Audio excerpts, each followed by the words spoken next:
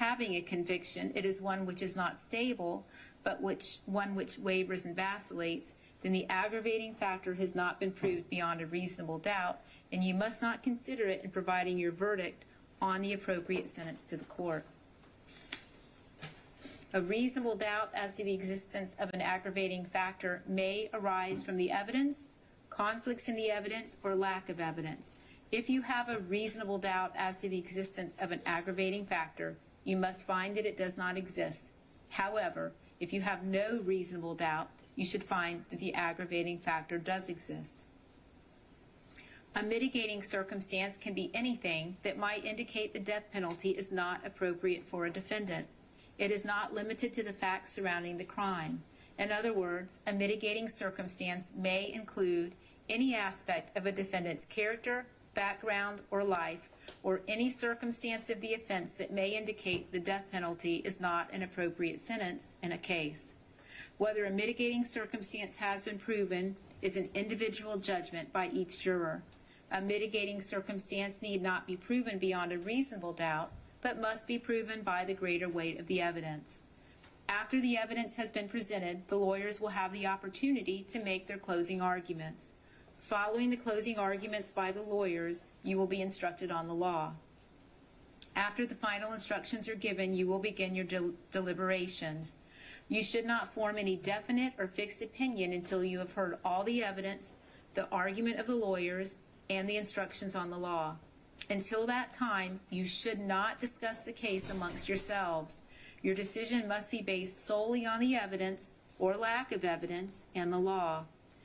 During the penalty phase, the court may take recesses and you will be permitted to separate and go about your personal affairs. During these recesses, you must not discuss the case with anyone, nor permit anyone to say anything to you or in your presence about the case.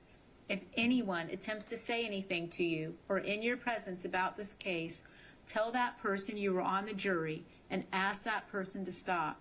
If that person persists, leave that person and report the matter to the court deputies, who will then advise me. All cell phones, computers, tablets, or other types of electronic devices must be turned off while you are in the courtroom. You may use these devices during recesses. Not even then, however, may you use your cell phone or electronic devices to find out any information about the case or communicate with anyone about the case or the people involved in the case. Do not take photographs, video recordings, or audio recordings of the proceedings or of fellow jurors.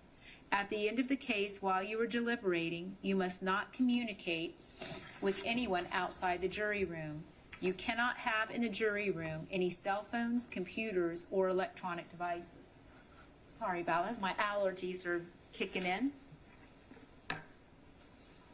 The penalty phase must be tried by you only on the evidence presented in your presence and in the presence of the defendants, the attorneys, and the judge. Jurors must not conduct any independent investigations of their own. This includes reading newspaper articles, watching TV, using a computer, cell phone, electronic device, or any means at all to get information related to this case or the people and places involved. This applies whether you are in the courthouse, at home, or anywhere else. You must not conduct any independent research to look at maps or visit any place or scene addressed in these proceedings. Jurors must not have discussions of any sort with friends or family members about the case or the people and places involved. What are the reasons for these rules? These rules are imposed because jurors must decide the case without distraction and only on the evidence presented in the courtroom. If you investigate, research, or make inquiries on your own, the court has no way to make sure that the information you obtain is proper. The parties likewise have no opportunity to dispute or challenge the accuracy of what you find.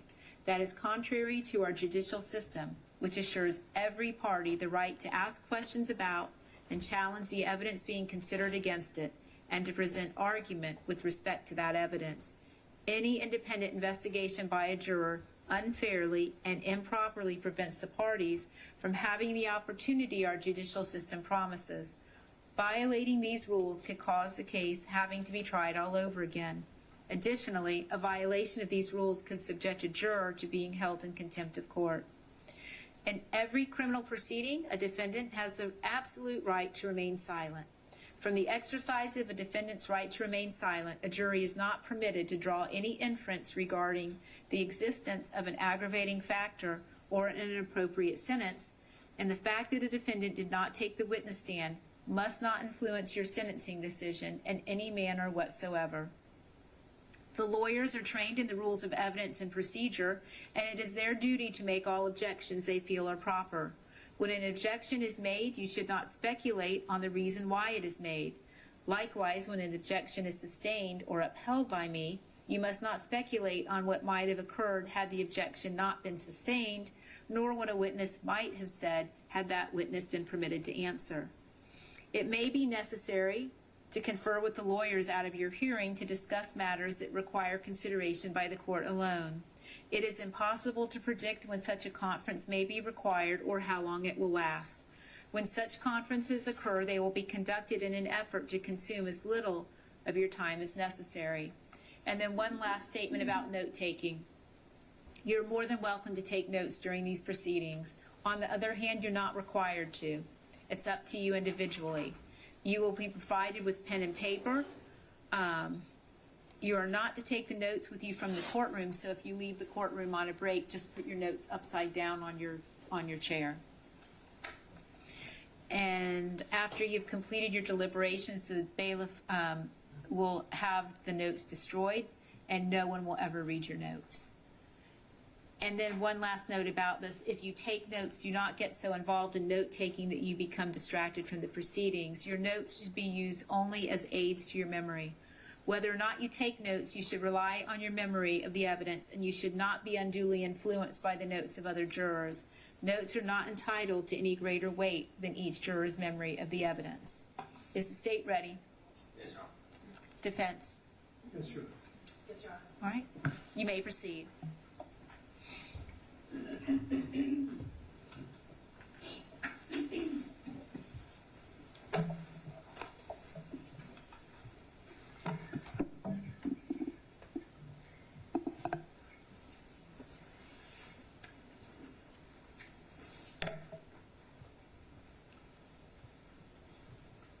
It's a little slow this morning.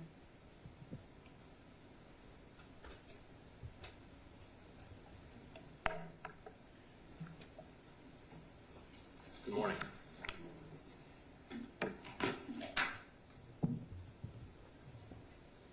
It is my solemn responsibility this morning to now tell you what evidence will be presented to you about the events of August 5th and 6th, almost 21 years ago in 2004. But I must caution you now and acknowledge my linguistic limitations. No matter how detailed I am, no matter what vocabulary I use, my words will not adequately describe and prepare you for what you will see, what you will hear, and what you will learn about August 5th and August 6th of 2004 in the city of Deltona. On that date, inside a home at 3106 Telford Lane, the sound of metal bats striking human flesh and shattering human bone rang out over and over and over again. These repeated swings and impacts left walls splattered and carpets soaked in blood. The blood of 6 young people whose lives were taken that night by the action of the 2 men sitting behind me. And remember, these 2 men who sit before you now have already been convicted beyond every reasonable doubt of murdering these 6 young people. The evidence that will be presented by the state of Florida in this case will prove multiple aggravating factors. Aggravating factors that will greatly outweigh the mitigating circumstances we expect that the defense will present to you.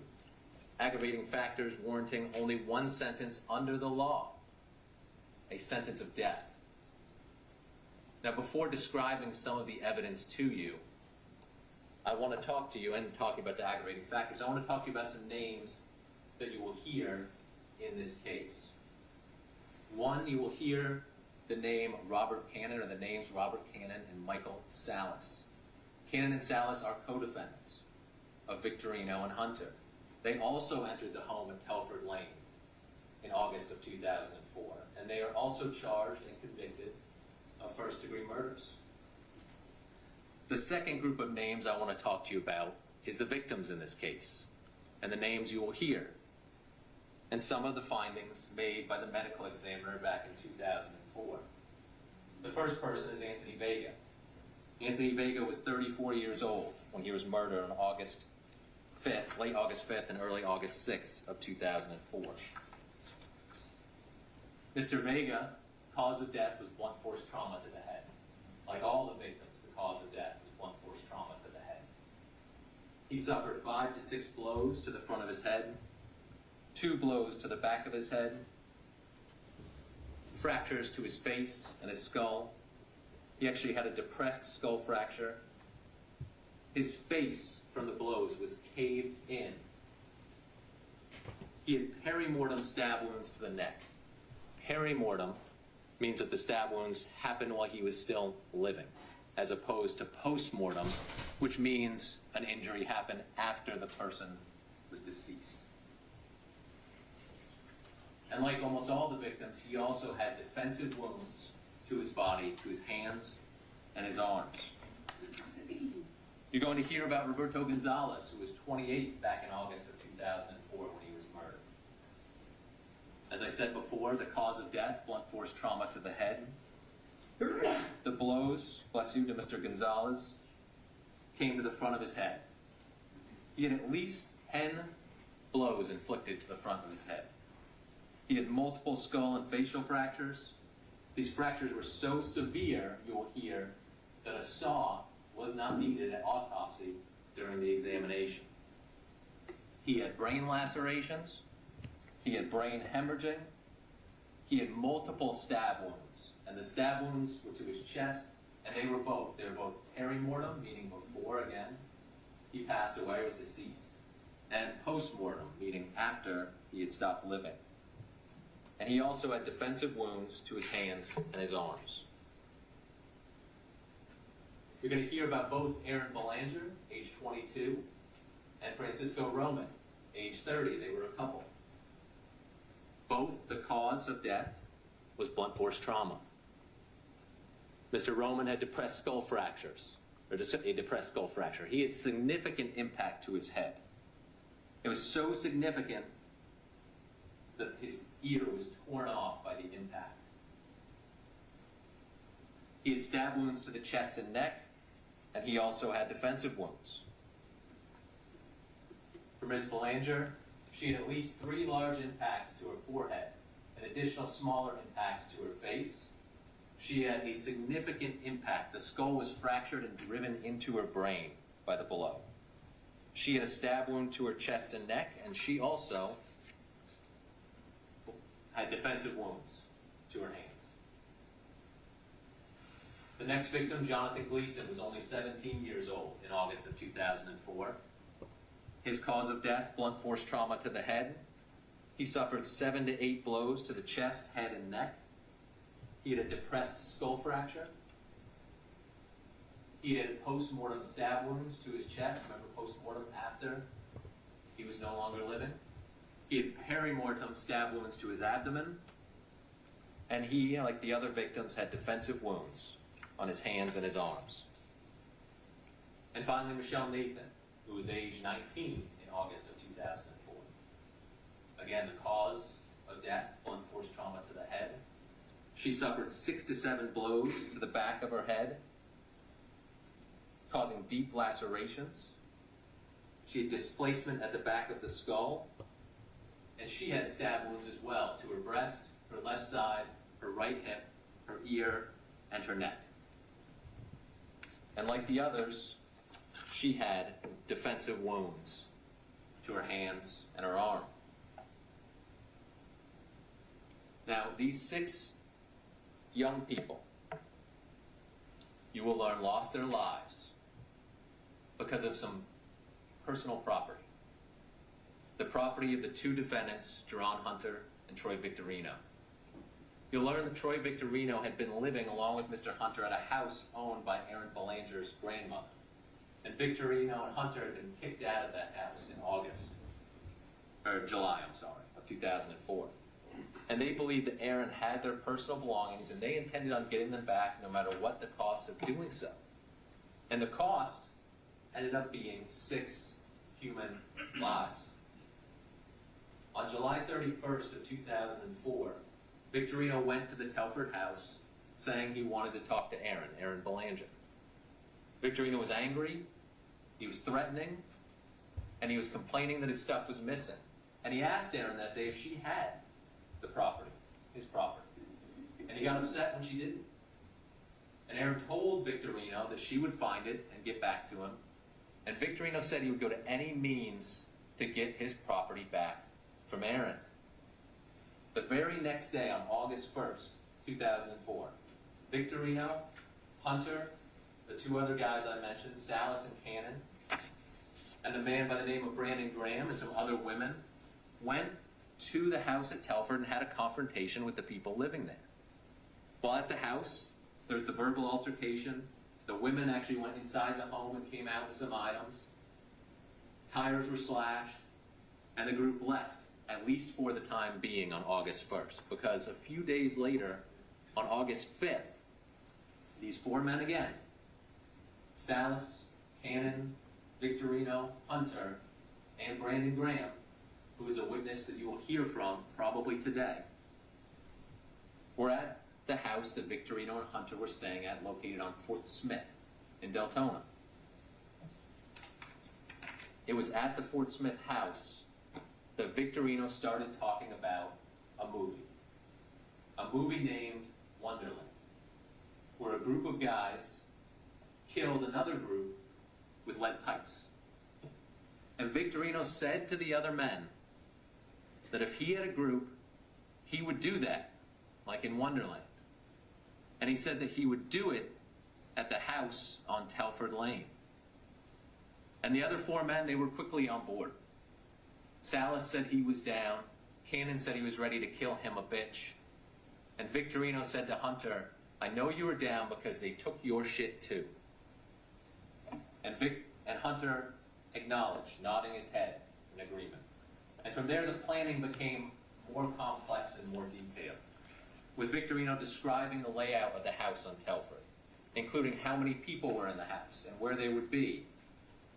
And he said the men, their group, would split up and kill the people inside Telford once they made entry into the house. And during this conversation, Jerone Hunter actually suggested wearing masks to the group. But Victorino said that's not necessary, because they weren't going to leave any evidence behind. They were going to kill every single person inside of Telford Lane. The group also discussed the process afterwards, saying they would probably have to change clothes. And during this conversation, Jerone Hunter told Brandon Graham the Hunter could give Graham a pair of clothes to change into after, because they're likely going to get blood on their clothing. And after this discussion at Fort Smith, the group left the house together. They left in a white Ford Expedition, and that belonged to Mr. Cannon. And during this time that they left the house, they were looking for ammunition for a firearm that they already had. And while away, they actually dropped Brandon Graham off, and you'll hear, like I said, from Mr. Graham. They dropped him off at one of Graham's friends' houses, and Mr. Graham absented himself after that. He didn't meet back up with those 4 men. He ignored calls and never went to the Telford Lane house later that night. You are going to hear details about what happened inside of Telford Lane once Salas, Cannon, Victorino, and Hunter showed up, all armed with baseball bats. You'll hear how Troy Victorino kicked in the front door to the house after he had looked through the windows to see where people were. You're going to hear how Victorino immediately headed straight for the bedroom that Mr. Roman and Ms. Belanger, Aaron Belanger, shared. You will hear how Jerone Hunter immediately began repeatedly beating Jonathan Gleason with a baseball bat as he sat on a chair in the living room. You'll hear how Roberto Gonzalez fought back against Salas after Salas found him in one of the bedrooms.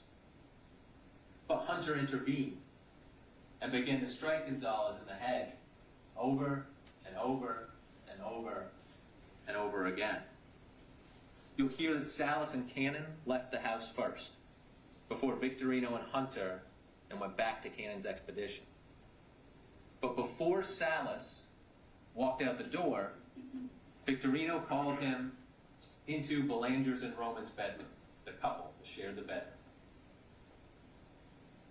He went in and he wasn't sure when he saw Belanger and Roman if they were dead or just unconscious. He saw their bodies and he saw Victorino holding a taped up metal baseball bat. That was in one hand.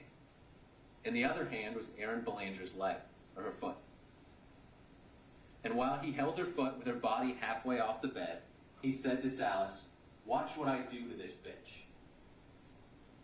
Salas never saw because he left the bedroom after Troy Victorino said that. Hunter was the third to return to the expedition that was parked outside of the address at Telford Lane. And when Hunter arrived to the truck, he was excited. He began telling Salas that he found another one, a girl hiding in the closet of one of the bedrooms under a pile of clothing. He tells Salas how the girl, this was Michelle Nathan, the last victim that I showed you, 19 years old. He tells Salas how Michelle begged for her life after he found her. And as she was begging for her life, Hunter told her, "Too late, bitch." And he stabbed her. And when she screamed, he beat her with the baseball bat. Repeated. Victorino is the last one to get out to the expedition. He's carrying a box full of stuff. The group begins driving away, but he quickly instructs them to go back. So they quickly return. Victorino goes back into the house. He retrieves some other items. He comes out with a plastic bag with bloody items inside of it. He directs them to a house in DeBerry, where they change their clothes, they wash off, and they end up disposing of these baseball bats. Now you will see in this trial, and I'm going to show you now, a map of the house at Telford Lane. It's a 3-bedroom house.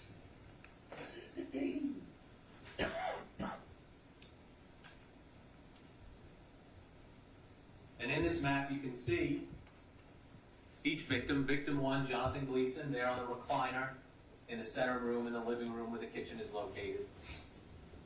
Anthony Vega, just north of him on the map, victim 2.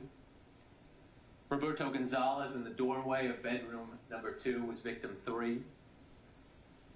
Michelle Nathan, this is the young woman who was in the closet. They are found just outside the closet in bedroom 1. Francisco Roman, victim 5, and Erin Belanger, victim 6, both located in that 3rd bedroom, bedroom number 3. Now in this case, the state will also present some of the investigators and experts who worked on this case back in 2004, 2005, and 2006. And the reason we'll present these witnesses is so that you can learn how investigators from the Volusia Sheriff's Office and the Florida Department of Law Enforcement were able to solve this case and then ultimately prove it beyond to the exclusion of every reasonable doubt at a trial. You'll also hear about the autopsies of each victim. That testimony will come from the chief medical examiner for our area, Dr. James Fulcher. And finally in this case, as the judge mentioned to you, and I want to go over them again quickly, is you'll hear about the aggravating factors in this case. So first, I want to talk about Jerone Hunter. As the judge said, will be your responsibility in this case to decide the appropriate sentence for 4 of the 6 victims. Jonathan Gleason, Roberto Gonzalez, Michelle Nathan, and Anthony Vega. So you will have a verdict form for each one of those victims for Jerone Hunter. the state is alleging 5 aggravating factors that the evidence will prove beyond a reasonable doubt against Jerone Hunter. 1, and these are shortened, the actual definition, the judge will, or the instructions will be longer.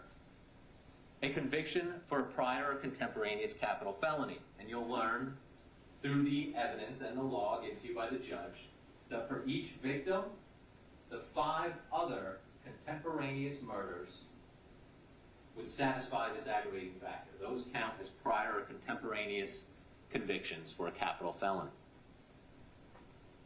The capital felony was committed while the defendant was engaged in a burglary.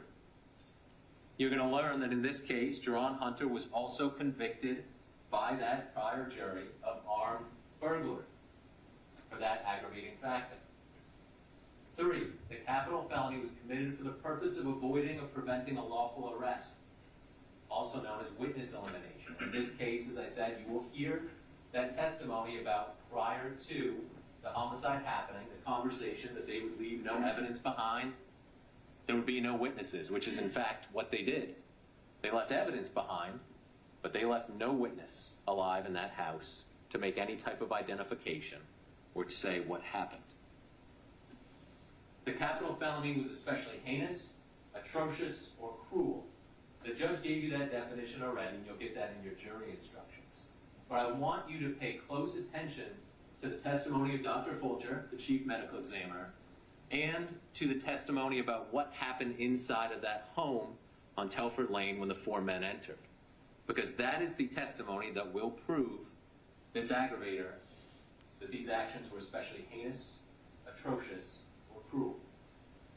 And finally, the capital felony was committed in a cold, calculated, and premeditated manner without any pretense of moral or legal justification. And that goes back to that conversation prior to the homicide, when it was planned out in such detail that they ensured the death of all the victims. And then you can look at the plan afterwards, too, how they disposed of evidence so quickly and efficiently. Now, Troy Victorino, a little bit different. 4 victims you'll have to decide the appropriate sentence for, 4 verdict forms. Aaron Belanger, Francisco Roman, Jonathan Gleason, and Roberto Gonzalez. So for each victim, you will get a verdict form. Now, the aggravators are similar, but they are also slightly different for Mr. Victorino. There are 6 aggravators that the evidence will prove beyond a reasonable doubt. Here's the first slight difference. Conviction for a prior or contemporaneous capital felony or violent felony. Same as Mr. Hunter, you've got the 5 other murders that would count as contemporaneous convictions for each victim that you decide a verdict on. But you're going to learn that Mr. Victorino was previously convicted of an aggravated battery, where he used a walking cane to beat a man in the man's head and his face, and beat him even after he was rendered unconscious. So you're going to have those contemporaneous felonies to consider, but you're also going to have evidence of this prior aggravated battery conviction involving Troy Victorino. The capital felony was committed while the defendant was engaged in a burglary, just like Mr. Hunter. Troy Victorino was convicted of armed burglary by a jury in this case.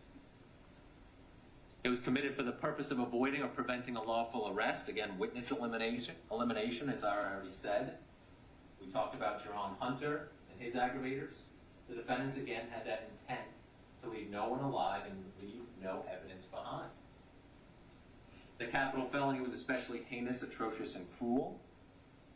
We'll again ask you to look closely at the testimony and listen to the testimony of Dr. James Fulcher when you're making that determination. And then cold, calculated, and premeditated, same as Mr. Hunter. The state will present evidence about that plan of the group before they went to Telford Lane. And the one additional aggravator is that the capital felony was committed by a person on probation for a felony offense. And in this case, you will hear that Mr. Victorino was still on probation for that aggravated battery conviction that I mentioned for the first aggravating factor, the conviction for beating the man with a cane. actively on probation in August of 2004.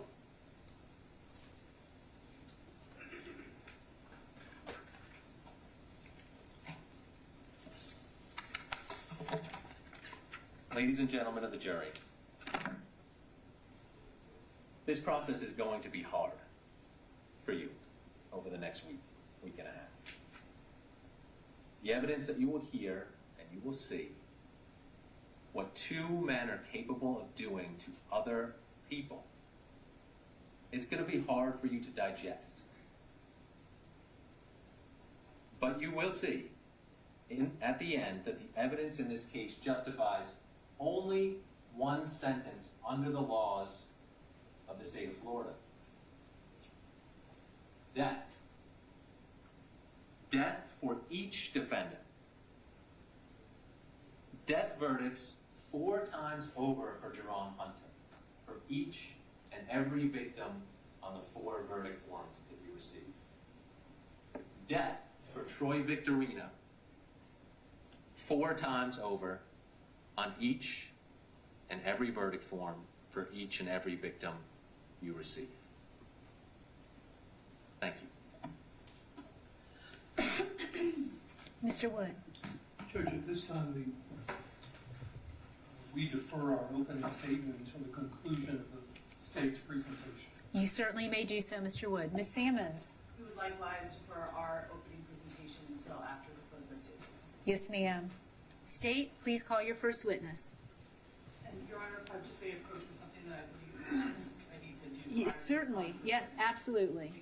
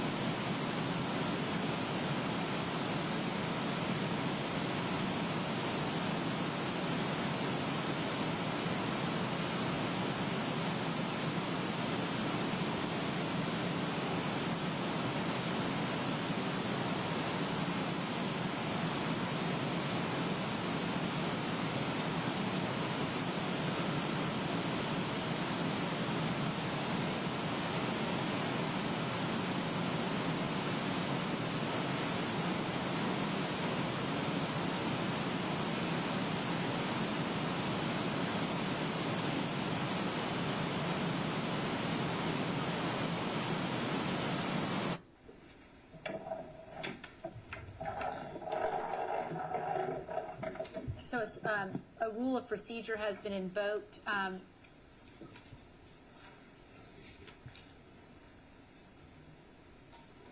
to go ahead and bring them in? Yes, Judge. All right, and we can get them sworn at the same time, so it works out nicely.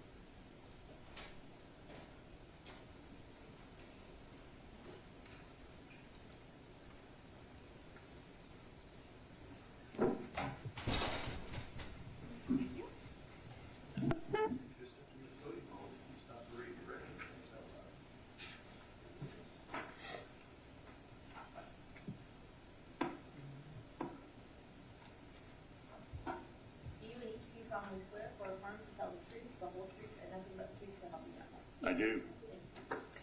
So I know you all know this, but a rule of procedure has been invoked. rule of sequestration. And what that means is, please don't discuss the case amongst yourselves or with anyone else, anything that happens here in the courtroom. Of course, you may speak with the lawyers, but you can talk about anything you want, just nothing about this case. Is that understood? Yes, ma'am. All right, thank you very much. Thank you. You guys all set up? We keep it. We keep it. Sorry. All right, sir, please step up and with the standard.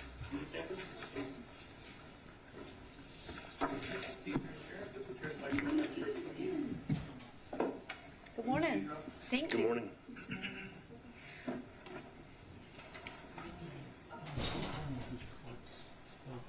Just because that means that this is, yeah,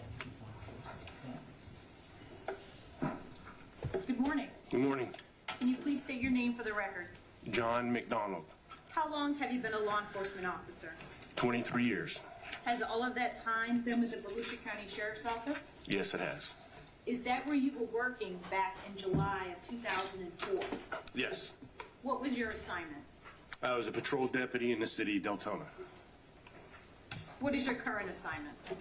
I'm a supervisor of court security for the Volusia County. I'm going to approach with the court's permission. Yes, ma'am. What's been marked for identification purposes only as states LL. Do you recognize that? Yes, I do. What is it? It's a calendar showing the months of July and August of 2004. Does it appear to be accurate? Yes. State would move LL into evidence. No objection. So admitted. Mr. Wood? No objection. Thank you.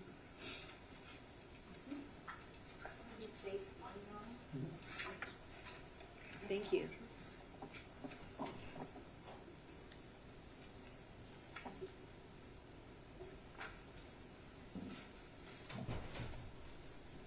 Thank you. I'm going to approach you now with states 1. Just draw your attention to Friday, July 30th. Were you working that day? Yes, I was. What was your assignment? I was assigned to patrol in the city of Deltona. Did you respond to a home at 1590 Providence Boulevard? Yes, I did. Why? There was a report of a suspicious incident of a vehicle and people being at a residence that weren't supposed to be there. About what time were you dispatched there? I don't recall the particular time, but I believe it was in the afternoon. Were you alone? No, I had Deputy Ernie and Canine Deputy Hal Lee with me. What did you see upon arrival at 1590 Providence Boulevard in Deltona? Upon arrival, there was a black vehicle. I'm not sure if it was in the drive or parked adjacent to the driveway. And in the call, the information provided stated that there was supposed to be no vehicle there. What did you do? We walked around the house, inspecting it for forced entry, believing that this could be possibly a burglary. Upon inspecting the exterior of the residence, we also ran the tag of the vehicle, and information didn't come back to that address, and it didn't actually come back to that vehicle either. Did you see anyone on the property while you were there? On the exterior, no, but upon entering into the carport that looked like it had been converted into a screened-in room, the doorway that went into the main residence, when I was inside inspecting that, a female stepped out and surprised me out of that door. Did she identify herself? Whenever I initially made contact with her and detained her for an investigation, and during the investigation, she was identified as Amanda Francis. What happened next? Whenever I first initially made contact with her, I was detaining her. I was asking her if there was anybody else in the residence, and at that time I heard a noise inside the residence, and I looked over her shoulder and I saw a male standing there, and then he was also detained too. Was he identified? Yes, he was identified as Brandon Sheets. Did you speak with anyone connected to the home while you were there? Yes, I did. Upon making contact with these people and the information that we had gathered initially, we made contact with the homeowner, Norma Reedy. Was she present in the home? No, she was not. She evidently, this was, I would to believe, was a summer home, and she lived up north. And I made contact with her by phone. Okay. Did you also speak with her granddaughter, Erin Belanger? I believe at the conclusion of the call, after talking to Ms. Reedy, we did talk to her also. By phone. By phone. So the only people that were inside the home when you were there, it was Amanda Francis and Brandon Sheets. Yes.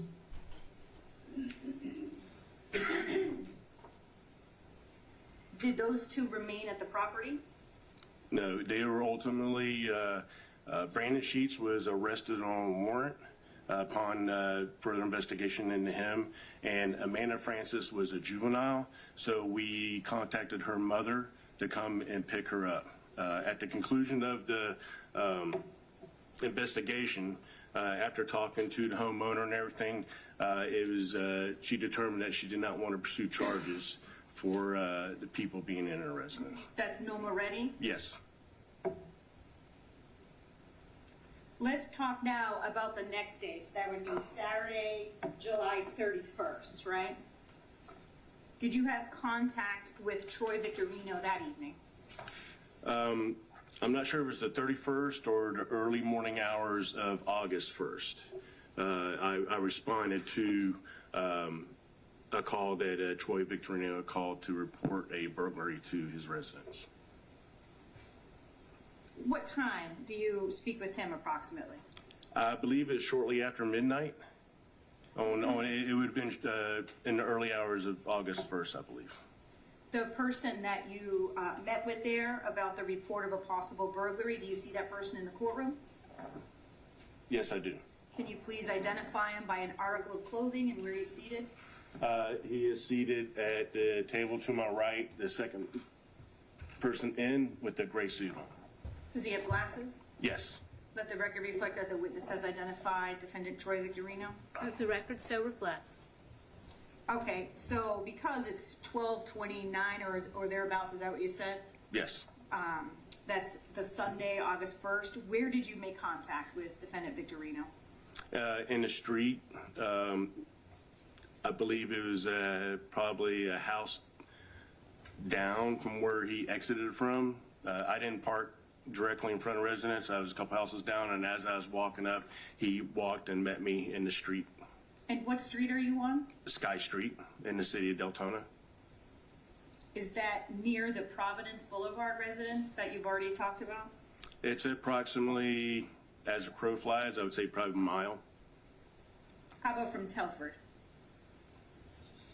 I'd say probably half a mile or a little bit less. So what's the purpose of your call? You're going there. Walk us through what happens. Mr. Victorino called to report a burglary to his residence where he wished to report that items were stolen from there. During the conversation, he stated that items, a Xbox gaming console and a basketball jersey and such was stolen from the residence. During the conversation back and forth, because I had prior knowledge of 1590 belonging to Miss Reedy, I knew that it wasn't his residence and no one was supposed to be there. It eventually came to that a report was not going to be done about the burglary that he was reporting, and that that was going to be due to the fact that he was a uninvited guest to the residence. Okay, so I just want to be clear for the jury. What home did he say his stuff was taken from? The 1590 Providence Boulevard. Okay, and so you'd already had that information from? Yes, from me responding there prior to. And what items did he tell you, did he list for you that were taken? From my memory, it stood out as an Xbox gaming system and a basketball jersey.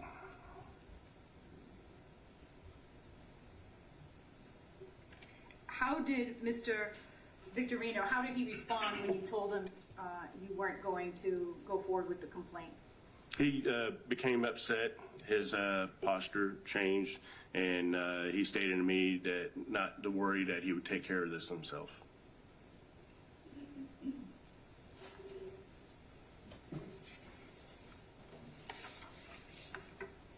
How did you handle that? I tried to talk to him about maybe contacting the owner of the residence about maybe if the items were still there, or some way to retrieve them. Also to, due to the fact that he was an uninvited guest, the homeowner had no legal responsibility to maintain custody or safeguard that property, but that he could, if he developed a serialized item list or a list of items that were missing, that there could be a possible investigation later on. Did that calm him down? It didn't seem to, no. What did he say? He pretty much stopped our interaction and walked away.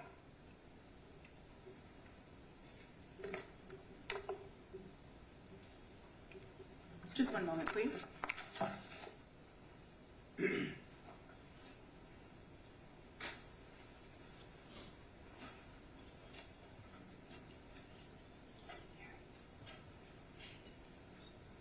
No further questions, Judge. Mr. Wood, any questions? Mr. Tomas? Yes, ma'am. Good morning, sir. Good morning. Now, you went to the home and you made direct contact with two people, Mr. Sheets and Miss, what was the name of the girl? Francis? Amanda Francis? Were those the only two people at that home at that time? Yes. What was the address of that home again? 1590 Providence Boulevard. Okay. Mr. Victorino wasn't there at that time? He was not. And did you come in contact with a person named Jerone Hunter at that time? I did not. Right. Now, am I correct that it was your understanding that the people staying in that home were not invited? Had not been invited to stay there? During my conversation with Miss Reedy, where we're talking about pursuing charges and if anything was missing from the residence, in the background of the phone conversation, it appeared that she was talking with somebody else. I believe that was her grandson, Joshua. I believe at some point during this whole exchange that Joshua may have known Mr. Victorino, and it was divulged that he may have given him permission. But at the end of the investigation, we determined the homeowner is the only one that was allowed to get permission to stay there. And so that was ultimately the reason why she decided not to pursue charges, because Joshua was involved with the incident. So Joshua, the grandson of the owner, Yes. to your understanding, gave permission to Mr. Victorino to stay in that home? That was being said, but whenever the grandmother questioned Joshua on it, he denied giving anybody permission. There was some questioning involved with that, so that's why she decided not to pursue charges on the people on the residence. And the owner, the grandmother, she was out of town and not nearby. Yes, she was out of town. Right. Did the grandson give, to your knowledge, give Mr. Victorino a key to that house? I have no knowledge of that. So you're not aware of how he would have been able to get into the house? No. When you went to the house, you went around and looked and inspected the outside of the house, correct? Yes. And am I correct that you did not find any signs of break-in, any disturbances, anything, you did not find anything to indicate that that house had been broken into, correct? There's nothing outwardly, no. And in your interactions with Miss Francis, the juvenile female who was in the home, she did advise you that she had permission to be in that house, correct? She said she had permission from Troy Victorino. And in your conversations with Mr. Sheets, the other individual, he said he had permission to be there as well, correct? Yes.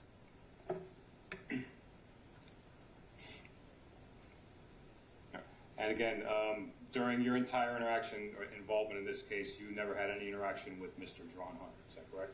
I did not. Was there any other items that were missing other than this Xbox and this jersey? I only knew of them items because that's what Mr. Victorino stated that was missing. So it's your testimony that the only items that he told you were missing were an Xbox and a basketball jersey? As far as I can recall. He was living in this house, and those are the only items of property that you're aware of that were in that house? Those were the items that I remember that he had brought up. As far as any other items, I do not recall.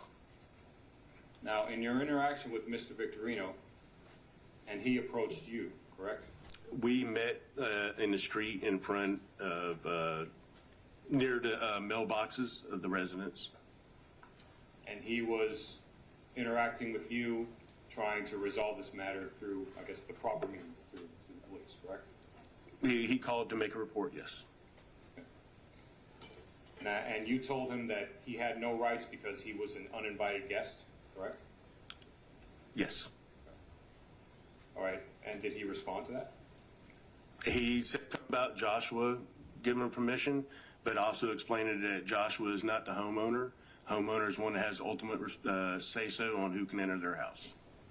You can acknowledge that it would be reasonable for somebody to believe that if the grandson of the owner of the house gave him permission, that that person has reason to believe that they actually do have permission to stay there. Objection, relevance?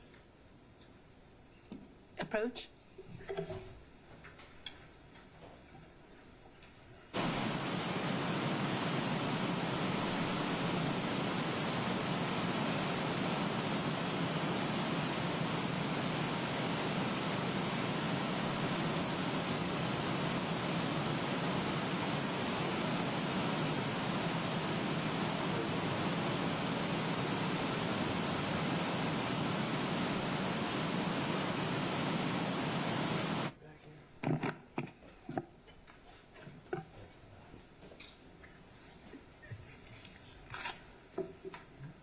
So at the end of the day, at the end of your interaction with Mr. Victorino, essentially said, there's nothing I can do to help you, you have no legal rights to this property, correct? Yes. You were saying about giving him another option, but what was it you were saying? For him to provide a list? First, I gave him to make a contact with the owner of the property, see if the property could be retrieved. And then also too, because he stated also that someone else down the street may have had the basketball jersey, and that may have led into another investigation if there was property missing, other than having to deal with the homeowner and that residence. So you suggested to him to contact the homeowner? Yes. Did you give him the contact information for this homeowner who was the grandmother of the person who gave him permission? It appeared that there was knowledge of who this person was, so I did not provide that. Okay, since that was the solution you were offering, is there a reason why you wouldn't have provided that information? I'd rather not provide information of a possible victim, but it appeared that he knew somebody that it was involved with the residence, that it could have made contact with the homeowner. But I didn't want to release information to people's names that could have possibly been a victim. Okay, even though that was the solution that you were offering, you weren't prepared to give him that information? He appeared to know channels to make contact because he brought up Joshua's name, and no. One moment.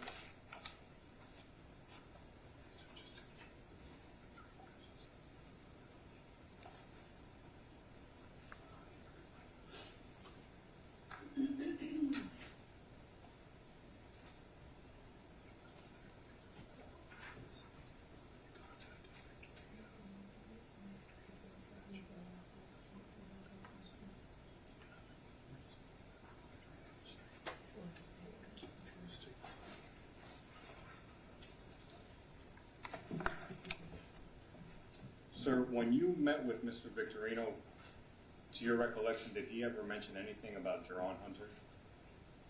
I do not Hear that recall. name? I do not recall. Okay. And Mr. Hunter would not have been present during that interaction, correct? No, he was not. And you already said he wasn't present previously when you went to the home? No, correct? he was not. All right. Thank you, sir. That's all I have. Thank you. Mr. Probisco. Good morning, Sergeant. Good morning. Representative Mr. Victorino, just a couple of questions for you, sir. This Mr. Spencer that we were speaking about, that is the grandson of the homeowner? Yes, I believe so. Okay. And you never talked to that person? I did not. Okay. Are you familiar with any of your colleagues ever talking to that person? I am not. Is it fair to say that there was never any meaningful investigation into Mr. Victorino's claim of theft or burglary? There was not. There was no forced entry into the house? There was not. Did you have an estimation about how many people were living in that house? I just made contact with 2 people in there, and then that Amanda Francis mentioning that Troy Victorino was also staying there. Did you ever observe any personal property within the house? On the carport, I saw some like bedding and some miscellaneous clothes. You didn't have a good understanding about how long anybody had been living in that property, did you? No. So it could have been that a person was there for a week or a month or something like that. I have no knowledge. If folks were living in that house upon authority for weeks or months, presumably there would be a large amount of personal property in the dwelling? It depends on the situation. Were you ever involved in any sort of mediation or property exchange between Ms. Belanger and Troy Victorino? No. You understand that by your testimony, Mr. Victorino was upset at the situation, right? Yes. Okay. And you basically communicated to him that there was really nothing that could be done about this? Yes. Okay. Were you familiar that Ms. Belanger was upset that her grandmother was not pursuing charges in the case? When I talked to her on the phone, it appeared that way, yes. Did the sheriff's office, beyond what you testified to today, ever give Mr. Victorino any solution or recourse in terms of how he would retrieve his property out of that place? Not to my knowledge. Okay. And just so we're on the same page, was Mr. Victorino effectively trespassed from going back to Providence? No. Okay. So he could have come and gone there as many times as he wanted, even though you responded to a suspicious incident? Theoretically, yes. Did you ever communicate with Ms. Belanger about how she could peacefully return the property over to Mr. Victorino? At the conclusion of the day, August 30th, whenever she asked about the property there, I told her that under the law that the homeowner has no recourse or has to safeguard property of a squatter, trespasser, or such, and they can dispose of it. Okay. Would you agree that that information, we obviously have the benefit of looking back, but giving somebody that piece of information could potentially cause a future conflict? Do you agree with that? It may. Okay. Did the sheriff's office do anything proactively to avoid a conflict over this property dispute that you were party to? Objection, can you approach? Yes.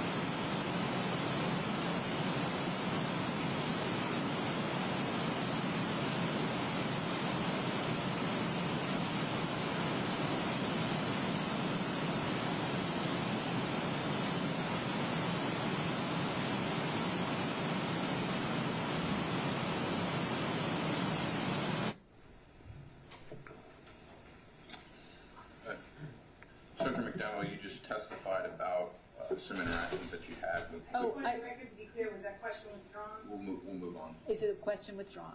We'll withdraw the question. Thank you. Sergeant McDonald, did you have any other involvement with respect to the Providence home beyond what you testified here today? Yes. Okay. Your Honor, can I have just a moment? You may.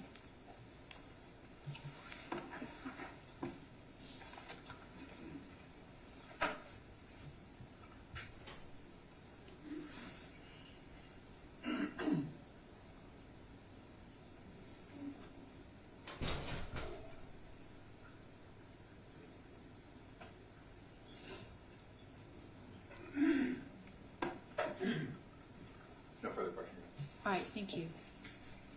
Anything, Mr. Gonis, of this witness? No, Judge. And may he be excused. Yes. All right, sir, thank you very much for your time. Your next witness? Subject to recall, so the rule will still be. Yes. Subject to recall, sir. Thank you. The state calls Kimberly Jenkins, formerly Rees, R-I-E-S.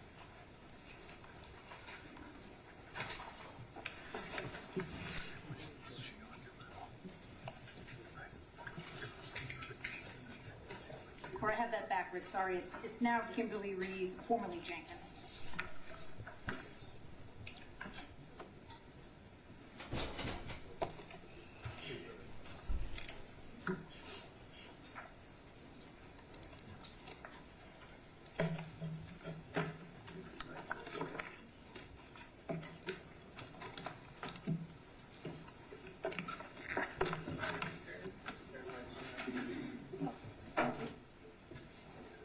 Good morning. Good morning. Mr. Gonis? Thank you, Judge. Good morning. Good morning. Can you please state and spell your name for the record? Sure. My name is Kimberly Rees, K-A-M-B-E-R-L-Y, Rees, R-I-E-S. And back in 2004, was your last name Jenkins? It was. Can you speak up just a little bit for us? Of Thank course. you. Sorry about that.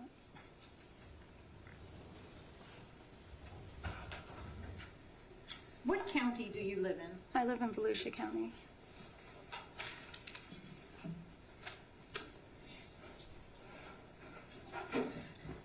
The murders happened sometime Thursday night into Friday morning of August 5th and August 6th of 2004. Did you live in Deltona the summer of 2004? Correct. I did. I'm going to just move that microphone towards your mouth. Sorry. It's not bad. okay. My bad. Sorry. You a little nervous? All is. Just relax, okay? Did you know Erin Belanger? I did. How did you meet her? We were friends through working at Burger King together. Did you work at Burger King? I did. How long did you work at Burger King prior to the murders? I had been employed. I was 14 when I had been employed, and I was 17 when the murders occurred. Just ask the jurors, can you hear her okay? Sorry. Yeah. I'm I'm sorry. having a little bit of difficulty. I'll speak up. Just take a deep breath. Yes. Okay? No apologies needed. So how old were you when the murders happened? I was 17. Did you know Francisco A.O. Roman? Yes. How did you meet him? He was a friend and a coworker through Burger King as well. Was he Erin's boyfriend? They were dating at the time, yes. Did you know Michelle Nathan? I did. How did you meet her? We were friends through Pine Ridge High School. I met her in 9th grade, and she was also my coworker at Burger King. When were you at Pine Ridge High School? Were you still in high school when this happened? It was the summer, yes, and I would have been starting my senior year, August 9th, the following day, 3 days after. Did Michelle Nathan also work at Burger King? She did. Did you know Anthony Vega? I did. How? Through my employer at Burger King as well. Did he work at Burger King? He did. Do you know whether Michelle Nathan and Anthony Vega were in a boyfriend-girlfriend relationship? Yes, they were in a relationship together. Did you know who Roberto Gonzalez was? Yes. How did you meet him? He was my friend, and he worked with me at Burger King. Did you know Jonathan Gleason? Yes, I did. What was your relationship with him? We were dating at the time of his death. How long had you known him? I had known John for quite a while, at least middle school, and then we were friends through high school, and we began dating in 2004.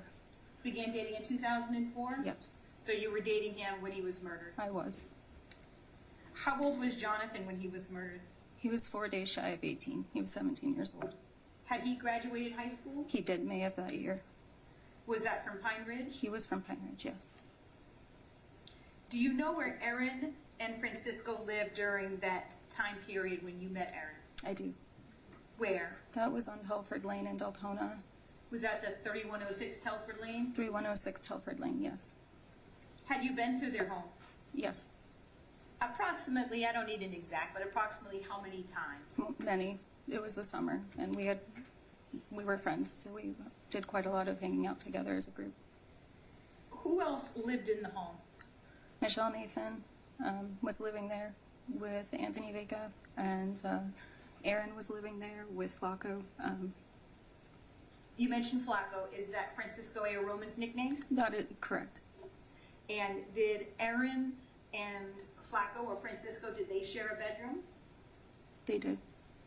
And do you know which bedroom? Yes, it's a split level house, one floor, and the two rooms over here. John was residing there for a few weeks in the back room. Michelle and Anthony were in the other room, and Aaron and Flacco's room was over here towards the garage. I'm not going to show you any charts or anything, so I just kind of want you to walk. When I come in the front door, there's the living room. Mm-hmm. Is that right? So the master bedroom, is that where Aaron and Francisco were? To the right. That's over to the right? Correct. And then there are two other bedrooms over on the left? To the left. Who stayed in the bedroom closest to the street? Closest to the street was Michelle.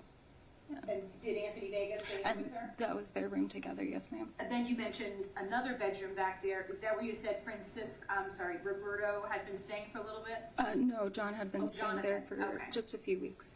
Okay, so tell us about that. So Jonathan moved in for a few weeks? He was just residing there very temporarily. Okay, and he had that bedroom. Correct.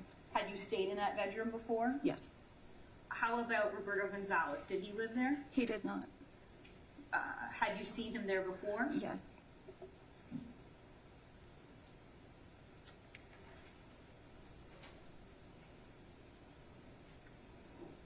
Prior to the murders, did you know Troy Victorino? I did not. I'm sorry? I did not. Did you meet him prior to the murders? I did. When was that? He came to Aaron's home on Telford Lane July 31st in the evening, and I met him then. So Saturday, July 31st? Yes. And how is it you met him? What happened? I had answered the door for Aaron. We had several folks there at our house just hanging out on a weekend as friends. He came to the door and asked to speak with Aaron. He came to her front door. I opened it, and then he asked to speak with Aaron. Okay, so you're the one who opens the door. Correct. Who is home? Who's at Telford at that time? John and I are there. Michelle Nathan is there. Aaron is there. Rebecca Ortiz was also present. That's all I can recall. Okay. How about, and if you don't remember, that's okay, but how about Mr. Gonzalez, Roberto Gonzalez? Tito, yes, Roberto was there as well. You mentioned Tito, so is that his nickname, Roberto's nickname? Yes. Yeah. How about Anthony Vega? I don't recall. I'm sorry. It's okay. How about Michelle Nathan? She was there.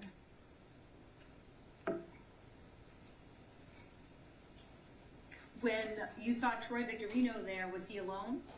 He was not alone. He had a tall, slender, blonde female.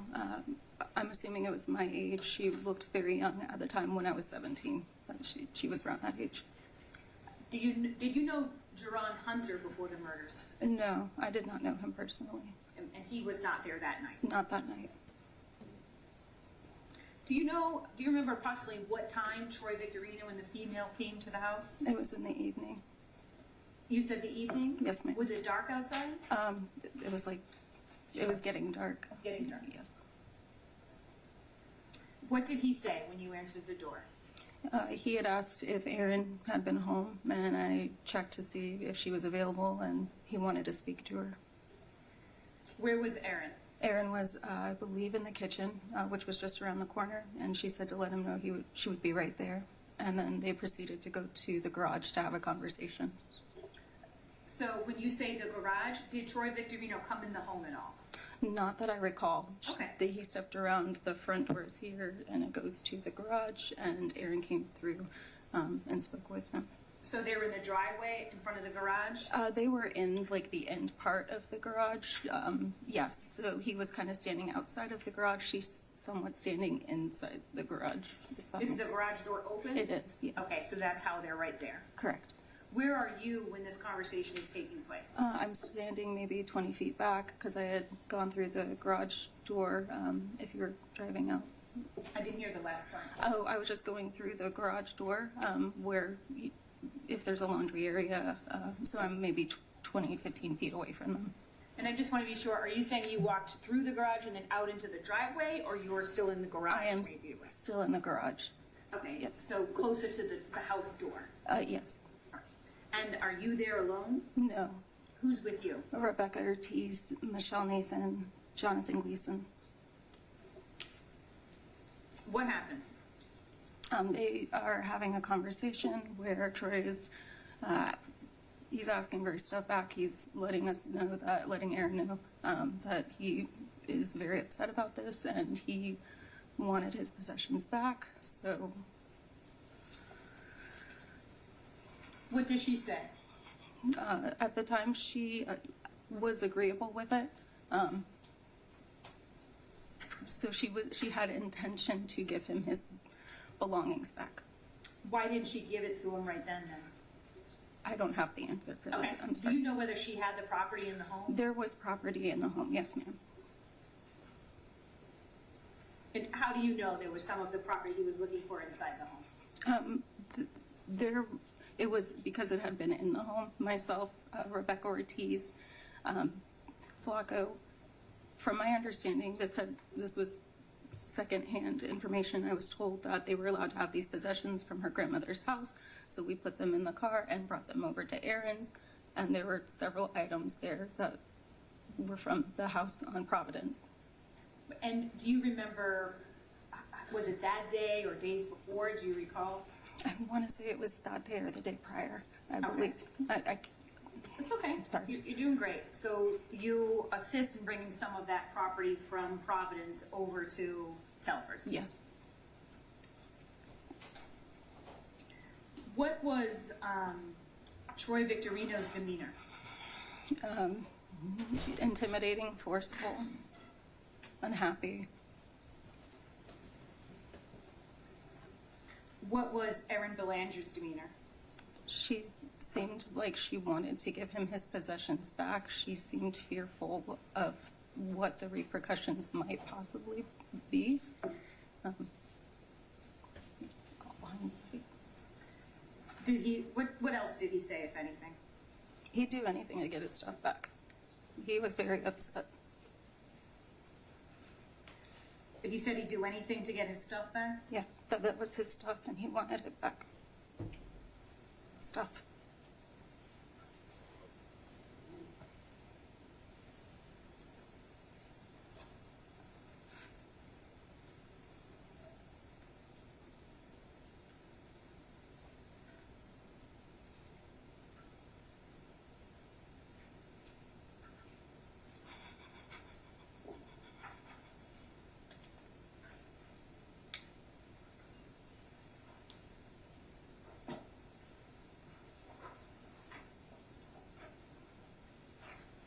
What happened next?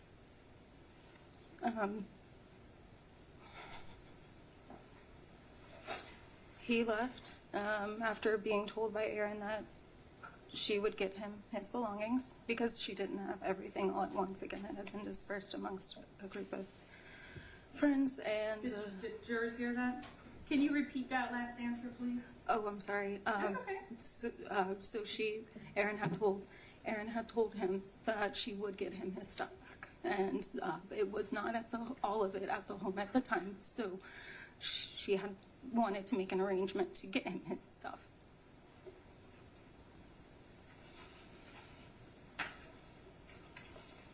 Just one moment, please, Kimberly. Sorry.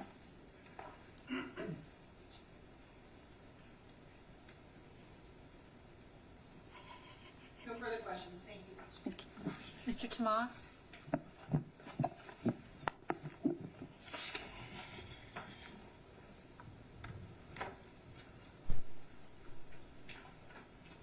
Good morning, ma'am. Good morning.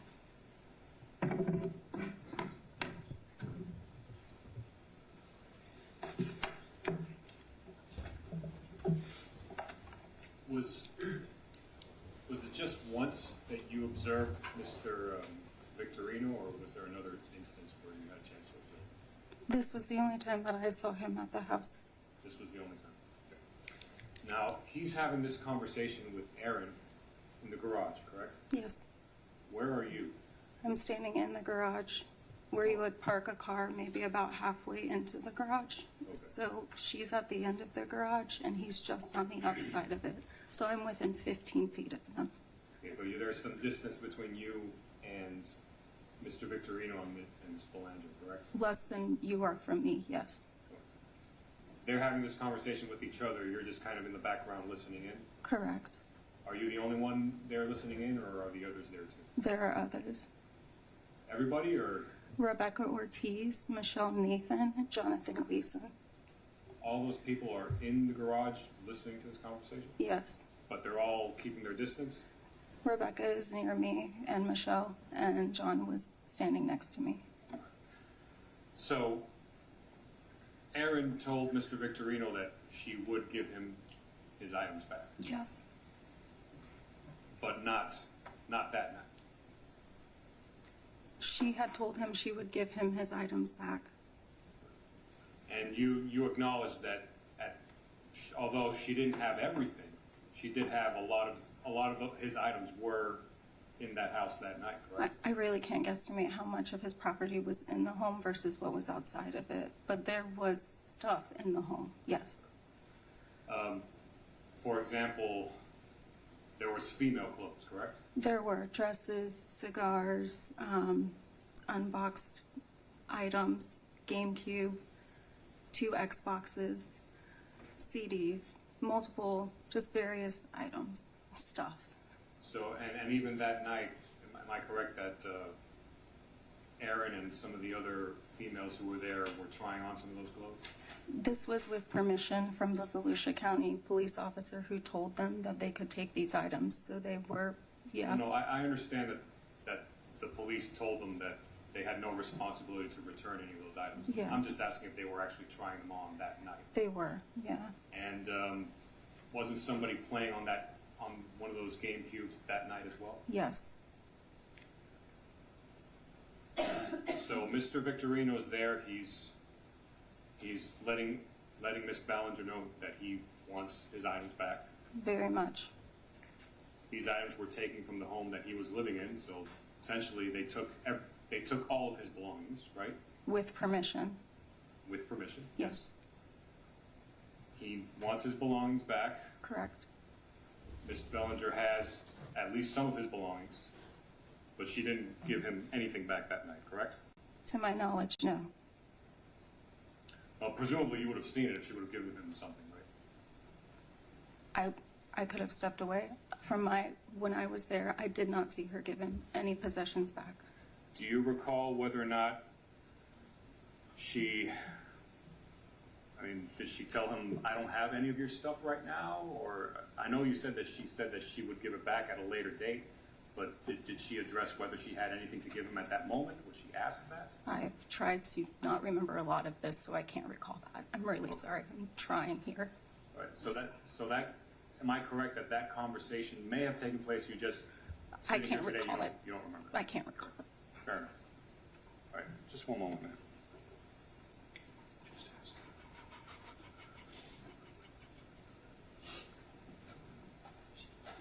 And again, I think I already asked you this, but other than Mr. Victorino and a young female, nobody else came over there that night, correct? It was only Troy and the girl with the blonde hair. All right, so Jerone Hunter wasn't there. I do not recall seeing him. All right, thank you. That's all I have.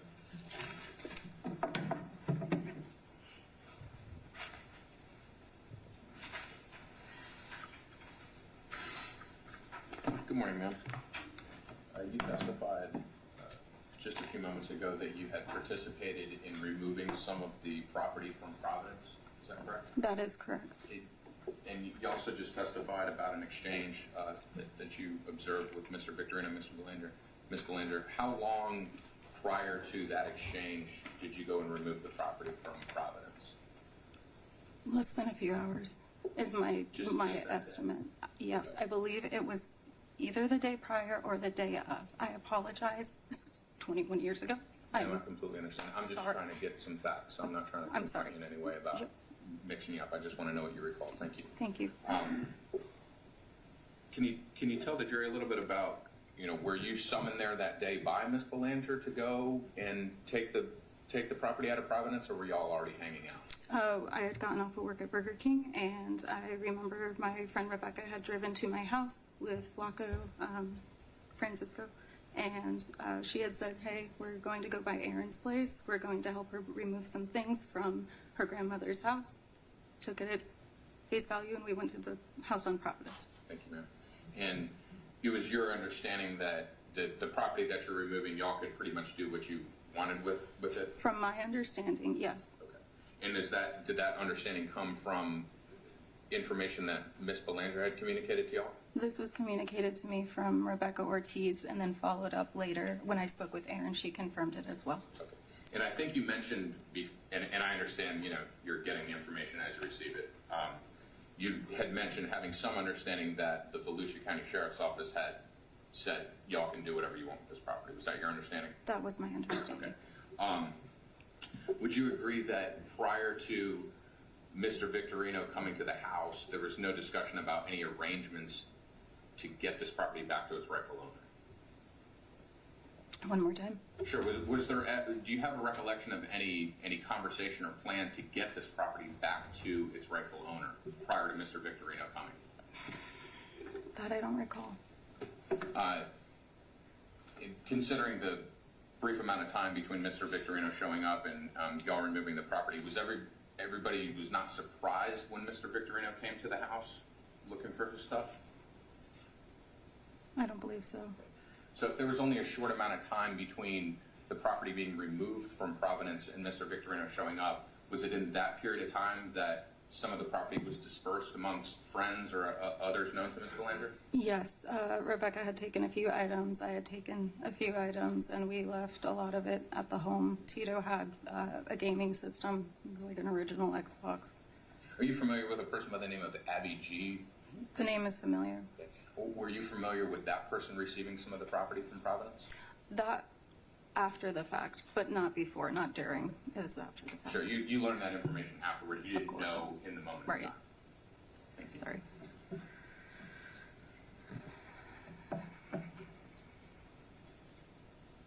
Just a moment.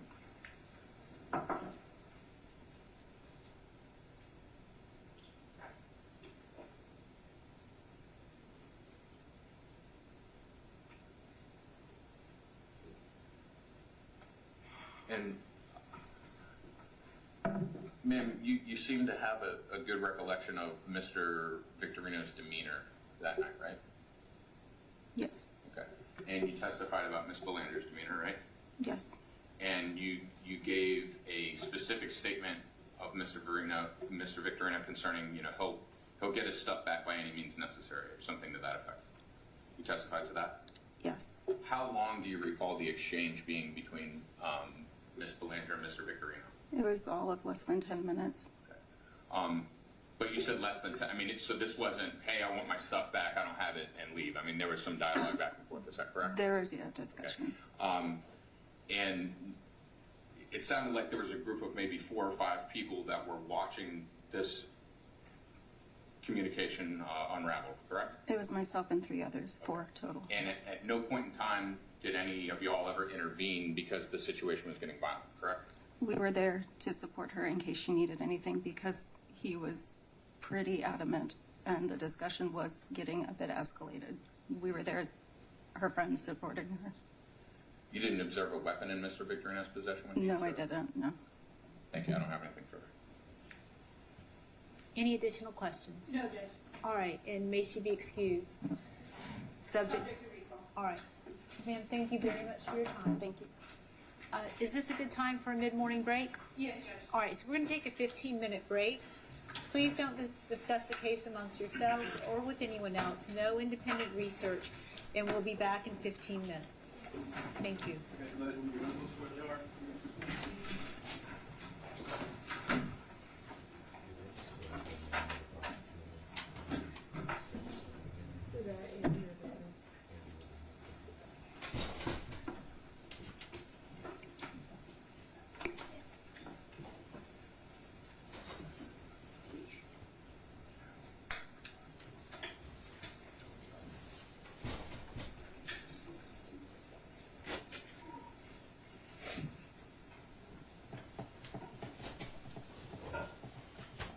All right, everyone, please be seated. The jury is left to the courtroom. And I believe, before we take that 15-minute break for the attorneys, I know you indicated, Ms. Sammons, you wanted to put something on the record? Yes, Your Honor. The state's next witness is going to be, there will be several exhibits admitted of crime scene video, and crime scene photographs. There are previously filed motions to exclude those as being overly inflammatory, cumulative. I will not be able to not object to their admission based upon those prior motions being denied. So while I understand the state's going to be able to set a foundation, I'm going to just say renew objections previously raised as opposed to saying cumulative and inflammatory every single time. Thank you, Ms. I Sammons. would ask that the court just take notice that that's what I plan to do for each and every one, but it is our position that especially with the crime scene video, it's incredibly inflammatory, incredibly cumulative with the boards, and that it should not be admitted, and while we understand there's been a prior ruling, we need to maintain that objection. Okay, the court notes the objection made by Ms. Sammons, and are you also making that same objection, Mr. Wood? Yes, ma'am, we do make those same objections, noting that they've been previously denied by Judge Rowe and Judge Parsons, also in the original proceeding. I can ask one thing for you. And for the record, and we did object from Judge Rowe 2 years ago about any picture that had the dead dog in it, for the reasons. We've also put on the record any objection to the mention of the dead dog is unduly prejudicial. And Judge Rowe previously ruled, so And this we is... have a separate motion, it was denied. Yes, okay. Yes, however, he indicated that it should not become, he warned that it should not become a feature of this trial as it is, and so therefore having an entire board devoted to the K-9, I think, makes it a feature. That's going to be a continuing objection on that. State's response. My recollection is it wasn't that Judge Rowe was saying the picture couldn't become a feature. It was more about that statement that Salas is going to be testifying to later about the statement attributed to Troy Victorino. In fact, maybe it's not supposed to be used against Jerone Hunter, so we may have to discuss that, how you want to handle that. But I can show you, Your Honor, the pictures, but we already had lengthy. I'm going to tell you, this has all been litigated, so I'm not relitigating. I'm going to rely on the prior rulings, but I do note Ms. Sammons, her objections for the record, and also Mr. Woods. So they are noted for the record, but I'm relying on the prior rulings made in the case. Thank you. All right, so we're ready for a break. Let you guys have a break. All right, we are in recess.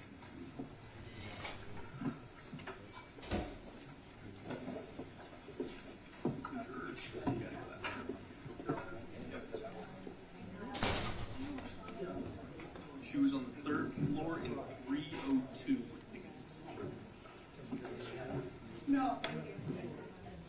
You're good. Just give me a second.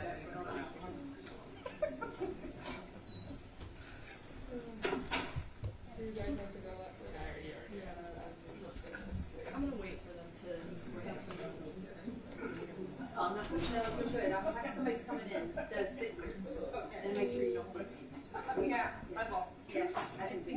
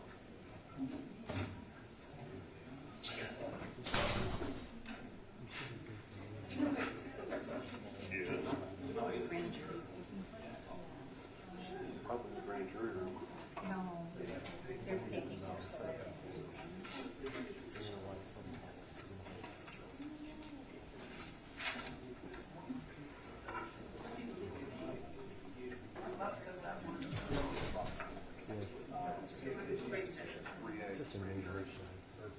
Looks like 3A. Third floor. Yes, sir.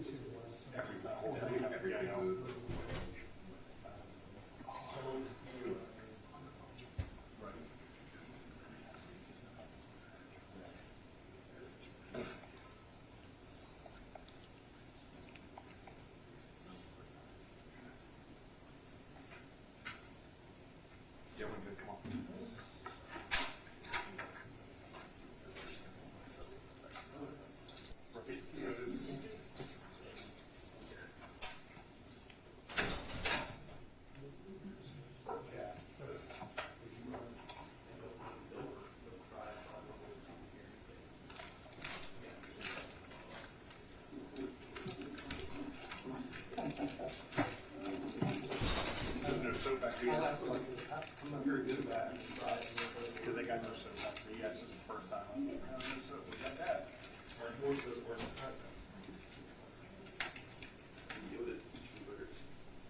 You got more on the table than you did your hand.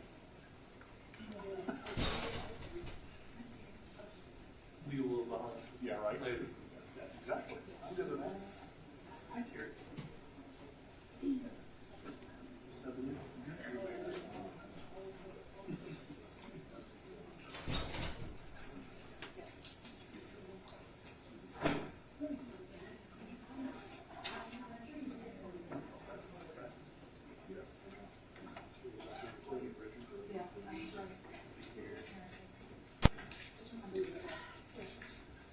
To be honest with you.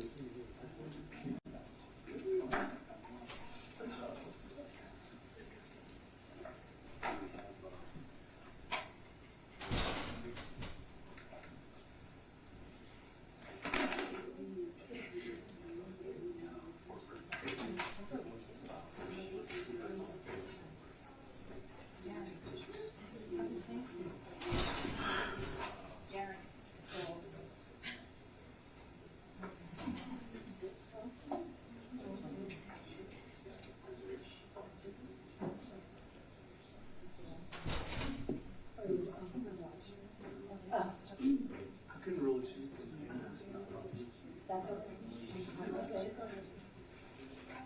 I didn't touch them. That's it. That should just keep it. Hello. Hello.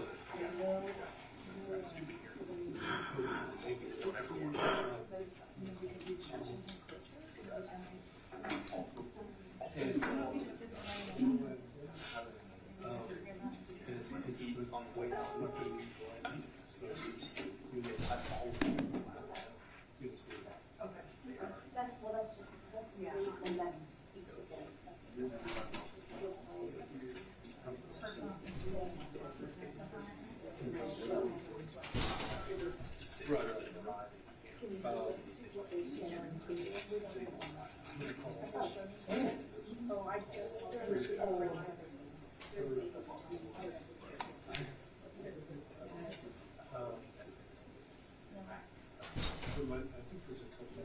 civilians that can't come. That's actually a good thing for you.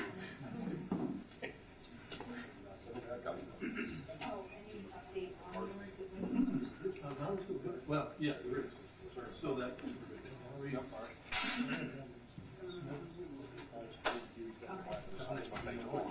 Come on, people. You should be able to come in from.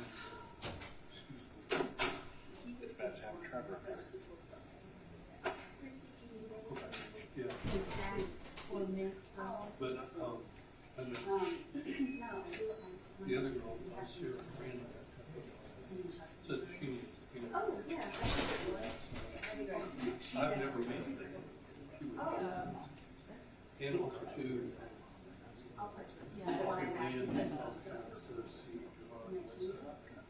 He's coming to town. So I sent a letter to jail. I'm actually, I don't know too much of jail. He's already seen it. It's just that, which I don't have a problem with. I think he's gonna go, sure. It's really, it was 2023, which is the same.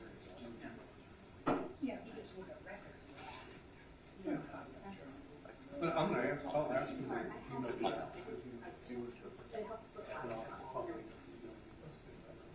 Any other expressions?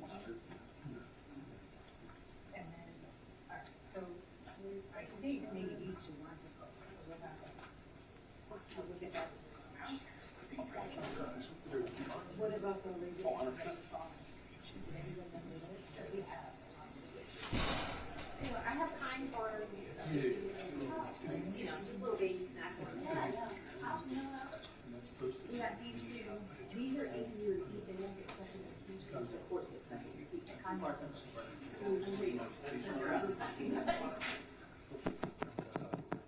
See if that works here. I'm doing it.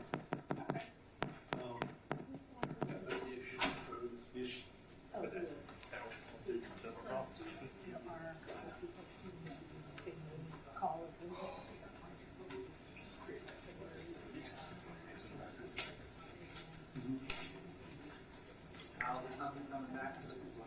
I don't know that she gave a time, I just heard her say 15 minutes. I was wondering how long that was going to stay on. All you gotta do is tell me where that be on.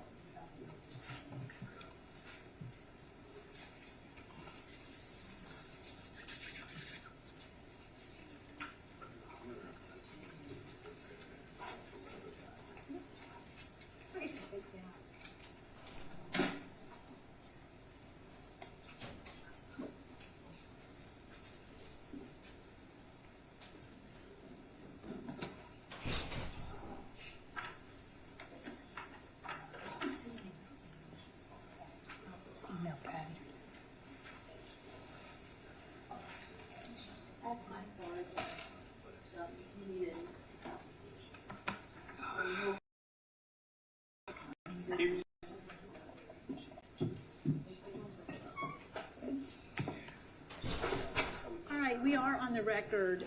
Before we bring the jury back in, it's come to my attention that juror number 10 is having some hearing and visual difficulties.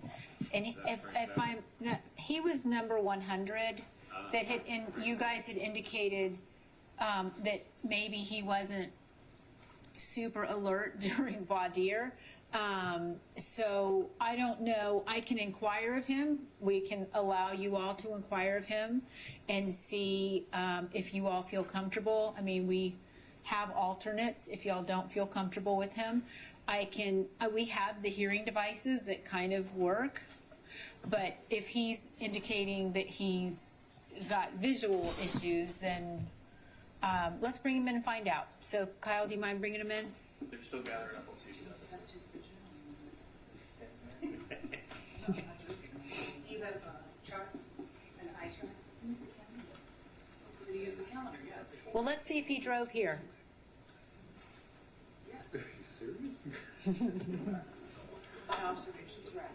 You didn't say you couldn't see it. Yeah. That was the other stop.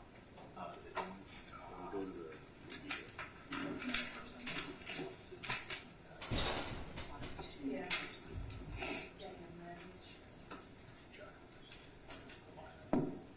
Yeah. Good morning, Your Honor. Good morning, how are you? I'm just being to thank you. Nice to see you. You too.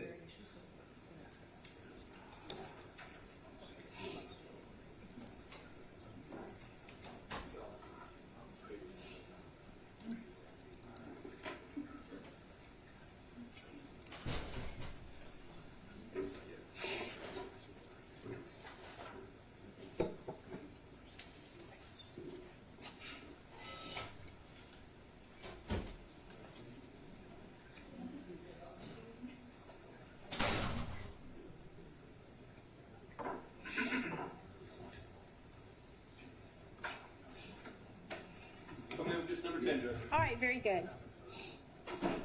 Juror number 10, come on in and have a seat. I just have some questions for you, okay? Yeah, so we know that has a high demonstration too. Well, let's talk about that a little bit, okay? Because we can have a seat. Let's chat. You're not in any trouble or anything. Let's talk about it. So, one, we can always make accommodations, but I need to make sure you feel comfortable as well.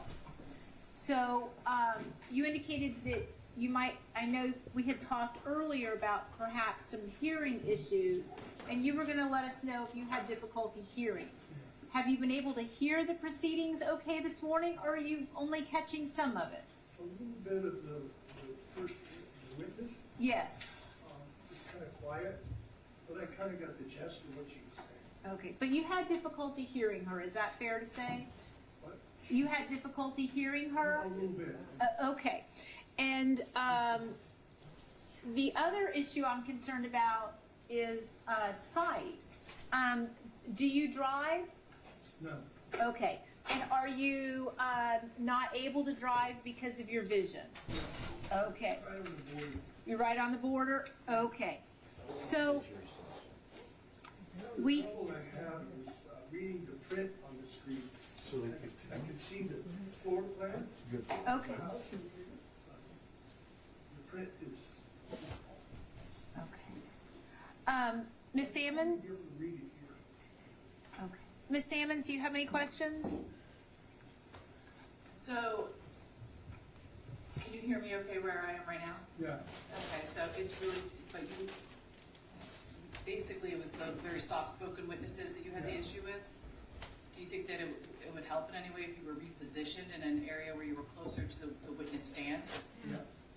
Okay, and as far as the pictures, you saw them up on like the screen here, and there's these boards here, which are obviously everything that is going to be admitted you'll be able to see in the back. Do you think that you could see like colors okay? Yeah, I have trouble with the print. Okay, so it's just print basically. It's not like an overall photograph of someone's face where you're able to see their features. Yeah, So you could see the features of the people that were on the screen earlier. yeah, Yeah, so you were able to see them, their faces at least, but not their names necessarily written. yeah. Okay. All right. Mr. Tomas, do you have any questions? Mr. Wood? I don't have any questions. Mr. Gonis, any questions? Do you feel comfortable, sir, serving? Because I want to make sure you feel comfortable serving as a juror. If you feel like you can do your job 100% as a juror, that's important for me to know. If not, I have alternates. Letting you know. Oh, when no, they started seeing I stuff. rolled it for myself. I could hear That's what why they I'm were sitting saying. there. Good, okay. Reading on the screen. Yeah, that's what So it's the print, and we're gonna make sure that if, I guess for any PowerPoints, if you have difficulty, you let us know, and I can read that portion that is, or I can have whoever's giving the PowerPoint or providing the PowerPoint, they can read and they did do that, by the Yeah. way. There was nothing up there written that wasn't stated by Mr. Urbana. Yeah, I'm just letting you know. Thank There's you. no way to switch places? I think we can do that. We certainly can. We'll, That would do. we'll do it then. Thank you, sir. All right.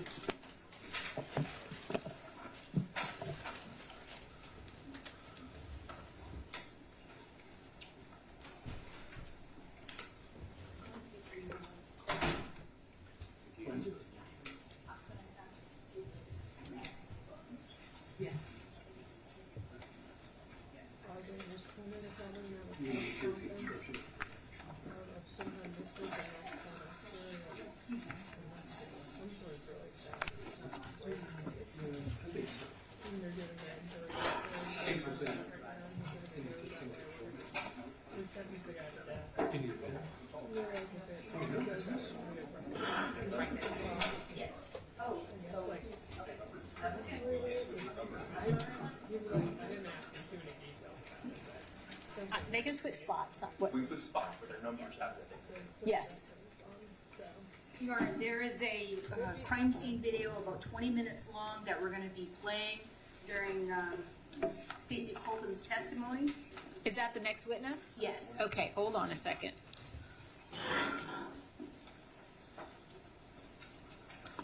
Do you need me to read any instructions? Yes, the edited. All right, hold on, let me. 2.2, instruction on edited recording. Yes, so if anyone has it handy, great. If not, I can pull up the instructions online. I do not have it handy except Don't worry. online. That's all right, I'll pull it up. Thank you. Can I switch with you? Oh, yeah. Thanks, Jerry. All right.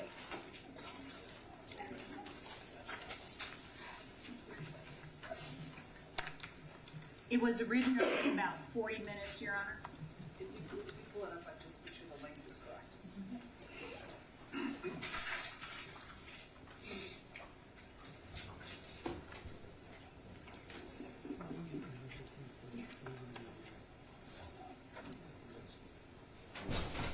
All right, I have it pulled up. Thank you.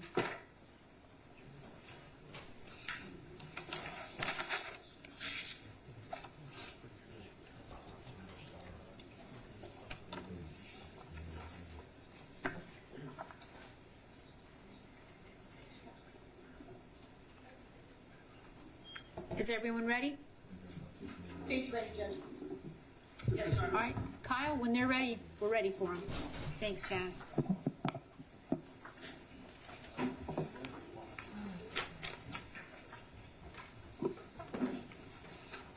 Are you good? All right. That's okay.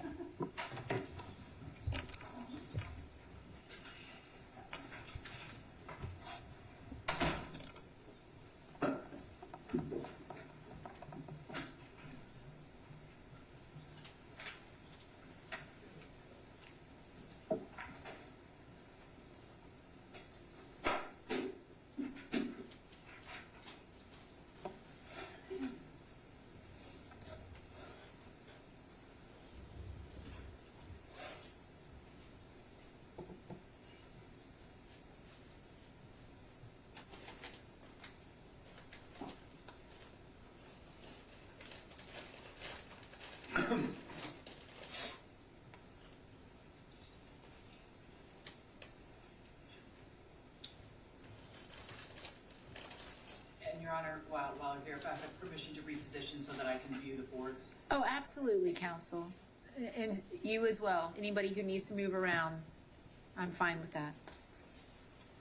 The attorneys. Yes. Okay. Of course.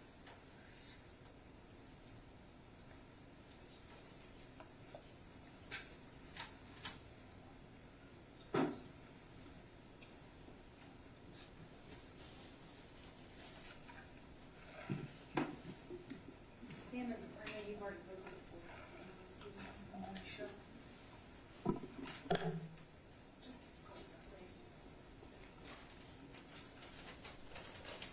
And Kyle, you. Yours. Yours, go ahead, folks.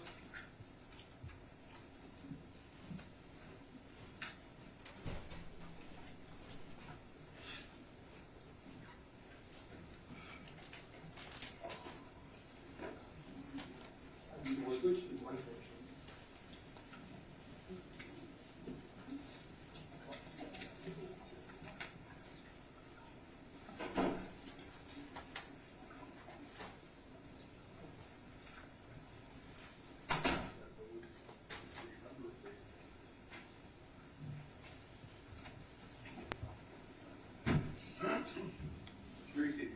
All right, everyone, please be seated.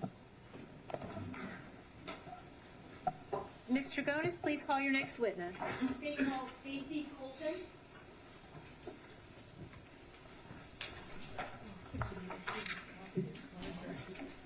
I should have just copied it during that whole break. That probably doesn't make arguments.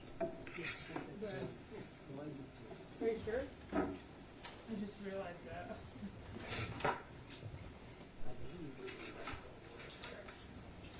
Cool. Thank you.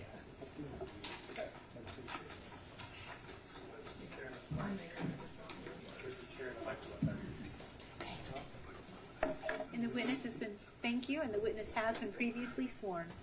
Thank you, Judge. Good morning. Let me know when you've set up. Take your time.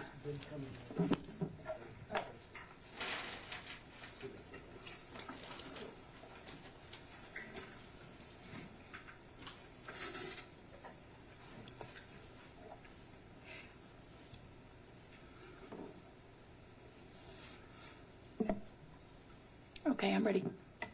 Easy question first. Please state and spell your name for the record. My name is Stacy Colton, S-T-A-C-Y, last name C-O-L-T-O-N. Where are you currently employed? I'm currently not employed. I've recently retired. Congratulations. Thank you. Walk us through your employment history. Okay. Let's begin with my education because it kind of falls in. So my formal education I acquired at Buffalo State College, where I received a Bachelor's of Science degree in criminalistics. My forensic professional career began... Stacy, can you hold on just 1 second? Can everyone hear her? You're kind of soft-spoken. Okay. All right. I'll get closer. There we go. My first employment in forensics was with the District 7 Volusia County Medical Examiner's Office, where I was a morgue technician for approximately 2 years. So I assisted the forensic pathologist with autopsies on a daily basis. Feedback. You can just go a little bit. Okay. All right, we're going to get it right. All right. Very particular. So I assisted the forensic pathologist with autopsies on a daily basis. I also helped with note-taking, photography, evidence collection, and the recording of the inked finger and palm prints if necessary. From there, I became employed with the Florida Department of Law Enforcement, assigned to the Daytona Beach Crime Laboratory in the forensic disciplines of latent prints and crime scene. With them, I completed both training programs. They were structured internal training programs. And once I completed those training programs, I became certified by the Florida Department of Law Enforcement to conduct independent case examination of both of those forensic disciplines. In June of 2014, I accepted a position with the Seminole County Sheriff's Office as a latent print manager. I spent time there, and over the years, more tasks and responsibilities were assigned to me until they decided to make me the laboratory manager. And then in January of 2020, I was promoted to the forensic laboratory director. And when did you retire? I retired this year, January of 2025. If you haven't already, I don't want you to repeat yourself, but is there any additional specialized training or education as it relates specifically to crime scene? All right, so at the time of this incident, outside of the training program, which lasted, I believe, 10 months with the FDLE, which was the internal program, at the time of this incident, I had an additional 200 hours of external training associated with crime scene processing and evidence collection. Did you respond to 3106 Telford Lane in Deltona? Yes, I did. What day? August 6, 2004. Do you recall approximately what time? Approximately 9:10 a.m. What was your role? My role on that day, I was the primary crime scene analyst responsible for responding to any service requests made by law enforcement.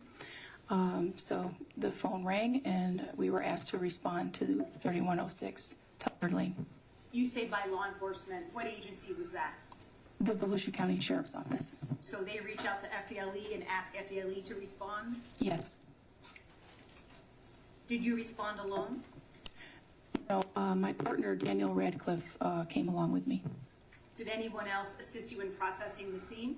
Yes, there were members from the Volusia County Sheriff's Office Crime Scene Unit, as well as at some point I did call in members of the Orlando FDLE Crime Scene Unit who were responsible for bloodstain pattern documentation and analysis. Can you describe the property and the home for the jury? Yeah, it was a single-family, 3-bedroom, 2-bath home that was approximately 1,400 square feet or so. There was a driveway with vehicles in it. There were vehicles on the side of the home. When I pulled up, I could see that there was a crime scene boundary established by the yellow crime scene tape, as well as plenty of law enforcement personnel who were on scene. What did you do when you were first getting there, outside the home? Okay, the first thing that I need to do is make contact with the law enforcement that's on scene, right? And gather from them some details, the information that they have at that point in time, to try to understand what they already know, what's going on, and what has happened. From there, I begin to walk the perimeter of the exterior of the home, checking all, just the grounds, the doors, the windows, the conditions of these things, just looking, making observations to see if I see anything out of place, unusual, something that should be documented. You then proceed into the home? Yes, yes. Describe that process. Okay, same thing. While I'm taking notes and making observations, my partner Daniel Radcliffe is handling the photography. We're kind of together near each other, working side by side. So now moving into the home, as I approach the home, the first door that we would come to gain access to this residence was the screen door. So that door was documented, sketched, and photography was done. And then there was a hallway, if you will, like a porch leading up to what is considered the exterior door of the house. That door was in its open position, and I could see into the home. Once I stepped through that door, then I could see furniture. To my left was a red couch. I could see victims in the living room area, the kitchen in front of me to the left. And again, I'm still making observations and taking notes about what I see. So it's just that initial documentation process? Yes. Were photographs taken inside the home as well? Yes. And was there also a video recording taken of the scene prior to any processing or moving anything at the scene? Yes. And was that provided to the state attorney's office? Yes. You're at this time, state would move TTT, that's triple T, into evidence? And Subject to prior objections, Your Honor. yes, ma'am, and Mr. Wood as well. Subject to prior review. Yes, sir. All right. Members of the jury, you're about to view and hear a video recording. The court instructs you that the recording has been edited to eliminate irrelevant portions that would not add to your understanding of the case. The fact that the recording has been edited should not concern you in any way and must not impact the way you view and listen to and consider this evidence. And Your Honor, it's approximately 20 minutes. All right, thank you. You would ask to publish at this time? Yes, ma'am. And so admitted. Thank you. That'll be case number 2. Thank you.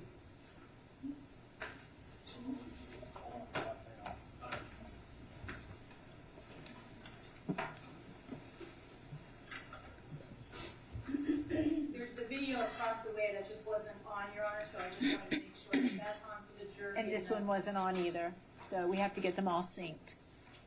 For the jury, it may be better for you here, or you can see over to the side there on your right. Whichever's easier. All right, thank you. Juror number 10, you can see okay? Yeah. Thank you, sir. You may proceed. Thank you, Judge.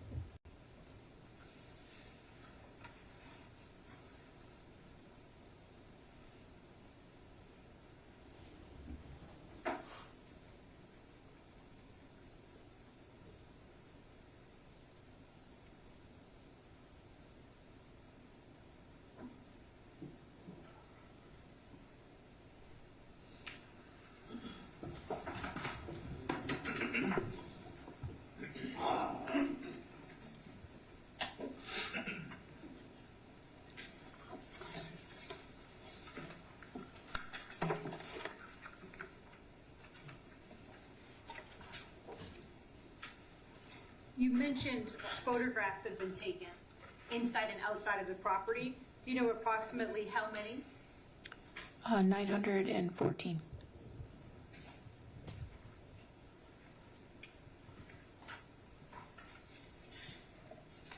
I'm now going to show you several exhibits. I've shown them to counsel. So now I'm going to approach with all of them and show the witness, Your Honor, with permission. Yes, ma'am.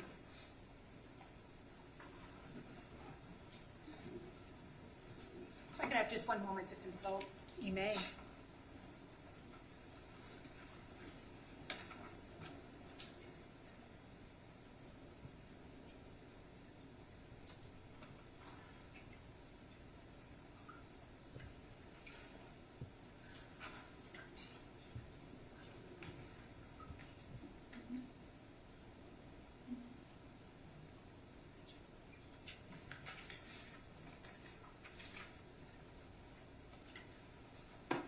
I was just checking with counsel about trying to move the process along, Judge, instead of individually going to the clerk each time to have it marked into evidence. Yes, ma'am.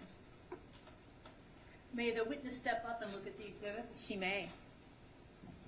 I'm going to start first with what's been marked for identification purposes only here as C. Do you recognize it? Yes, I do. What is it? These are photographs of the exterior property. Does it fairly and accurately depict the scene? Yes. I'm now just going to have you look at all the photographs, and then I'm going to ask you that at the end instead of all of them. Those are the questions I'm looking for, okay? That's B. You don't have to say anything yet. A. D. E.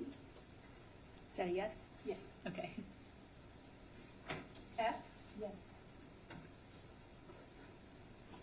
K. Yes. J. Yes.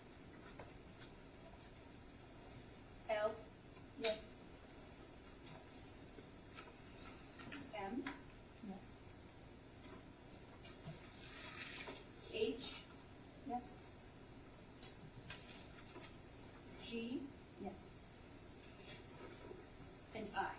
Yes. Do these all fairly and accurately depict the scene that day? Yes, they do. State would move these exhibits into evidence. Your Honor, same objection. Same objection.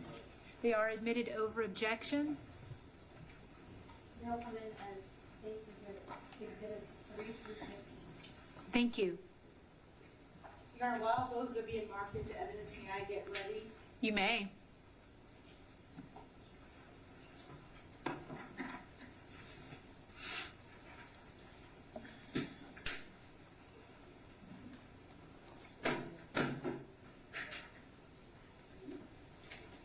Please. May the witness step down? She may.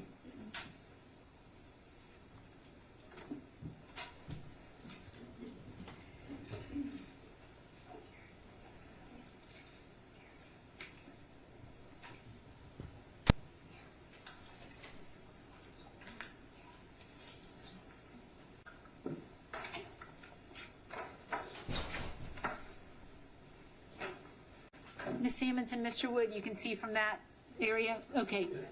Okay. Thank you. You are soft-spoken. This is not well. You are soft-spoken, so what I'm going to ask you to do, I'm going to have you stand on this side so that you're facing the court reporter.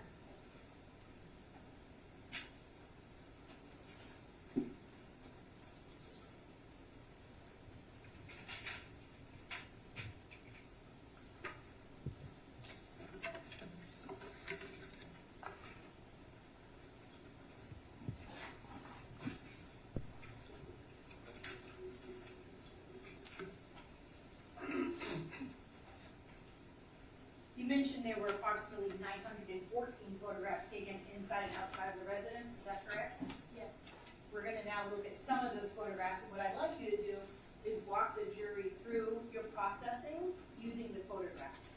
If you need to refer to the video,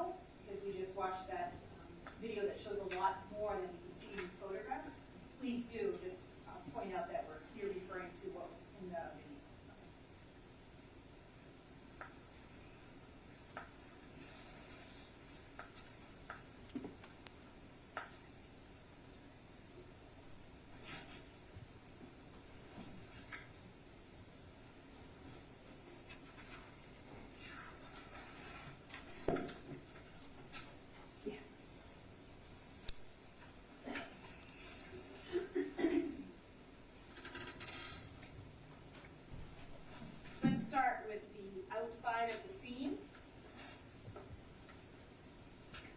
I'm going to start with states 2.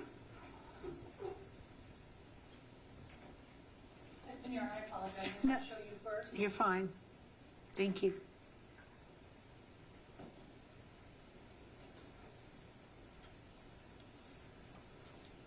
I'm going to give you a pointer, and you can use it if it will assist you. We can see at the top it says 3106 Telford Lane. There are 6 photographs, 2 on top, 2 in the middle, 2 on the bottom. Starting with the top left, can you please walk us through what we're looking at here? Ms. Jerone, Yes. for the benefit of the jury, she might want maybe to the side so they can see. If there's any juror who can't see, please let me know.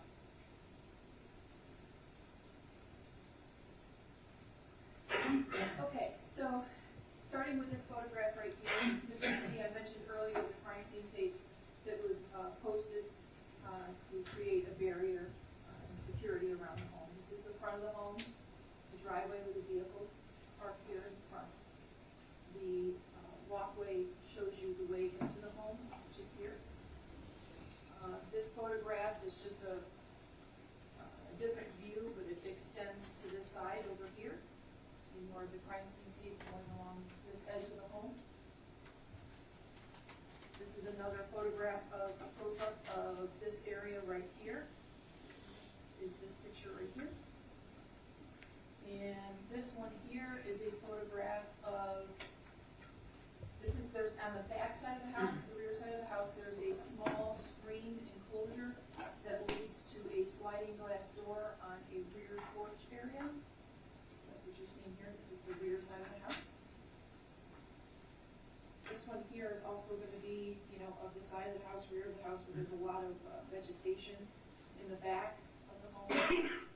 And more crime scene tape just showing you that went all the way around the perimeter of the property.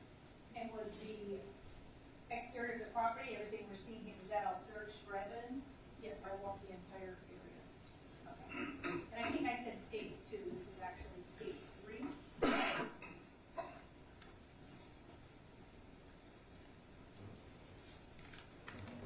We're now going to talk about states 4.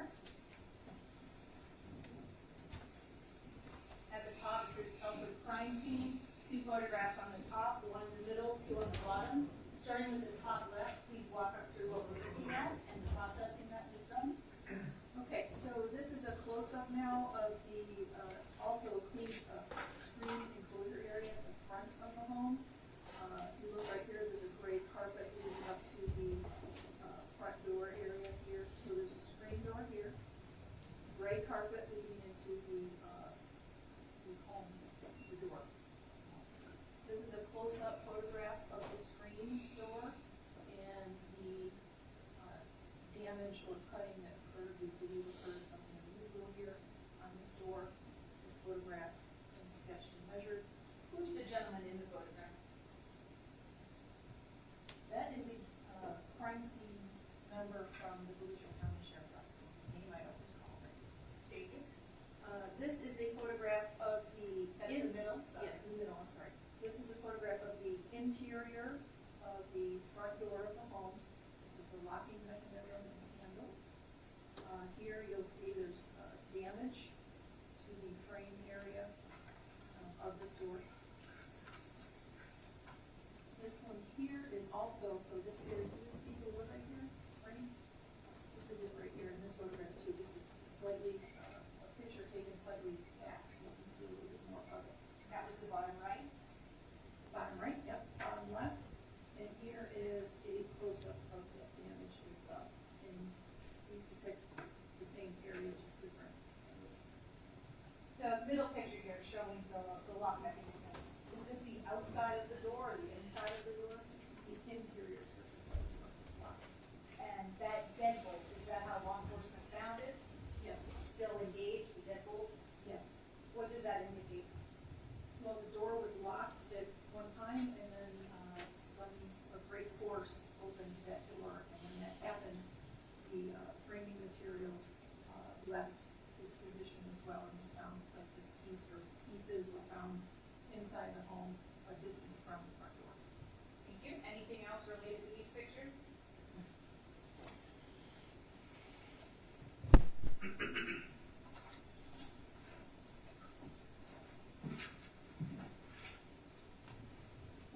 start moving to the interior. This will be states, no, I'm sorry, it's still outside. States 5, 2 photographs. The top says footwear impressions on Telford door. 2 photographs. Starting with the left, please walk us through what we're looking at here. Okay, so this is the exterior surface. We're walking into the home. I noted that there was, again, you could clearly see that the door had damage, right? And that it was, the lock was engaged and it should have been locked. But there was great force used to move through that door. And it was noted, I noted that there was a shoe track impression here on that door and a real light, sandy light material. So put a scale on it, took photographs of it, sketched it, took measurements. This here. And then this is just a slightly different angle of the same shoe track impression so that you can see it a little bit better because it was so light. You just used light and shadowing so you can see it a little bit better. Right here. And that was the right photograph. The right photograph. Thank you.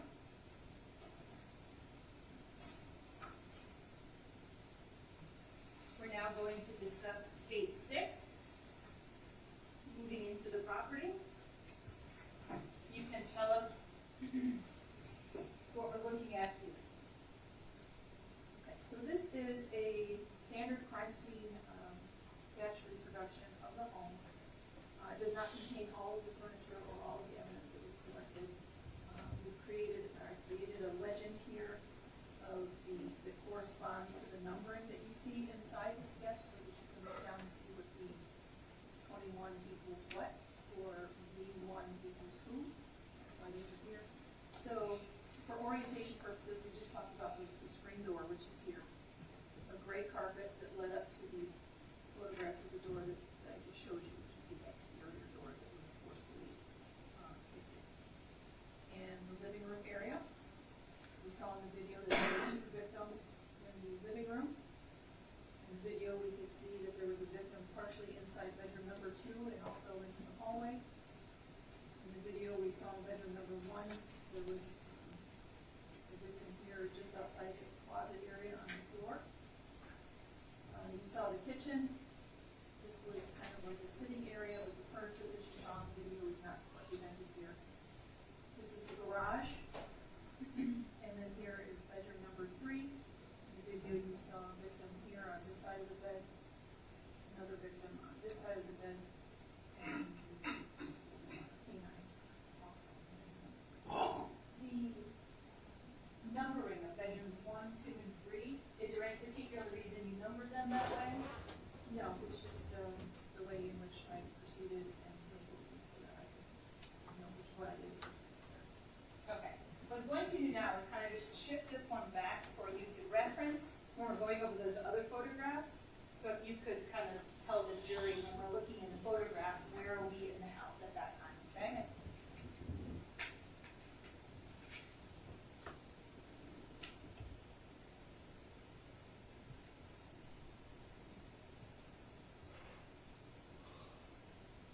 We're going to start with state 7. We see there are 4 photographs, 2 on the top, 2 on the bottom. Please walk the jury through what are we looking at here. Okay. So I'm going to start here. So these photographs correspond to this area here. So and that's Jonathan Gleason? Yes, it is. So standing inside the front door immediately to the left is this couch, which you saw in the video. This is Jonathan Gleason in the chair. And this was Dave. Sorry, I'm just going to shift there. For the chair. Sure. You can also see some playing cards. You can start to pick up that there's playing cards here in the living room. On the floor, you'll see more in photographs. I believe they were also in the video that you saw. This is a close-up of top right. Okay. This is a photograph of Mr. Gleason in the chair, close-up of his neck and face. This one is also Mr. Gleason in the chair, bottom left. You can see injuries on his wrists. He's got trauma, severe trauma to his head and neck area. And this is also in bottom right, another photograph from a slightly different angle. Thank you.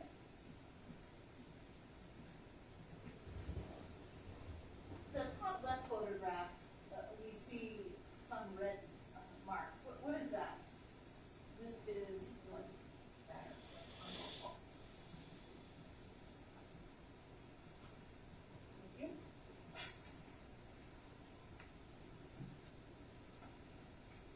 We're now going to discuss states 8.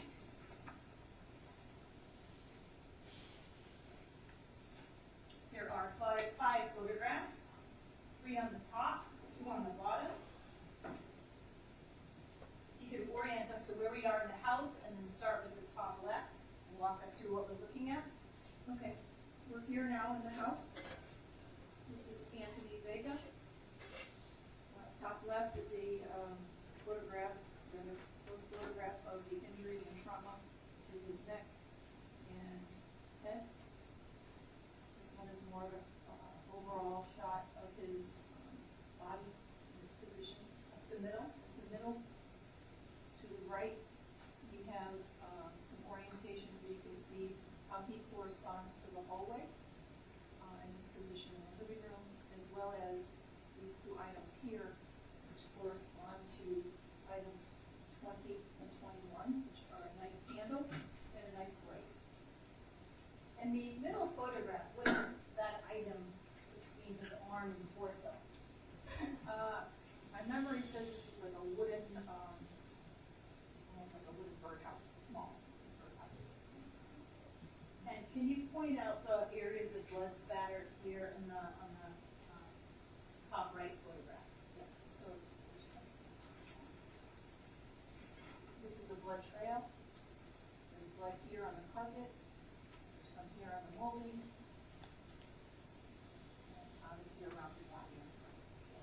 You mentioned a blood trail. Do you know where did that begin and where did it end? It's believed that it started here in this bedroom. Bedroom 1? Bedroom 1. You'll see photographs, what you saw in the video, you'll see some more photographs that on this mattress there was a sheet, and you can see a trail on the sheet, come off the sheet onto the floor. I apologize, Ms. Colton. I think some jurors are having some difficulty seeing you, so I'm just going to kind of shift. Oh, it's okay. It's a small area.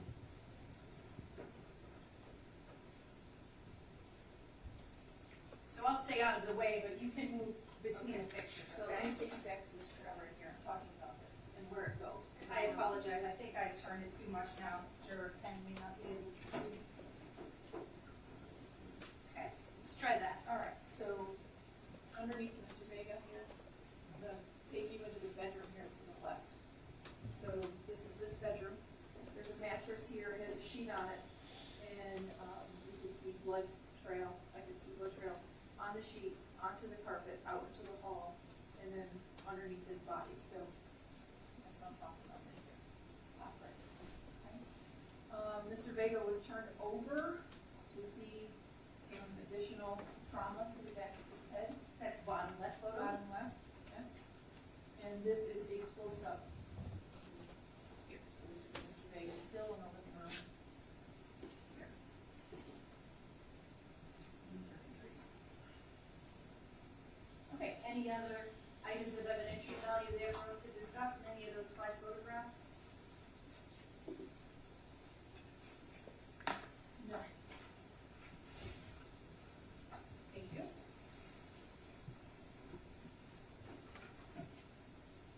We're now going to discuss states 9.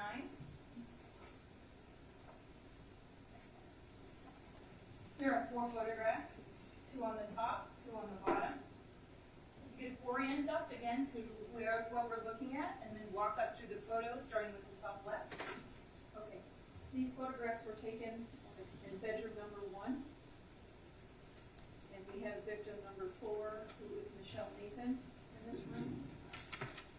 This is a photograph, if you standing at the door to this bedroom, and her location, the mattress that I just talked about in the sheet, and the beginnings of this trail on the carpet. So this was her position in that room. Again, this photograph is taken just standing back just a little bit more so you can see more of the room. More blood spatter here, blood stain here, blood here around her head. And that trail we've already discussed.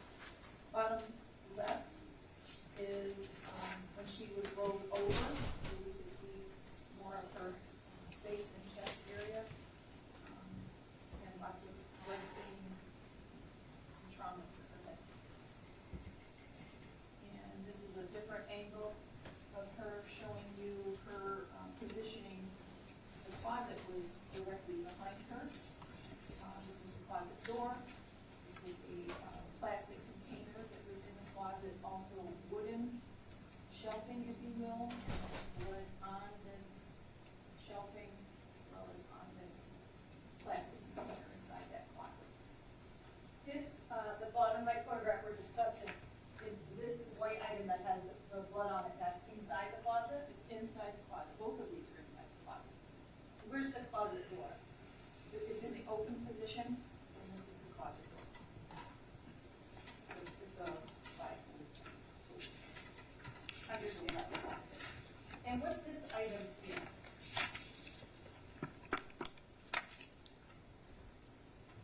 It appears to be clothing or a bag of some sort. It's hard to tell. Okay. And going back to the top two photographs, you mentioned the trail we spoke about earlier. Is that the trail that leads to Anthony Vega's body in the living room? Yes. Just one moment.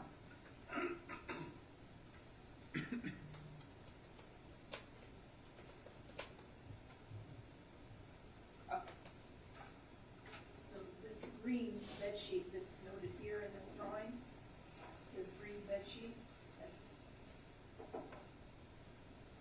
That was collected? Yes.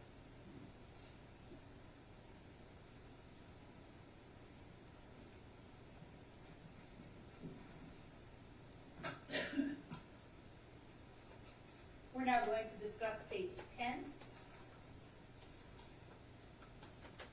3 photographs, 2 on the top, 1 on the bottom. If you could orient us again and then walk us through the photographs, starting with the top left. Okay, so we're still in bedroom number 1. This top left photograph was taken as if you were standing over here in this corner facing in this direction. This here on the top right is a close-up of suspected footwear tracks on that green sheet that was on the mattress. You can see some patterns. Okay, these are squares or patterns. See that was collected, and then we put a scale on one of those so that it could be enlarged 1-to-1 to its true size. Again, we have some shoe track, very obvious pattern. You said 1-to-1 expanded to its actual size. What do you mean by that? I mean that if without a scale, if a footwear examiner needs to examine this item here, you put a scale in there so that it can be enlarged and used for examination and know that it's 1-to-1, its true size. Anything else with these photographs?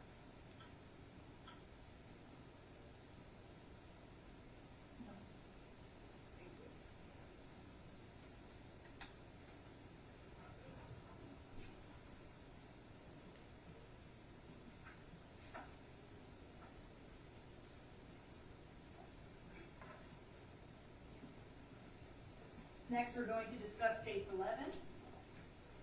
4 photographs, 2 on the top, 2 on the bottom. Again, please orient us in the diagram, then walk us through starting with the top left. Okay, we are in the hallway area here, as well as inside bedroom number 2 in these photographs. Bedroom number 3, Roberto Gonzalez. This is his placement when he was found, halfway into the hallway and a portion of his body inside the room. Before you move on from this photograph, we can see that trail of presumably Anthony Vega's blood. Does it go over the pant leg or under his Roberto's pant leg? is a medium angle shot of his body and the trauma to his head and neck. Some grouping of some injuries to his abdomen. Blood on the carpet, blood around fabric and different pieces of clothing, pillows that were around his head. And that's top right. Top right, yep. This is a photograph standing inside this room. If you were looking back, you're standing here and looking back towards the door, bottom left, so that you can see, again, the positioning of his arms. There was a mattress, an air mattress inside that room, and a significant amount, in my opinion, of blood spatter on the walls here, flooring, and fabric items around his head. You said fabric items? Yeah, this is a pillow. I believe this is a sheet here. His clothing, carpet. Thank you. Bottom right? Bottom right is a photograph standing slightly over the top of him so that you can see a more close-up view of the trauma to his head.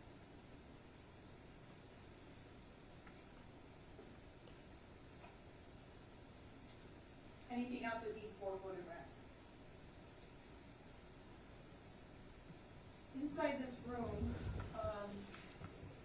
there was broken glass as well on the floor, which is not in these pictures. But I took a sample. I knew there was a broken lamp because I found a lamp shade. And then as I was removing items and searching in that room, I saw glass fragments on the floor. So I took a sample of that as well. And that's here, number 47. Thank you. We're now going to discuss states 12. I think this might be some more of what you're discussing there. You were just discussing there are 3 photographs. One on the top, one in the middle, one in the bottom. If you could orient us and then walk us through, starting with the top. Okay, so we're still in bedroom number 2. The top photograph is an image showing you the corner of this bedroom right here, the walls in this room. So here are some of the items that were on the floor. This is a plastic material here, a lampshade, and again, blood spatter on both this wall and this wall. So this is the corner here. And then there's a knit type cap here lying on the floor as well. The middle picture is more about the glass that I just told you we could see as things were removed and got down to the carpet level. So a sample of this glass was collected. And here's just a photograph that's standing back a little bit so you can see a lamp, cords, and how much glass was there. In this photograph, of these 2 photographs in the middle and the bottom, this time we can see some markers there. What are those? Yes, so these are evidence markers that correspond back to the items of evidence. So these are placed here by me as I'm making observations, taking notes, and deciding what I'm going to collect. Everything gets an exhibit number so that I can refer to it. Anything else on these photographs before we move on? No.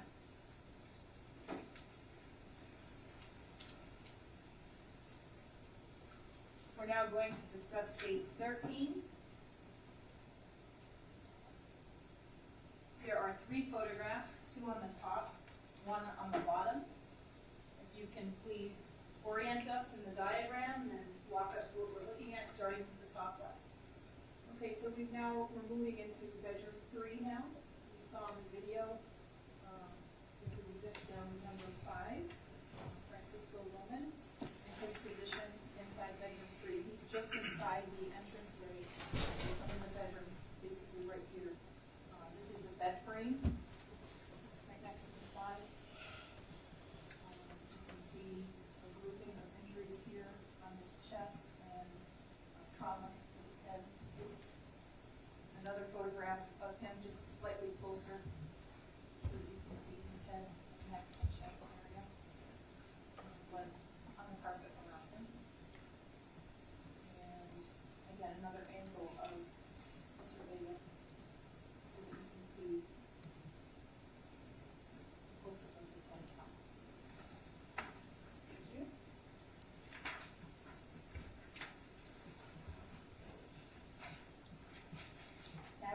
show you states 14.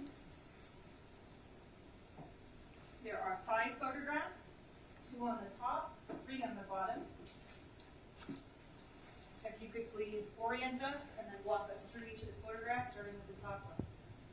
Okay, so we are in bedroom number 3. This is labeled B6, Erin Bellinger, and her location on the floor on the opposite side of the bed. So she's over here, with the guy next to her. You can see that for orientation purposes, again, the bed frame and the box frame here, foam, cup, lots of blood evidence here on the floor. And right here, you can see just a sliver of white underneath her arm. And that is in the top left. On the top right, after her body's removed, this is that item of evidence 59, which is labeled a pay stub. So it's a paper item that clearly has blood on it, but it was collected in some days in the night. Thank you. Bottom left, this is going to be this bathroom right here, has a sliding door. So that's this right here. There's blood evidence here, and here. Here is an up-close photograph of Miss Bellinger and the severe trauma to her head and skull and body. That's the middle photograph? Middle photograph, yes. Can you see her skull exposed in that photograph? Yes. Her skull is so severely fractured that the brain matter, you can actually see the brain matter. And the bottom right. And the bottom right is a photograph again of her head and her abdomen. And here is suspected brain matter actually on her abdomen and next to her. Does that cover everything with these photographs? Just to be clear, this top right, this is after she's been moved, so is this flip-flop the same flip-flop we, for this one that we see here? Let's see.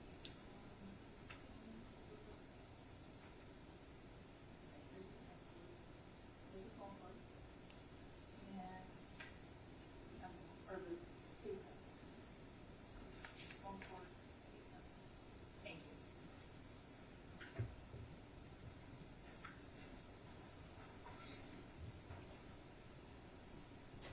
Now I'm going to show you states 15. 3 photographs, 1 on the top, 1 in the middle, 1 on the bottom. Please orient us and then walk us through starting with the top.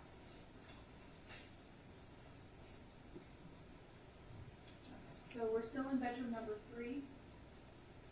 This is this area right in here. These 3 photographs of this space here.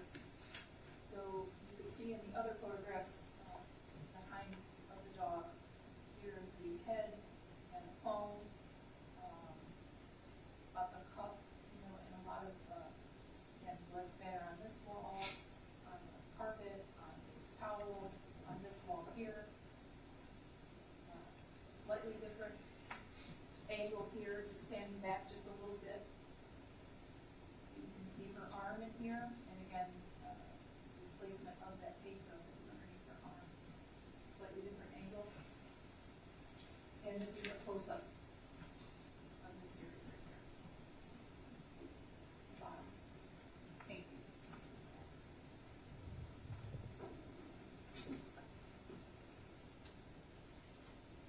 While you're standing, if I could ask you to come over here and take a look at these exhibits.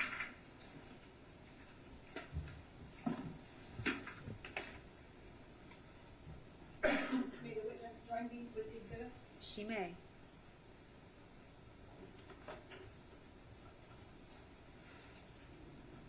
I'm showing you what's been marked for identification purposes only as states CCC. Do you recognize this item? Yes, I do. What is it? This is the major case print of Troy Victorino. Is it in the same or substantially the same condition as when you first packaged it? Yes. I'm going to show you states AAA for identification purposes only and ask you if you recognize this package.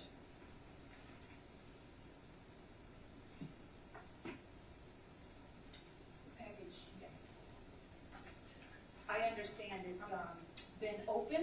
Okay. Do you have any concerns about the package? No. Sure.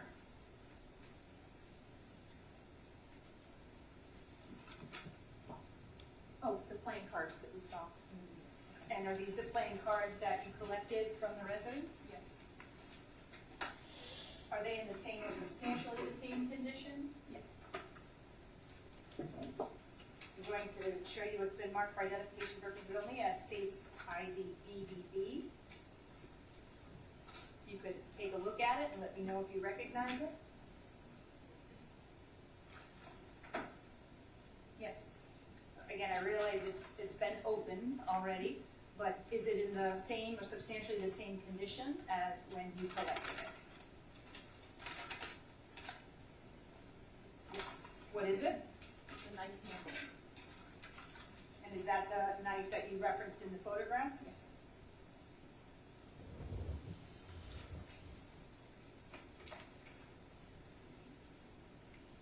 I'm now going to show you states IDZZ. Ask you if you recognize it, and if so, how and what it is. This is exhibit 59 that we just talked about, which is the pay stub that was underneath Aaron's arm. Is it in the same or substantially the same condition as when you collected it? Yes. I'm now going to show you states WW and ask you if you recognize it. Let's take this piece of tape off the top.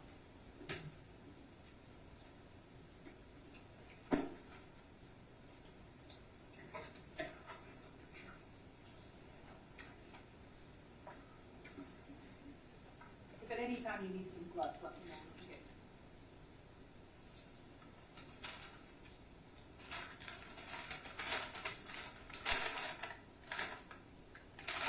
Yes, this is the knife blade on the living room. That you collected? Yes. Is it in the same or substantially the same condition as when you collected it? Yes.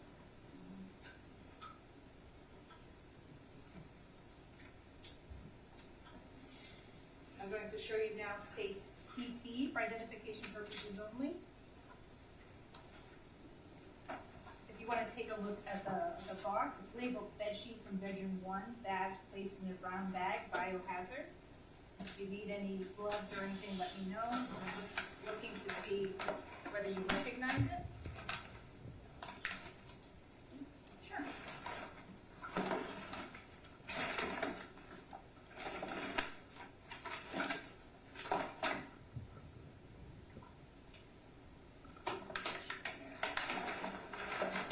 Does it appear to be the bed sheet that was collected?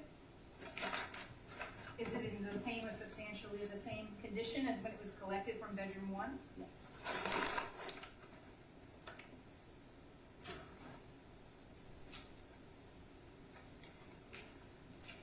I'm now going to show you states SS.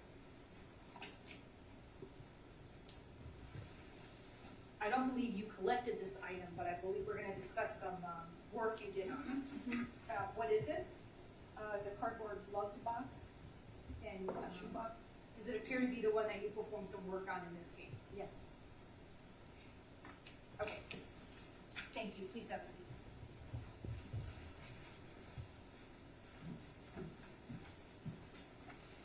I'm just going to move this over here in case for the rest of your testimony, if you need to refer to where the item is that you can, or the person is, you can walk us through, okay?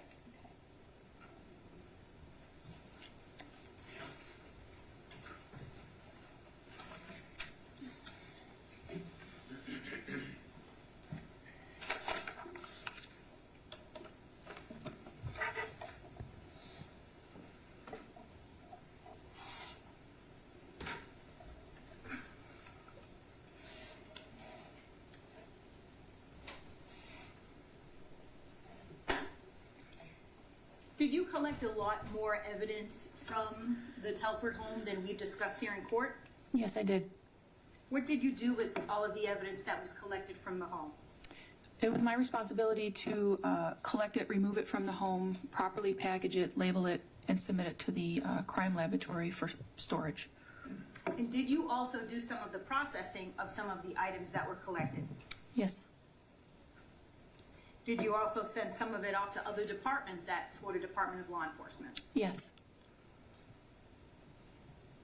Let's discuss some of the processing of the evidence that you processed. Did you collect swabs from various items of that evidence? Yes. Did you process them in an attempt to locate possible prints Yes. or DNA? Yes. I just want to discuss a couple of them. Did you collect what we refer to as major case prints from both defendants Yes. and Michael Salas Yes. and Robert Cannon? Yes. What are major case prints?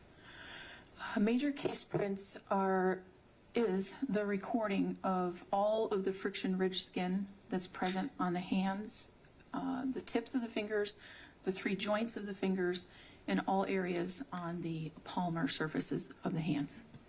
During your career in crime scene investigation, approximately how many times have you compared prints in an effort to either eliminate or identify someone? Tens of thousands.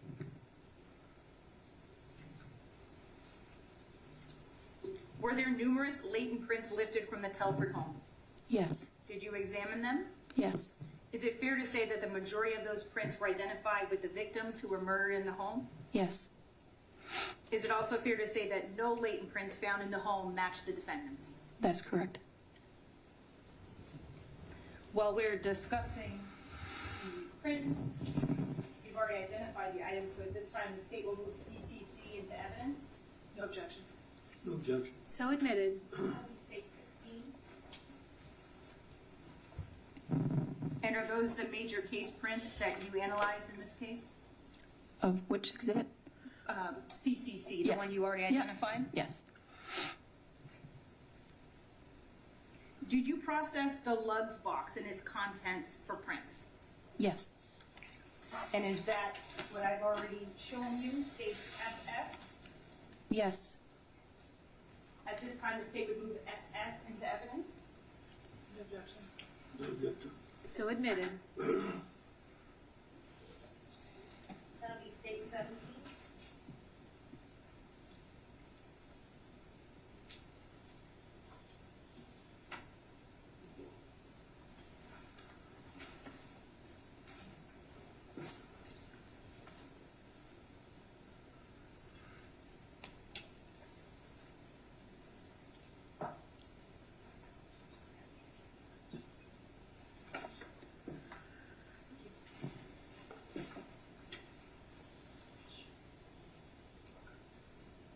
Now, may I just show the jury, we're not going to take the box out or Yes. examine.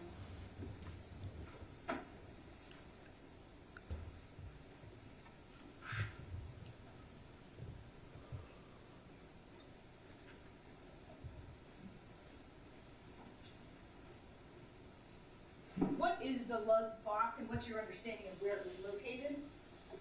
May I refer to my notes? Yes, may the witness refer to her notes? And while she's doing that, if counsel can come up just for scheduling. Yes, Judge.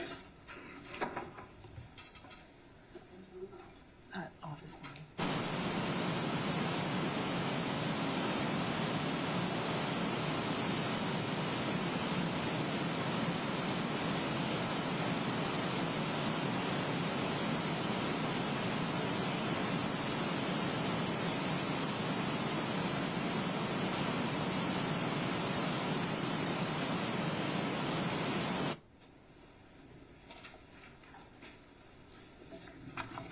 So I think this is a good time to break for lunch.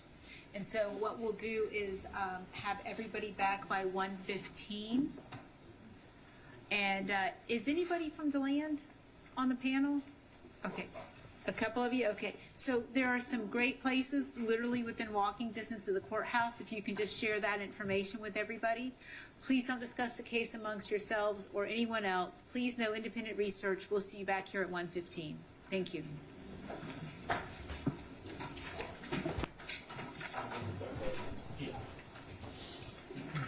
You don't have to put it in, just put it in. So I gotta put it all in there.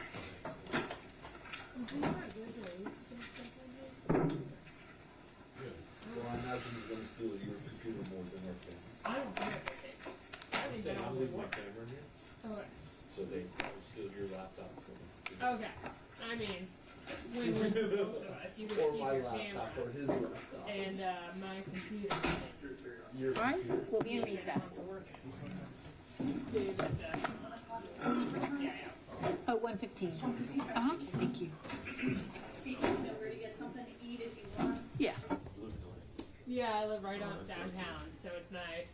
You're not going to wrap it or whatever it is? No, I went there last week. I did one of those things where I was like, I'm gonna try something new and hated it. So Oh, I'm did you? like,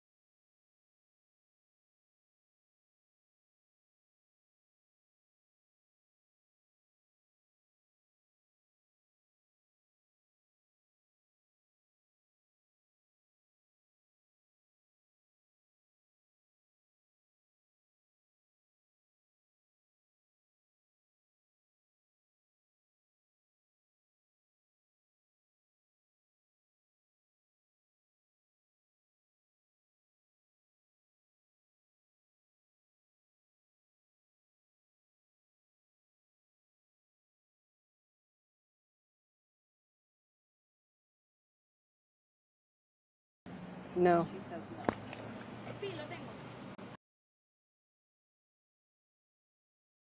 Okay, check, check. Okay, my IFB is going in and out, so just so you're aware.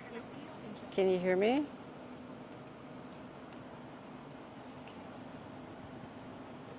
Okay.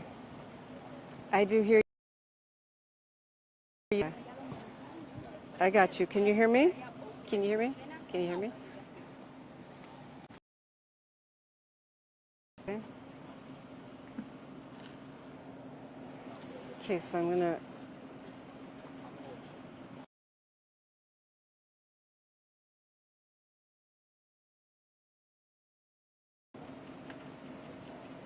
So you're gonna go that way.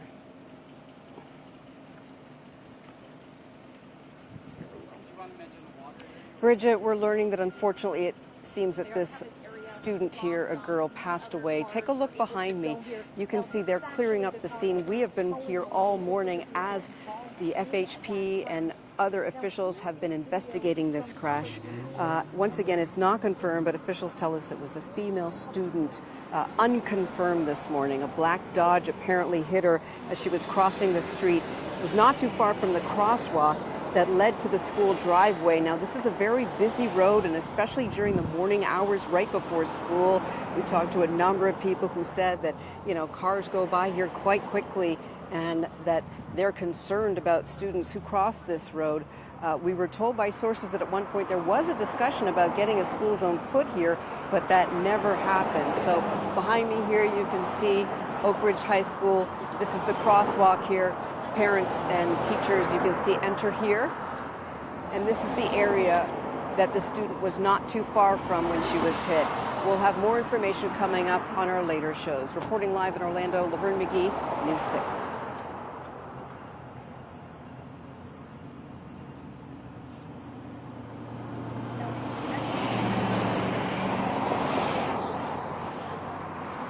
The tripod was in the back of your phone. Okay.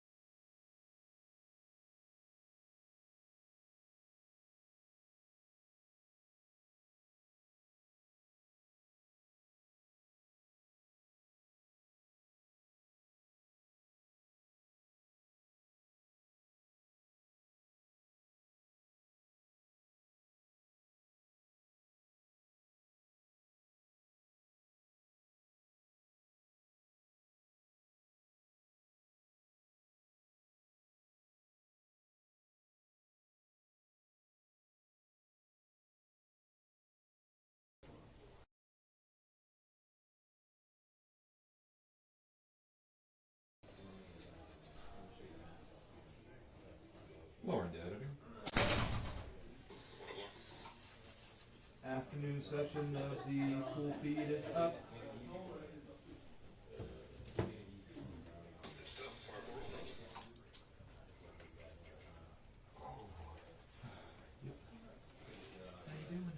Good. Tired? Yeah.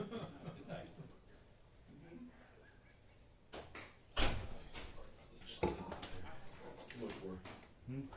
Too much work. My body's getting tired.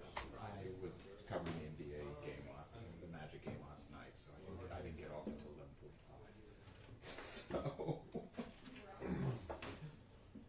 I work 2 jobs. I work at a golf course on Saturdays and Sundays.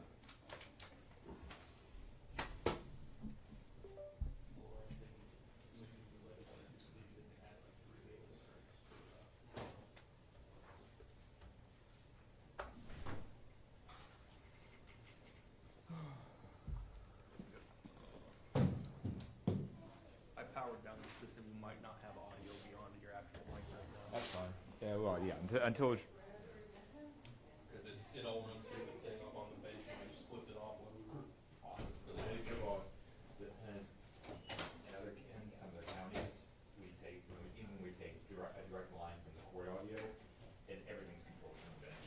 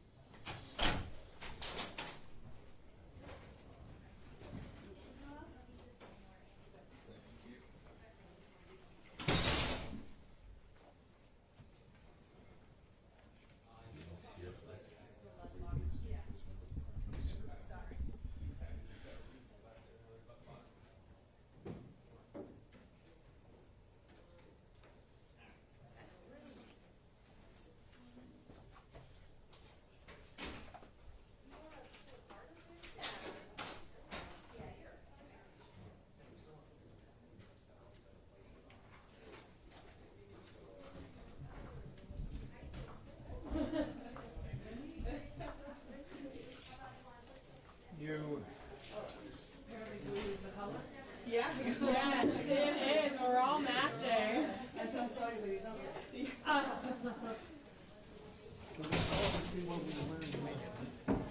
But working so hard. Why do you offer me some coffee, lady? You don't need more coffee. I can't stand the smell of coffee. Really? What? Oh wait, I think we talked about this the other day. Yeah, I remember. it makes me sick. You're nuts. That's the one thing that'll make me throw up. The smell of coffee. Yeah. We have someone sitting in it. Sorry. I think there are more in that room. Jeff, I'm starting to really wonder if you're the pregnant one.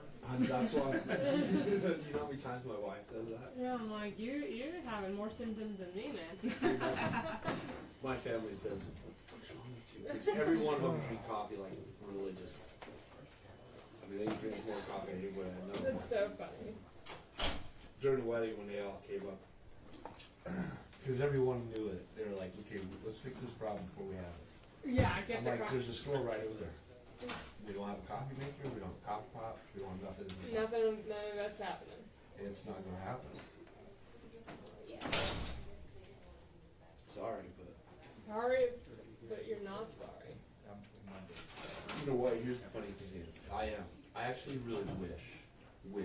Because you know how many times I've had an issue with a reporter? Oh, yeah. Like, it's Because we equivalent. live on like- coffee. I know, it's like equivalent, like if we're in the same car and I would start smoking. Wait, really? That bad? Dude, I'll tell you, give me that coffee, I'll start fucking throwing it. No. That's so funny. Bring I'll start it in. gagging, like, I'll start heaving it. Funny. But, and I like, you can ask Valerie, man, I'll pull over, I'll buy her coffee, I'll buy, you can't bring in the coffee. That's like stay outside and drink it. No, I'll stop, we'll stop during the day, I'll do whatever you want, man, but I just, Don't get it smelling. can't have any coffee. Well, I just finished mine. Oh, It's iced coffee too, yeah. It's not as bad, believe That me. I only drink iced coffee. Oh, really? Wow. Yeah, I can't, it's just, oh my gosh. I don't have the patience to wait for hot coffee. Really? I just burn my face every single time. Like, I don't even do like tea or hot chocolate or stuff like that. I don't know what it is. Time for that. I ain't got, no. Thank gosh Anna doesn't drink coffee because, I don't know.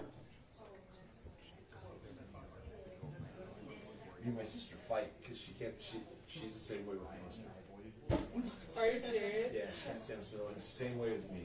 So we always threaten each other. I'm gonna put fucking coffee or mustard all over your pillow. And she goes, I'll fucking pour grains inside your pillow. Coffee. So her 25th anniversary, I snuck. I'd give my credit card to somebody to go to Starbucks and get her some coffee. Oh, Yeah, it's fine. I know, I'm weird. you are. That's alright. I wish I wish I could change. I'm the same way with avocado. Guacamole, I fucking hate it. I hate Guacamole, avocado, that's like You're the not best American. food ever. it's not even American. So bad. Like, sir. I should just shut up. I do, but I try it every time I'm in front of guacamole. I'll like try a little bit. I just never gonna be able to do it. Like I can't even like it Yellow. gets on my hands. I can't wash a coffee cup. Okay, thank you. Does your wife? No. I'll shut up now. Really? Weirdly, Bye. this probably not work out. David, just let me know that's also streaming. Send your coffee conversation. Yes. Like, just make it Should be back on. Can you guys hear us in the back? Sorry. Good audio.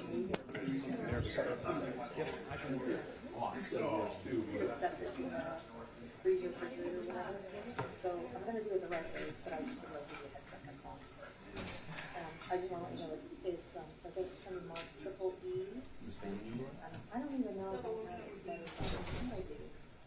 Yes, I do. Triple E through Triple J.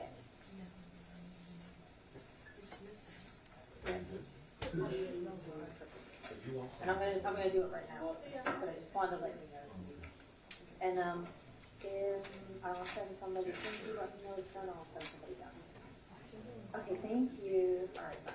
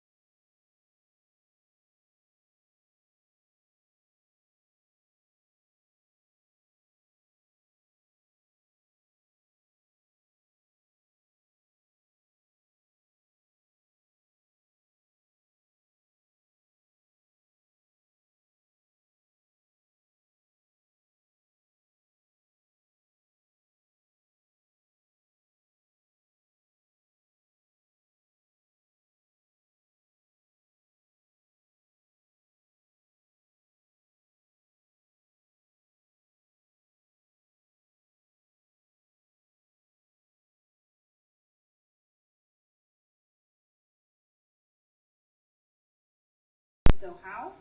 Yes, my initials are on the outside of this container as well.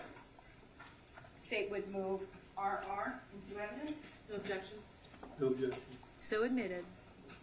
The last two are coming in states 25 and 26. Thank you.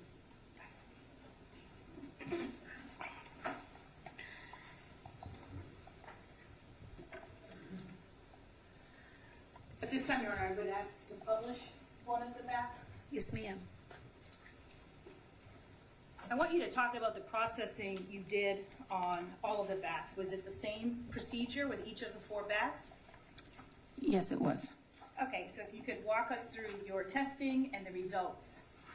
Okay, for each bat, I did a visual examination, then I used an alternate light source to try to see fingerprints or latent fingerprints. I did a super glue process. I used a fluorescent dye stain called MBD, and then lastly I powdered the items in an effort to recover latent prints. Some of them had tape on the bats as well, so the tape was removed by me in different sections, and latent print processing was done on those as well. And what was the purpose of removing that tape? I wanted to have the ability to process, because I don't know who put the tape on there or when that tape was applied, so who these bats belong to. So in the chance that whoever put the tape on there, their fingerprints was in between the wrappings of the tape, I wanted to know if there was any information in there that we needed to know. Okay, if you could please take out, that's Q2, correct? Yes. You could please, and I'm sorry, let me get the evidence number as well, just in case I didn't announce it. States 24. You could please remove the bat.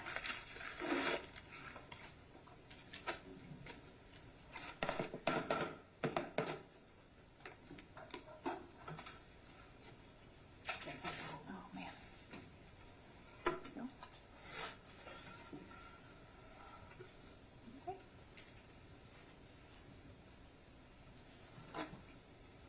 May she walk along the She may. the jury? What is the material of the bat? What is the bat made out of?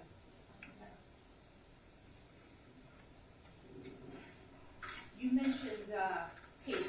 Was tape on this bat? Yes. Can you describe where the tape was and the process you went of taking the tape off? Yes. So there was tape here. You can actually see some of the residual sticky material here. I'd like to look at my notes, but I'm not sure if this is the one. Certainly, that I I'll wrote hold all the way bat. down.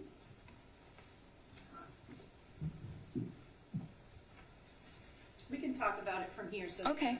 I'll hold the bat, and then when I see some of your writing on here, so if you need to explain to the jury. Right there. Okay, so these are the notes that I took about the tape. The entire length of Q2 is covered in black tape. The surface has some holes, cracks, and cuts in it. The removal of the tape begins at this end, travels all the way down and back up. And again, those pieces of tape came off in separate pieces, sometimes naturally because of the tearing and holes that were in the tape. So if it came off naturally, I would just finish, mark it, and have it ready for processing. So, And what were the results, if anything, from this bat?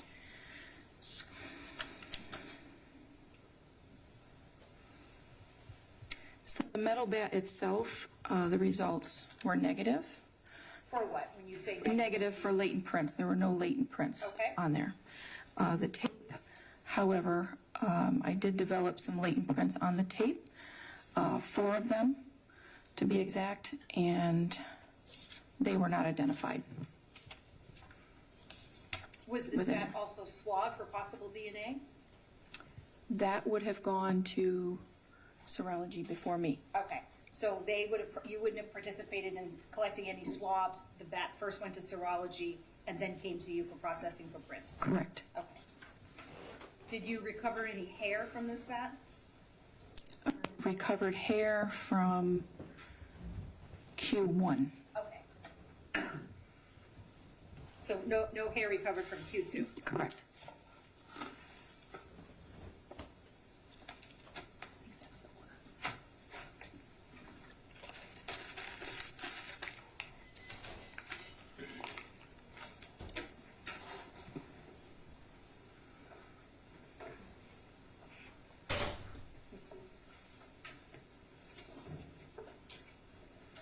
You mentioned you found a hair on Q1. There were 3 small hairs removed from item Q1. Did you package those? Yes, I did. What did you then do with them? I labeled them and then had them, I notified serology at the time and let them know that they existed, and they were scheduled to go to that discipline for examination. You mentioned you recovered 4 prints from the tape. Was that on the inside or the outside of the tape on Q2? That was within. Inside. Okay. Did you compare it with the 4 defendants? Yes, I did. Were there any matches? There were not. Did you recover any prints from the other 3 bats? No, I did not. How about you mentioned hair? No hair on those others either.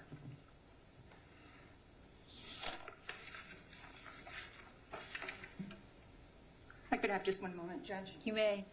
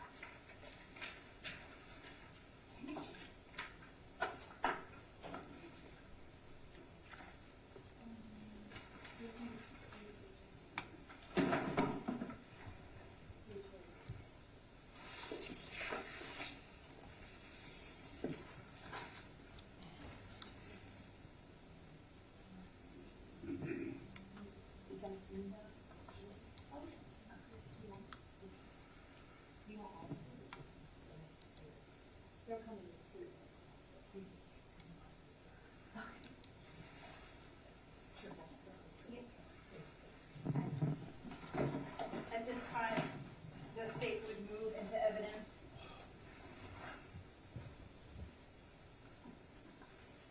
ID TT, already identified by the witness. It's the bed sheet. Objection. Objection. So admitted. Penalty state 27.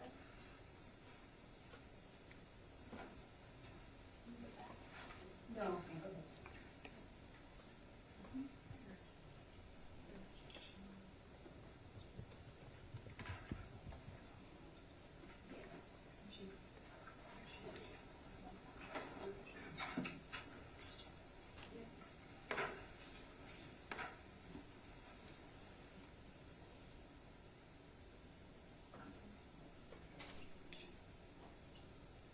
Yes.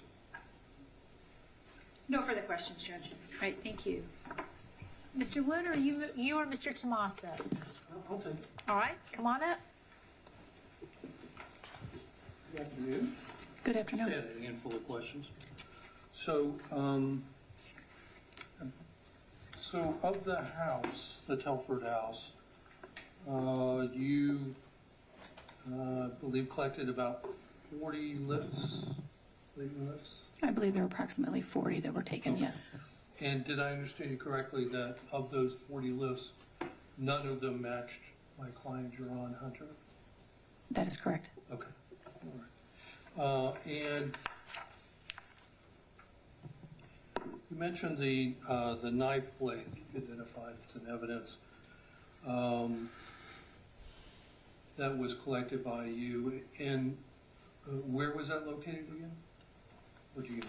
If it's, are you speaking of the one that was on the board that we Yes. talked about?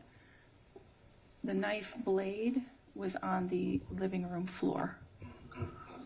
The blade itself was a serrated edge blade? It did appear to have some serrating on it, yes. I'm sorry, what? It did appear to have some serrated edges, yes. All right. And did I also understand you correctly, because I write down notes, my client's fingerprints were not found on either the blade or the handle? That is correct. Okay. Now, there were other cutting instruments, knives that were found in the in the house, were there?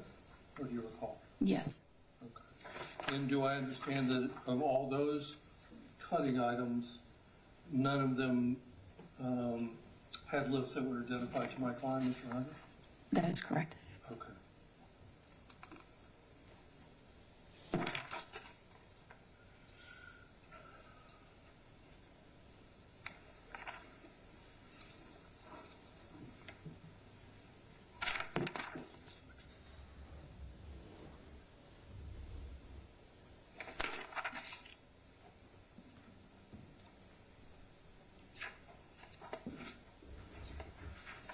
Saw you one. Thank you. Thank you. Ms. Sammons?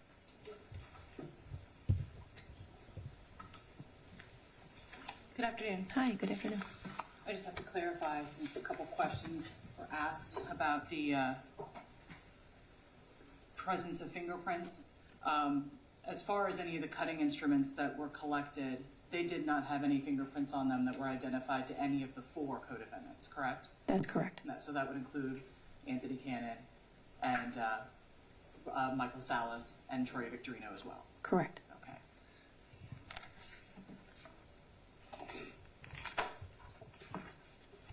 And those other cutting instruments were found in just kind of different rooms on the floor, and also one also in the couch, I believe, like a folding knife. Okay. But at least as far as you could tell, they were likely not used in the event. They were not believed to be used, correct. Now I want to talk to you a little bit about the scene itself. We all watched the video, so I want to kind of ask you a couple questions about that. I think it was pretty plain to see that there was a lot of blood involved in this scene, correct? That is correct. There was blood on different locations, both bedding, carpeting, as well as walls. Yes. Even some on ceilings, correct? Yes. Okay. And this was in pretty much every room in which there was a victim located. I believe so, yes. So I want to talk to you a little bit about the bed sheet that was entered into evidence. I believe it was States 27. I want to make sure I'm correct. That was the bed sheet with the boot print that we had seen on the board, correct? Yes. That boot print was visible because it was bloody, correct? Yes. So that's what the material that left the print, the substance that left that print was blood. It was suspected blood, yes. Suspected blood. I mean, it looks like blood to you just from the naked eye, correct? Yes. You're a very experienced crime scene investigator. That's what it looked like to you. Yes. So when you're walking through a crime scene, blood can attach to whatever you're walking with, your shoes, your pant leg, things of that nature, correct? Shoes, yes. Clothing, if you're rubbing against a wall, you can get blood on your clothing. Yep. So when you have a scene like this that has a lot of blood, it wouldn't be unexpected that it would transfer to other people. If they made contact with it, yes. And there was just a lot to make contact with. Would you agree? Yes.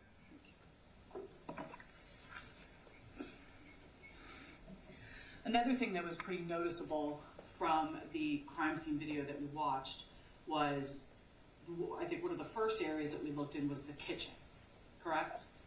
Yes. Towards the beginning it was. Yeah. There were drawers open in that kitchen. Yes. There were cabinets open in that kitchen. Yes. And when this crime scene video was taken, nothing was touched by law enforcement, correct? To my knowledge, no. Nothing was moved. No. Everybody was in the position that the first person who walked in saw that. That was my understanding, yes. And that's the way it should be, correct? Yes. So they wouldn't have opened cabinets or anything like that, right? No. Okay, so that's the way it was, to your best estimation. Going into bedroom 3, would you agree that the mattress was in a location where it should not have been normally? Agreed. So it was quite a, kind of the room was in kind of disarray. Yes. That would be a good description. Yes. In the bathroom, drawers were opened, Correct. and that's the way it was when it was seen. Yes. Going into bedroom number 1 as well. That was the one with the, I believe, where the sheet was on the bed. That bed was also not in a location where it generally should be. Correct. It was pulled off of its box spring, Yes. just as in bedroom 3. Yes. And then I believe in bedroom 2 there may have been an air mattress of some kind that we see, correct? Correct. And that air mattress, likewise, is not on a floor with bedding on it. It is kind of turned around. Would you agree? Yes. So once again, that room looked like it was in some sort of disarray. Yes. Would you agree that all the bedrooms appear to be in disarray? Yes. I want to talk to you about the Lugz boot box. Was there any blood on that box?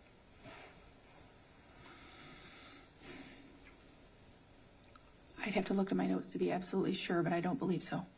And I think that it is probably correct with your instinct, but please feel free to confirm with your notes.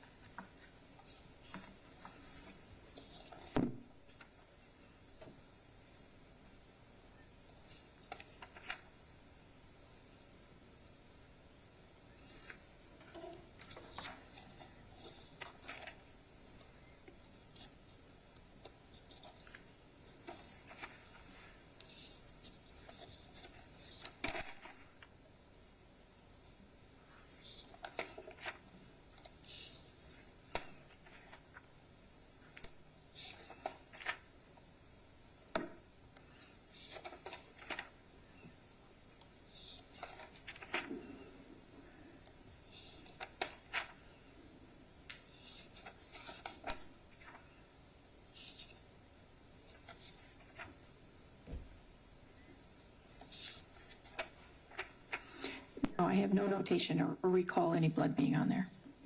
And of course, you did not recover the Lugz boot box yourself. This was provided to you after serology had looked through it? Correct. Okay. So you were a part of that scene where that was found? That's correct. Likewise with the sunglasses were not found inside of the Lugz boot box. No, I don't believe so. They were found in the same location, the vehicle, as the Lugz boot box, correct? Yes. But they were not within each other. Correct.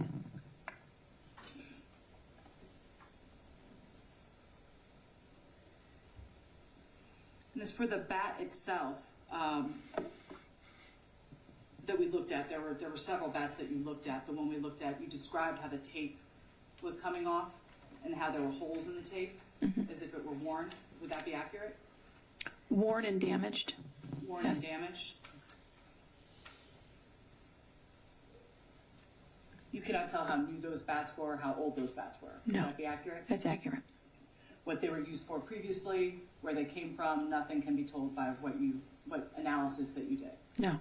Your analysis was limited to fingerprinting, and there were no fingerprints that identified any of the 4 co-defendants to that bat, especially, or any of the bats. That's correct. Just one moment.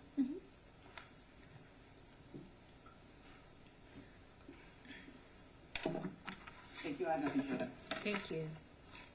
Anything, Mr. Gonis? No, Judge. All right, and may she be excused or Yes, subject? subject to recall. All right, thank you, ma'am, very much for your time.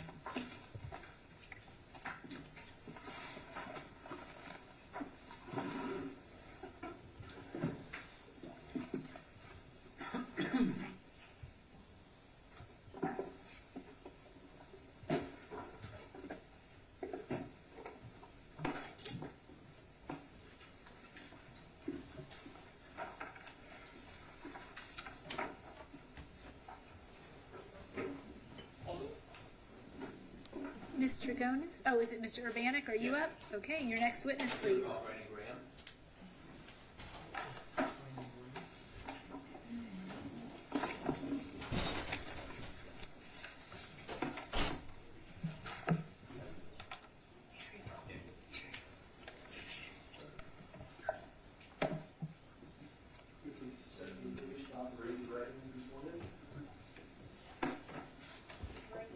You solemnly swear or affirm to tell the truth, the whole truth, and nothing but the truth, so help you God.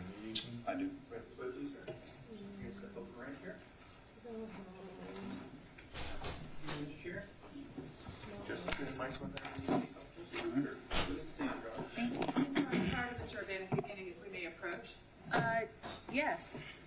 Thank you. It'll be brief.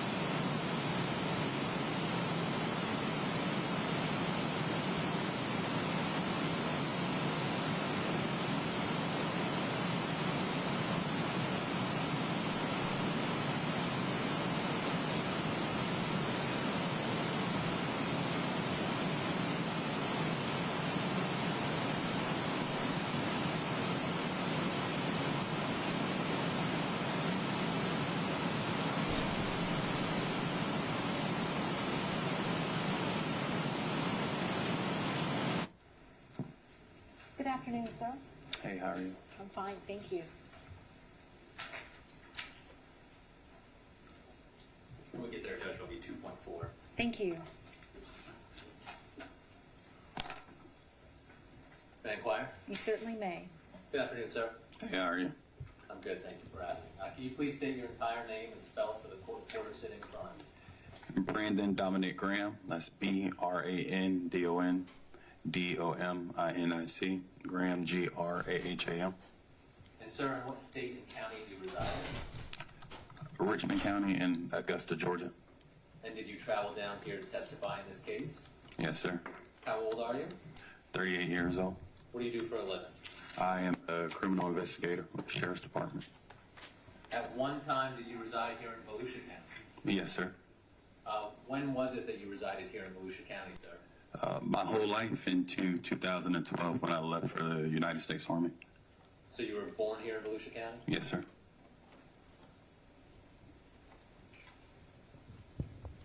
Were you living here in Volusia County in August of 2004? Yes, sir. How old were you in August of 2004? I was 17 years old. And where were you living in August of 2004? I was going from house to house, sleeping on couches from pillar to post. So more or less couch surfing? Yes, sir. Pretty much homeless. Did you go to high school down here? Yes, sir, I did. Where did you go to high school? Deltona High School. And is that where you're doing most of your couch surfing in the city of Deltona? Yes, sir. Going again, staying with August of 2004, did you know a man by the name of Michael Salas? Yes, sir. How long have you known Mr. Salas? This time I've known him for about 3 or 4 years. I considered him my best friend. So you guys go to high school together? Middle school, high school, yes, sir. Would you occasionally sleep at his house as you were couch surfing? Yes, sir. Also, in August of 2004, did you know a Robert Anthony Cannon? Yes, sir, I did. How long have you known Mr. Cannon? About 3 or 4 years as well, too.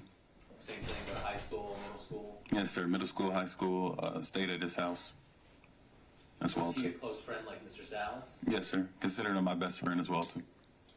I think you may have slipped it in there, but you stayed at his house too. Yes, sir. Did Mr. Cannon have a vehicle you guys often rode around in? Yes, sir. What type of car was that? He had a white Expedition. So, the big sport utility vehicle? Yes, sir, correct. Now, about a week before this happened, this incident we're here for, did you meet Troy Victorino and Jerone Hunter? Yes, sir. Did you have the same kind of history with Mr. Hunter and Mr. Victorino that you had with Mr. Salas and Mr. Cannon? No, sir.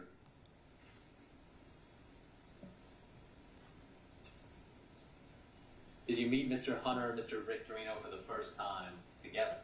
Yes, sir. What were the circumstances of the first time that you met Mr. Hunter and Mr. Victorino? I met them when I was with Mr. Cannon and Mr. Salas, and we're in Mr. Cannon's Ford Expedition, and we were meeting up with Troy to go to the house on Telford. I think, Judge, now would be an appropriate time for the instruction. Okay. Just one moment. The evidence you are about to receive concerning other crimes, wrongs, or acts allegedly committed by the defendants may be considered by you for its bearing on any matter to which it is relevant. However, the defendants are not on trial or subject to this penalty phase for a crime, wrong, or act that is not included in the indictment. May I proceed, Judge? You may. Thank you. So you said you were picking them up, and was this at the Ford Expedition? Yes, sir. With Mr. Cannon and Mr. driving? Yes, sir. Do you remember where you picked them up? We picked them up off of a residence off of Fort Smith. Is that in the city of Deltona? Yes, sir, it is.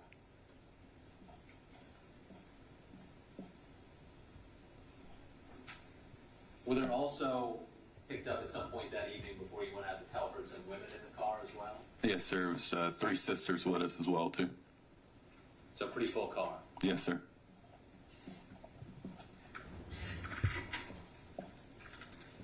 Now, had you been out to this Telford Lane house before? Prior to that day, no, sir. And was this on or about August 1st of 2004? Correct, yes, sir.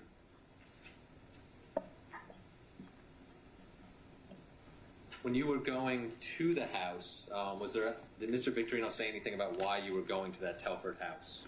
Yes, sir. And what was that? Mr. Victorino had stated that a couple of residents at the Telford house had stolen his property from another residence, and he was adamant about getting it back.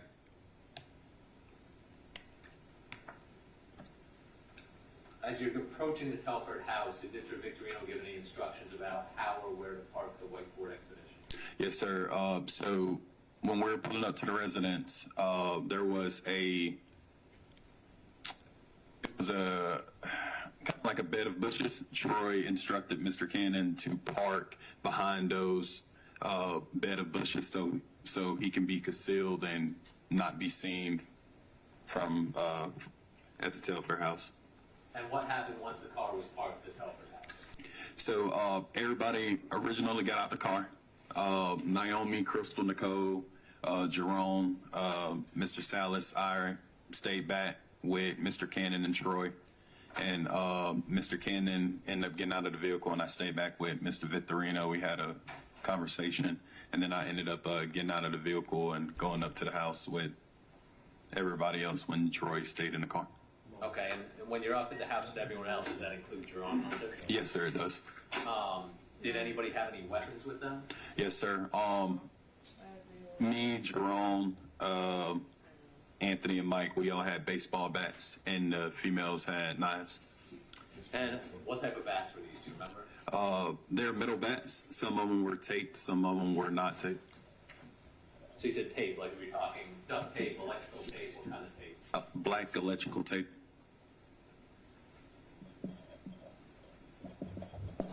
Did you go inside of the residence while you were there? No, sir, I didn't.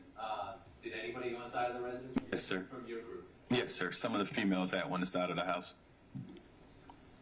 And were any of the residents of the house either come outside or in the doorways or anything? The doorway, yes, sir. And we're standing outside trying to antagonize them to come outside.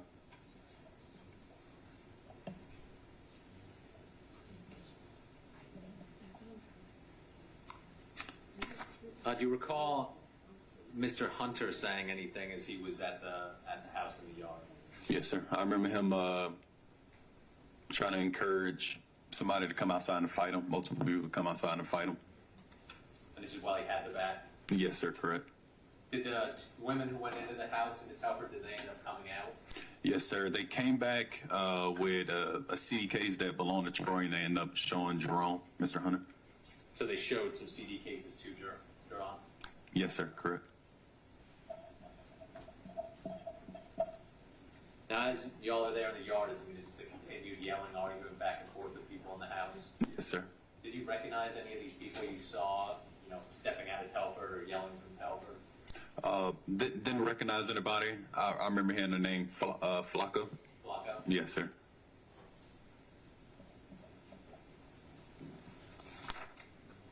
Now, how long do you think this whole thing lasted once you were up in the yard with everybody else?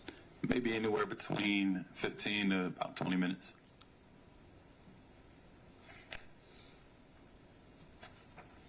What happens after the girls come out with the CDs or CD cases and they show them to Jerome? So Jerome tried to get people to come outside and fight him, but I ended up going back to the vehicle, and I know the girls slashed some tires and came back to the vehicle.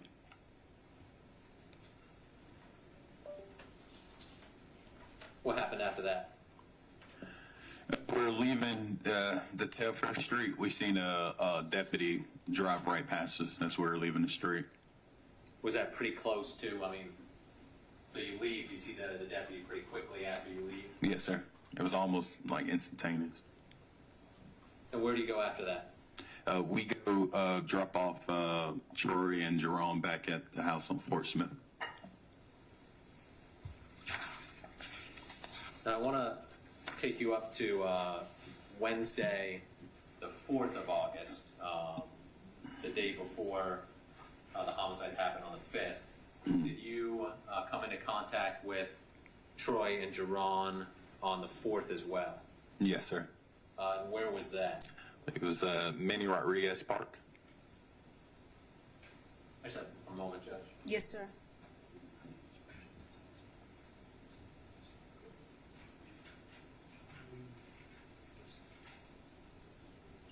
Yeah, that's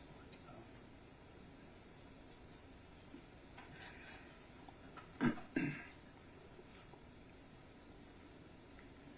I sorry, you said a park? Yes, sir. What park was that? Manny Rodriguez, What city is that? Deltona, Florida.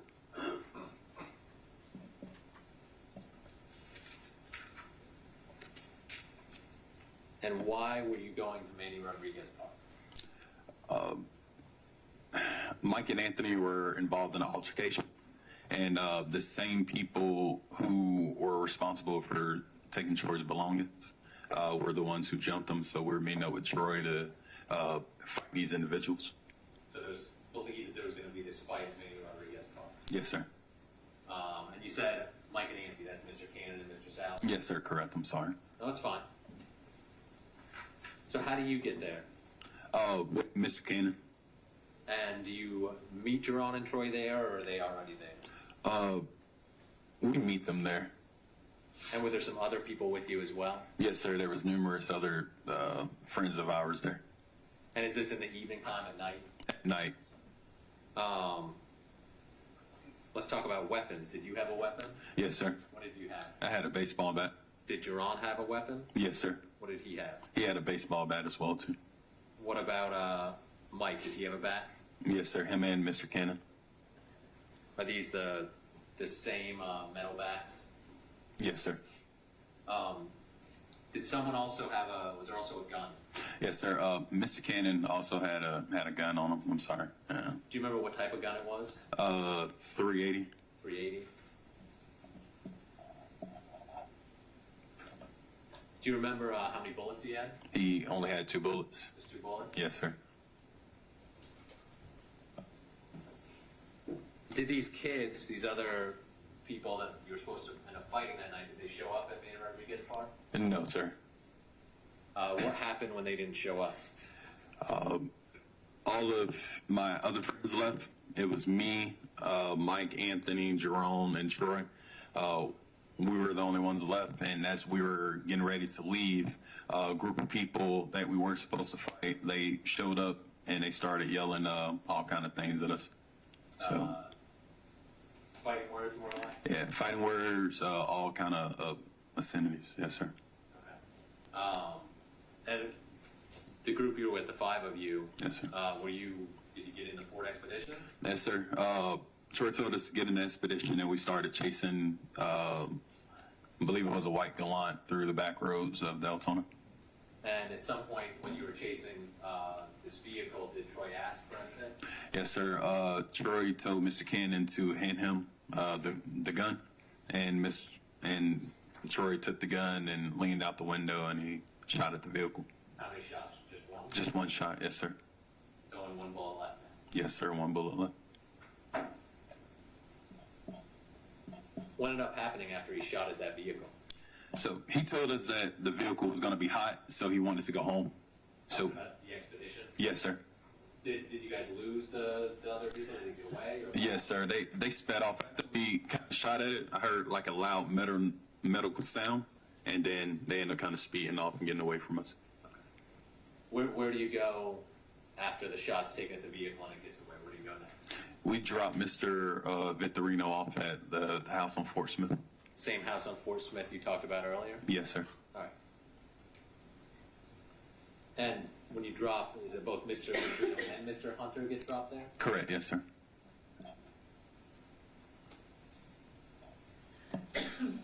Do you end up going back to that Fort Smith house the next day on August 5th? Yes, sir. Who do you go back with? How do you get there? Anthony drove us in this expedition, and it was me, him, and Michael. Was Anthony kind of like the primary means of transportation for y'all? Yes, sir. He was the only one with a vehicle. And when you get to Fort Smith, do you go inside the house? Yes, sir. We go inside the house. Cannon and Salas also go in? Yes, sir. And who's there? Jerone and Troy. And is this during the day, morning? When is this on the 5th? It was morning, going into the afternoon. It was between 11:30 and 1 p.m. So when you get there, so it's the 5 of you, right? Yes, sir. What do you guys just talking about like what happened the night before? Yes, sir. We're kind of talking about what happened before, and we're just sitting down on the couch, just talking. As you're sitting on the couch talking, at some point does Mr. Victorino talk about a movie? Yes, sir. What was the movie he started talking about? It's a movie called Wonderland. As of this date, like the date of this conversation, August 5th, have you ever heard of the movie Wonderland? No, sir. Did Mr. Victorino talk about that movie with you guys? Yes, sir. What did he say? He told us that at the end of the movie, a group of niggas ran in somebody's house and they beat them to death with lead pipes. And why was he telling you about this? Because he said that it's something that he wanted to do. Did he say where he wanted to do this? Yes, sir. And where was that? To the house on Telford.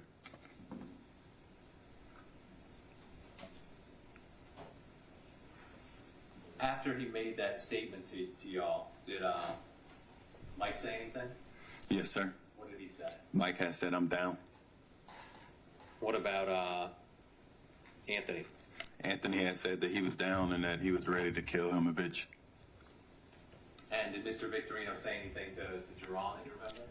He said, I know you're down because your stuff was stolen too, but Jerome shook his head and acknowledging that he was down.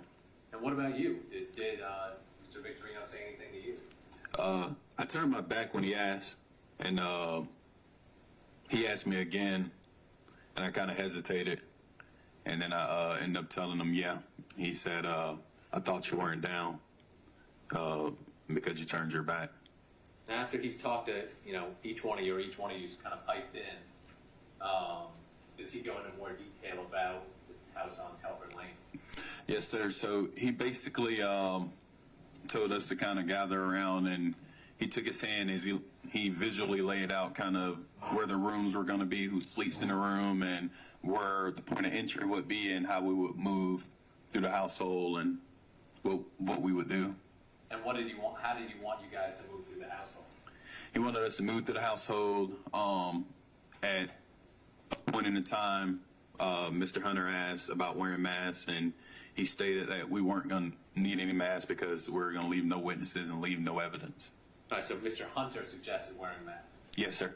And who was it that said, made that next statement, we're not going to need masks because we're not going to leave any evidence or witnesses? Mr. Victorino.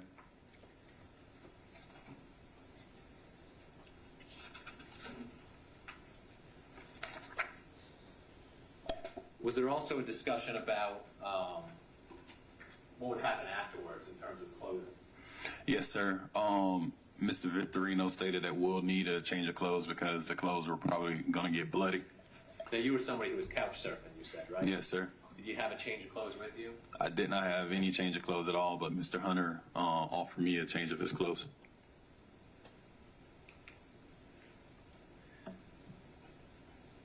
When you were there, was the gun there still, the gun from the night before? Yes, sir. How had the gun from the night before gotten back to the house? So the same night of the shooting incident, when we returned back to Anthony's house, Mr. Victorino had called Anthony and said that he didn't feel right. He didn't feel safe. He felt like maybe somebody was going to come back and get him. So he asked us to bring the gun back to him. So you guys had ran the gun back over there the night before? Yes, sir. Correct. On this day, on the 5th, when this conversation is happening, still only one bullet with the gun? Yes, sir. Was there a conversation about trying to get more ammunition for that gun? Yes, sir. Troy had stated that his family would probably have some more bullets for the weapon. So we drove around to about 3 different households trying to find some ammunition for it. All right, so you all end up leaving Fort Smith and going to do this? Yes, sir. Is this all 5 of you in the expedition? Yes, sir. Correct. Were there bats still in the car, the metal bats? Yes, sir. Where were they in the expedition? They're in the back, in the trunk.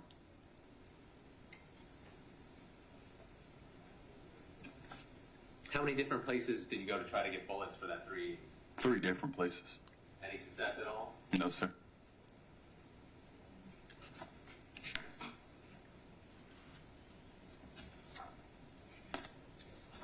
They said that this was, you were at the house, you got to the house like late morning, early afternoon. Yes, sir. Is it still daylight as you're out looking for this 380 ammunition? Yes, sir, correct. Did you have a cell phone back in 2004? Yes, sir, I did. At one point when Mr. Victorino and Mr. Hunter out of the car, did you talk to Mr. Cannon and Mr. Salas about what's going on? Yes, sir. Tell me about that. I talked to them and I kind of asked them, they asked me, was I down for it? And I told them I really don't know. Did one of them kind of pressure you a little bit? Yeah, Mrs. Salas called me a bitch because I didn't seem like I had my heart into it. And shortly after that, did you end up making a phone call? Yes, sir. Tell me about that. I called a real good friend of mine, Chris Craddock, and I asked him if I can come over to his residence. And was that okay with Mr. Craddock? Yes, sir. Did Mr. Craddock live in Deltona? Yes, sir, he did. Where in Deltona did he live? He lived from one of the main roads, but it was like secluded and you had to take multiple back roads to get to his residence. Now, to your knowledge, did any of the other 4 guys know Mr. Craddock? No, sir, they never met him before. Ever been to his house before, as far as you knew? No, sir. Did you ask the guys if they could drop you at Mr. Craddock's house? Yes, sir, I did. And did they drop you at Craddock's house? Yes, sir. Before you got out of the car and went into Mr. Craddock's house, did Mr. Victorino say anything to you about timing for that evening? Yes, sir. He told me that he'll come back and pick me up around between 7 and 9:30. Excuse me. And did they leave in the expedition, the 4 guys? Yes, sir, they left. Do you stay at Craddock's house, or do you end up going somewhere else? I ended up going to another friend of mine's house. And what city was that Mr. June stayed in DeLand. in? DeLand? Yes, sir. So north of Deltona, obviously. Yes, sir. Now that evening, kind of jumping ahead, that evening, did you end up going back to Mr. Craddock's house later? Yes, sir, I did. Did you end up missing some phone calls that night? Yes, sir. I probably missed about 10 phone calls that night. And who were those phone calls from? Mr. Cannon's cell phone. So his number, you would have had his number in your phone, and would have shown up as his Yes, sir. number. Yes, sir. I know we're talking back in 2004, cell phones are a little different. Yeah. At any point, did Mr. Craddock take the call for you? Yes, sir. Did you tell Mr. Craddock what to say? Yes, sir. I told Mr. Craddock to tell them that I was going to go to the hospital on DeLand and visit my sick brother. But that wasn't what you were doing. No, sir. Did you tell Mr. Craddock about what had happened at that house in Fort Smith, the conversation that had happened? Yes, sir. So originally, when I first got dropped off, when I walked in the house, Mr. Cannon called me. He told me not to tell Mr. Craddock about what we talked about. This is when you first dropped off at Mr. Craddock's house? Yes, sir. Correct. Okay, go on. I'm sorry. But I felt the need to confide in Chris, and I ended up telling him what we had talked about. So when Mr. Craddock was helping you out and taking that phone call, he had some knowledge about what had been going on? Yes, sir. At any point that night, on August 5th, in the morning of August 6th, early morning hours of August 6th, did you ever meet back up with Mr. Victorino, Mr. Hunter, Mr. Cannon, or Mr. Salas? No, sir. Where did you sleep that night? At Chris's house. When did you first hear the news of what had happened at Telford Lane? Chris's mom called us the morning of, and she advised us that 6 people had been murdered in the house in Deltona. When you heard this, did you kind of instinctively know or think anything like that's what they were talking about, or? After getting over the initial shock, yes, sir. That's when it struck me that they did it. And where did you go when you heard this news? We went to the house on Telfair to verify if it was the house that we were talking about. And when you got, so you said the house on Telford, so in your mind, is it the same house that we visited a few days before on the 1st? Yes, sir, correct. The same house that we're planning on. Yeah. So you went back there? Yes, sir. And when you got there, what did you see? We seen basically the whole street was blocked off with sheriff's deputies and news crews and all of that stuff. But it was the same house that we planned on going to and the house that I've been to previously. Did you go talk to the deputies? No, sir. Why not? Just nervous, scared. Where did you go then instead? We went back to Chris's house. Did you at some point later that day actually come into contact with Mr. Salas, Mr. Cannon, Mr. Hunter, and Mr. Victorino? Yeah, after we left Chris' house, I told him to drive me by Mrs. Salas' grandma's house, is where I was keeping some of my belongings. And I came in contact with Mr. Salas at his grandmother's house. Any really conversation with them at all about the night before? I've seen him, Troy, Jerone, and Mr. Cannon, and originally there was no conversation about that in front of Troy, but I noticed that Troy had, like, Mr. Cannon's car was full with stuff that previously wasn't there, and I noticed Troy had a Game Boy, so I kind of talked to him about it. Let me stop you. So you said full of stuff. Like, what kind of stuff were we talking about? Like clothes and just a whole bunch of other, like, personal items. So personal belongings? Yes, sir. You said Troy had a Game Boy? Yes, sir. Have you seen him with this Game Boy before in the week that you've known him? No, sir, I haven't.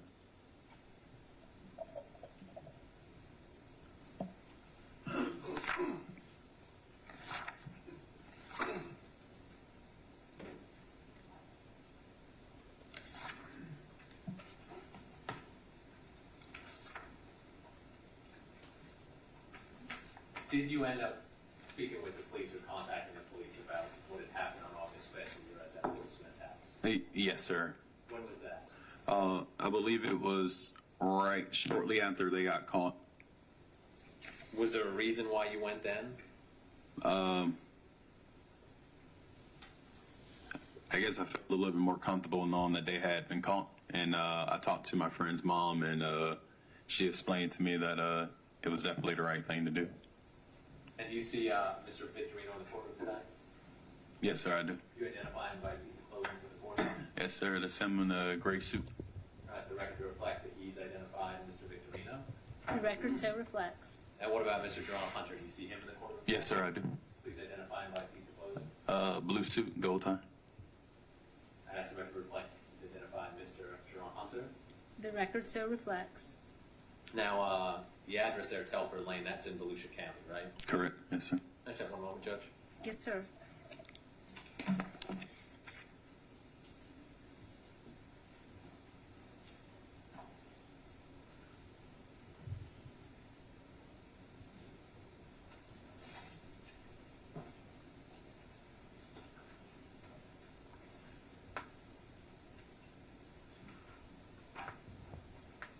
I just want to go back to the conversation at Fort Smith real quick. Did Mr. Victorino, in discussing and laying out the plan for what was going to happen, was his focus on a particular person inside that house? Yes, sir. He told us he really wanted Flacco, and then he told us that he really wanted us to harm the females because he said kill the bitches or beat the bitches because all they do is talk. Actually, one more moment, Judge. Thank you, sir. I'll attend to the witness. Thank you. Mr. Wood or Mr. Tomas, which of you is up? Would be me, Judge. Thank you, Mr. Wood. Good afternoon, sir. Hey, how are you? Actually, my train of thought, on your last answer, Mr. Urbanik asked you about the Victorino said he really wanted to, and I want to make sure I wrote this down. Did you say that you really wanted to beat the bitches? Yes, sir. Okay. Didn't use the word kill? Correct. Okay.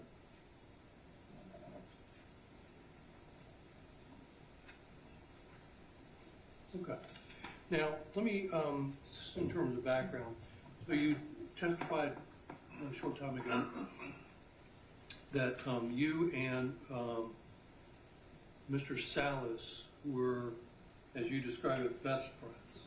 Correct. Okay. So would that mean you guys hung out like every day? Yes, sir. We hung out a lot. Yes, sir. Call each other frequently, do stuff together? Correct. Okay.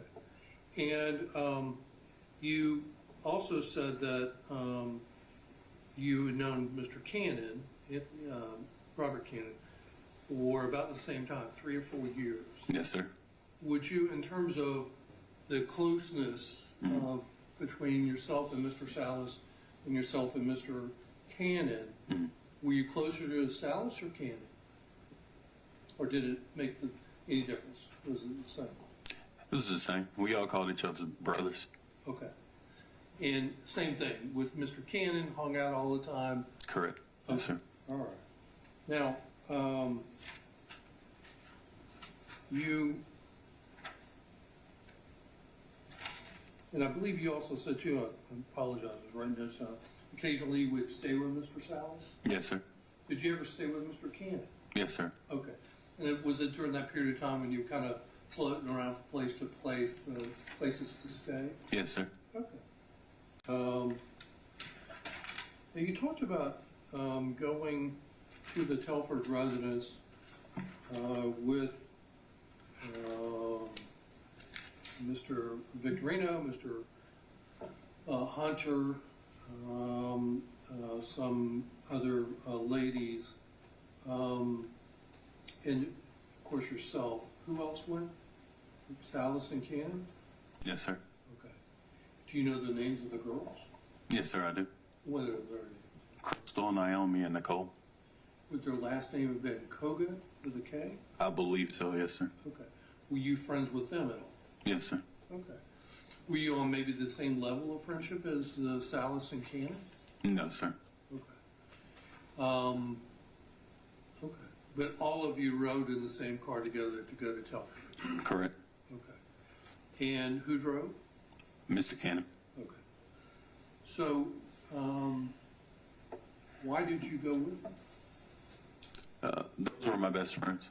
Okay. So, did you know before you went over there that or what did you know before you went over there? What was the plan? There was really no plan at all. I guess it was just going to see if we can try to get back Mr. Victorino's belongings or just stir chaos to try to get it back. Okay. Is that what you thought it was after talking to your best friend Salas and Cannon? Yes, sir. Okay. And you went over there with a baseball bat? Yes, sir. Okay. So, and this is at night? Correct. Okay. And did you have any plans on using the bat? No, sir. So why did you have one on? A scare tactic. And you never went inside the residence? Correct. All right. And Mr. Hunter never went inside the residence, did he? That night, as far as I know, no, sir. Okay. Not that you saw. Correct. And how long were you guys there? So about 10 to 20 minutes. Okay. And correct me if I'm wrong, it sounds like from what you testified to that the only people that went inside the house were the 3 Cougar girls? Correct, yes, sir. Okay. And then they came out with some CDs? Mm-hmm. Yes, sir. Okay. And did you know at that time when they came out with the CDs that that was property that belonged to Mr. Victorino? Yes, sir. Okay. How did you know that? My memory may jar me, but I believe it has Mr. Troy's name on the CD case. I see. So you actually got to look at them up close or something? Yeah. When was that? Originally, when the girls came out the house before I went back to the vehicle. Okay. So would you go up to the girls or something? They brought it out and they showed Mr. Hunter, and I was standing beside Mr. Hunter. Okay. Do you recall the girls, the Koga girls, having any other property that they brought out? They had a couple more things I can't really remember. Do you know if those things were identified as belonging to Mr. Victorino? Yes, sir. Okay. And who identified them? Mr. Hunter. Okay. And was there anything that came out of the house that anybody identified as belonging to Mr. Hunter? I can't recall. Okay. And I believe you said there was like a lot of yelling going on? Yes, sir. Did anybody ever get that particular occasion get into like a physical fight with anybody there helping? No, sir. Okay. Just yelling? Correct. Not just maybe cussing? Yes, sir. And was it kind of loud yelling? Yes, sir. Okay. And then eventually you guys left Yes, correct. Yes, sir. and went back where, to Fort Smith? Yes, sir. Okay. Now,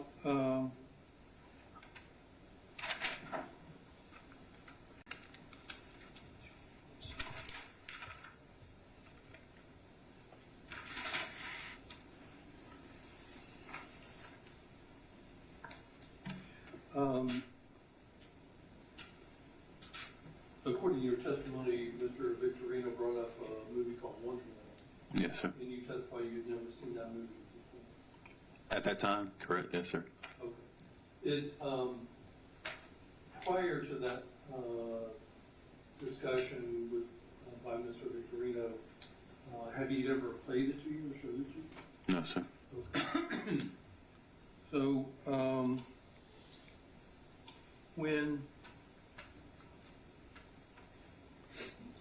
when you had this discussion there at the house, you testified, you were there, Salas was there, Cannon was there, Mr. Victorino and Mr. Hunter were there, correct? Yes, sir. Anybody else that was there? No, sir. Okay. And were you in the pecking order of who Mr. Victorino asked if they were down with it or go along with whatever? Were you like at the beginning, the end? I mean, how did I was the last. You were the last. Mm-hmm. And were you guys all like sitting around on the couch together in close proximity? I was sitting the furthest away from him, but everybody else is pretty close to him. Okay. So, but you did say yes. Correct. Okay. And did you say yes more than one time? I just remember just once. Okay. All right. So, was your understanding that by saying yes, you were going to go kill some people? No, I knew that, unfortunately, sometimes you have to appease people to give them the answer they want to hear. Okay. And so you never agreed to kill anybody, but you agreed to break into a house? I originally stated yeah in fear of my life. In fear of your life? Yeah, I used to be a coward back then. Did anybody threaten you at that time? No. But I think that you said Salas at one time said, don't, I don't want to say it in the wrong way. Said something about don't be a bitch or something like that? Correct, yes, sir. Okay. Did I say that right? I really want to. Yes, sir, you did. Okay, all right. Well, Salas was your best friend at the time. He's saying don't be a bitch. Mm-hmm. Were you mad about that? Not at all. Okay. Did you understand that you were going to go inside the house and use weapons? I knew that I wasn't going to do it from the moment they brought it up. Okay. So eventually you go talk to the police, but this was after Salas and Victorino, Hunter, and Cannon are all arrested, correct? Correct. All right. Did the police ever bring up the possibility of you being arrested for conspiracy to armed burglary? No, sir. Did they ever mention to you being the possibility of being charged with any crime at all? No, sir. To this day, have you ever been charged with your agreement to go do a burglary? No, sir.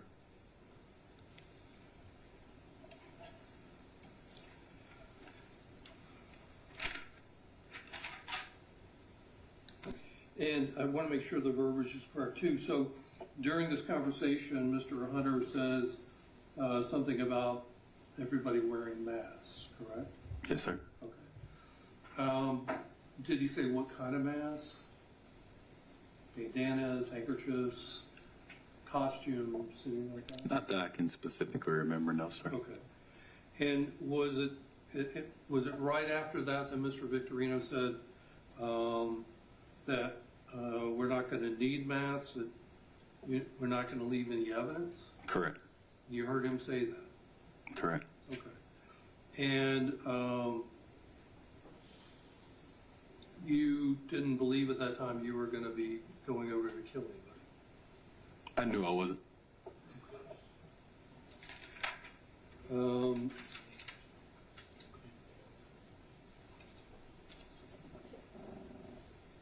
You've identified Mr. Victorino here today. Was he about that same physical shape back then in 2004? He was a lot more in shape back then.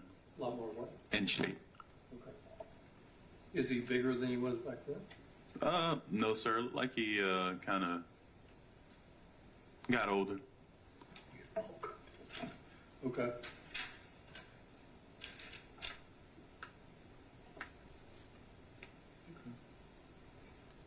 I don't have anything else. Thank you. Thank you, sir. Ms. Sammons?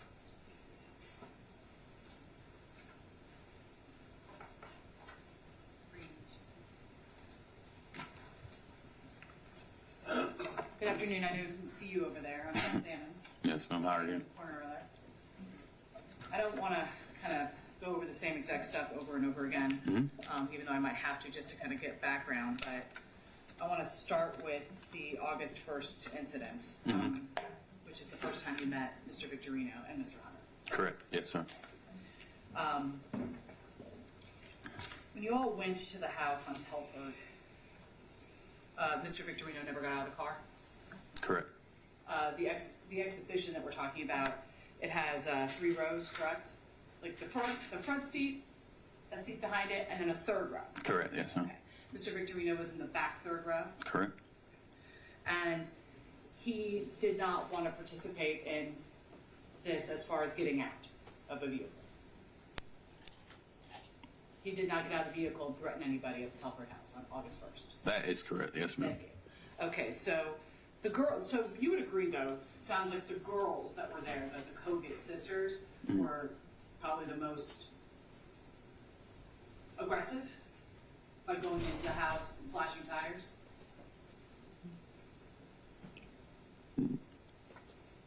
Yes, ma'am. Is slashing tires not aggression? It is. Is going into someone's house without permission not aggression? I guess. I can see where you're going. Yes, ma'am. They weren't being polite and nice and saying, please get back to his things, correct? I think they're instructed by Troy to do that stuff. That's what you're supposing. Did they say, I've been instructed by Troy to go and slash somebody's tires? I can't recall. You can't recall that? Yeah, I can't recall. But you recall now that you believe that he basically ordered them to do this? Yes? Correct.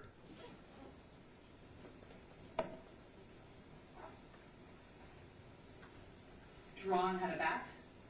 Correct. Mike Salas had a bat? Correct. You had a bat? Correct. Anthony Cannon had a bat? Correct. 4 bats? Correct. The girls had knives? Correct. In the house, they slashed tires, right? They had knives on their person? Mm-hmm. Yes.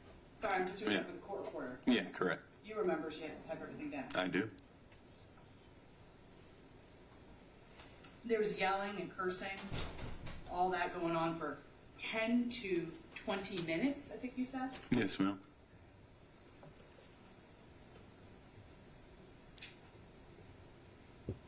That's a pretty long period of time, would you agree? To be sitting and arguing and yelling outside? It goes by pretty fast. And I think you said that you did recognize somebody's name being said. It was Flacco? Mm-hmm. Yeah, I'm sorry, yes? Yes, ma'am. I'm sorry. And I'm only doing that because I want to make sure. Yeah, for the court. Yeah, I got you. Okay. So did you see him in the driveway? I see him in the doorway, I believe. Yes, That's ma'am. the better way, doorway. I think you just said on direct that the girls had retrieved Troy's CD case, Yes, ma'am. and that it actually had his name on it. Yes, ma'am. So it said Troy on a CD case? I can't recall specifically, but But that's your memory yes, ma'am. of how it was identified as his? I believe it was brought to Mr. Hunter, and he identified it as Troy. Was there somebody there, do you know the Abbey brothers? If I said the Abbey brothers, Abby M, Abby G, do you know who I'm referring to? Yes. Okay. Was there some sort of issue between Salas, your friend, and the Abbey brothers? At that time, Yes. Mr. Salas, I believe he had a previous altercation with one of the Abbeys. Was he trying to incite one of the Abbey brothers who was there? One of the Abbey brothers was there on August 1st when you and the girls and everybody went to the house on Telford. Which one was it? Either one. Neither Oh, one okay. was there. They're twins, right? Okay. Yes? You remember one of the Abbey brothers being present? I can't recall. Do you remember Mr. Salas asking him to fight him? Or Mr. Hunter asking him to fight him? I remember Mr. Hunter stated somebody to fight him. I don't know who it was specifically.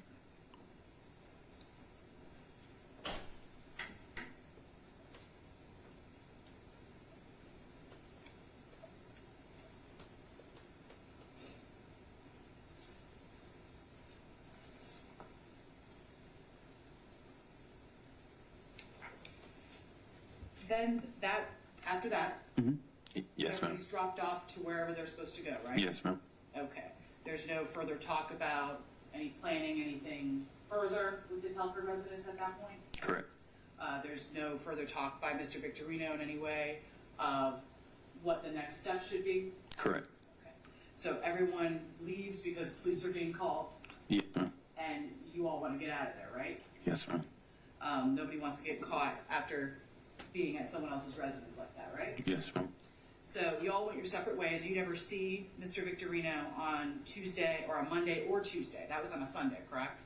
Correct. Pretty late at night, almost going to early morning. Would you agree? Yes, ma'am. So then you don't see him at all Monday or Tuesday. Yes, ma'am. Okay.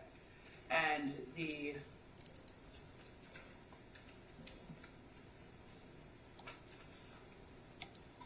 next time you see them, any of these guys, is Wednesday. And this is when you guys had, I guess you described it as like an incident where you're supposed to be going and meeting to beat up some kids at the Manny Rodriguez Park, correct? Yes, ma'am. And that would be August 4th, which is a Wednesday. Yes, ma'am. Okay. And but basically, how did you all meet up? Where did you see Jerone Hunter for the first time?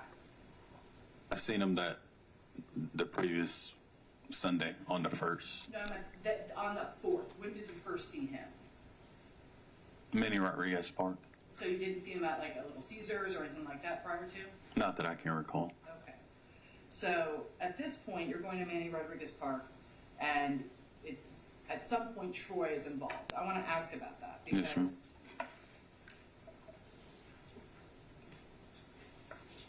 wasn't it Salas the one who called him to ask for his help? I'm not quite too sure. Okay, I need a moment, Your Honor, because I have to look through transcripts at this point.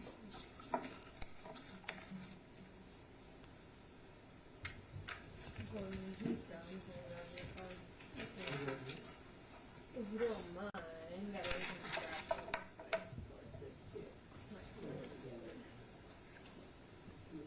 but if you need it. No rush.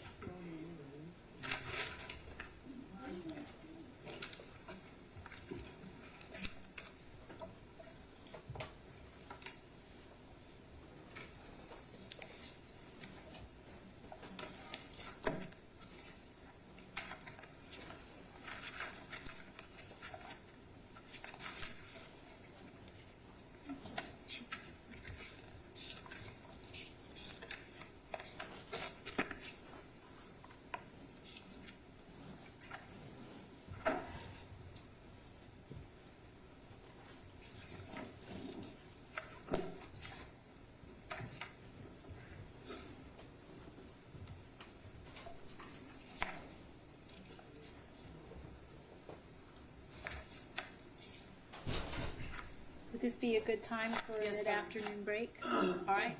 We're going to take a break for 15 minutes. Please don't discuss this case amongst yourselves or with anyone else, and please no independent research.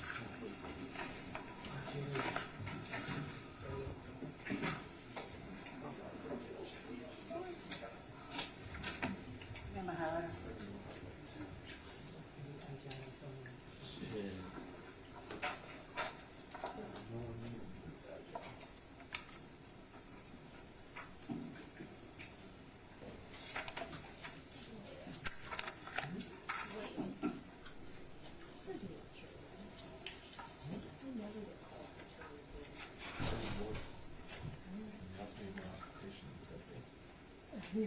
Oh, well, I know I wouldn't guess, but it'd be fun to have a day. All right, everyone, please be seated. We are in recess. And Mr. Graham, if you would like, you're welcome to step down or stand up, stretch. You've got 15 minutes. All right, thank you. sir.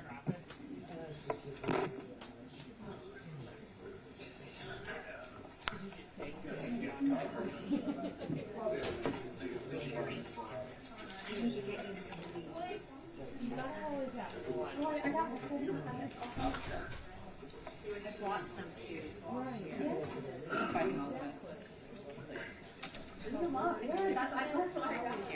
I like this next one. Yeah, I do too. It's in between two. It's like before 2002. I know. Hey, at least we're not in those court seats. Huh? At least we're not in those chairs. Those hurt. Oh, I know.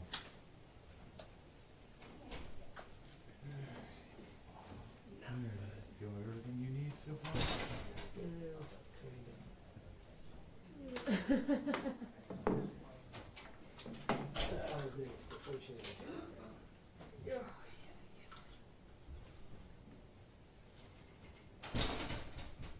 I'm calling in sick one today. You are. I'm almost done with the script. Can you imagine me being cool? Do you want to track the car? I can't sit still. No, actually. So Mike, Did you write your keep a script? little Yeah, secondary it's been really monitor good. because Okay. now What did you end the up monitor using? shot not 2 opening statements, thoughts, and this guy. I learned Yeah, a he long was time pretty. ago, I'm not kind of gonna include standing him. up Probably still for the all next day one. for hours Yeah, at he a was time. pretty good. Yeah, he's pretty. No bueno. I can't even sit down for a period of time and then stand for a period. Can I get that, Jeff? No?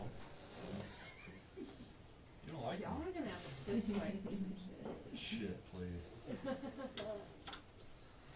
This be crisp.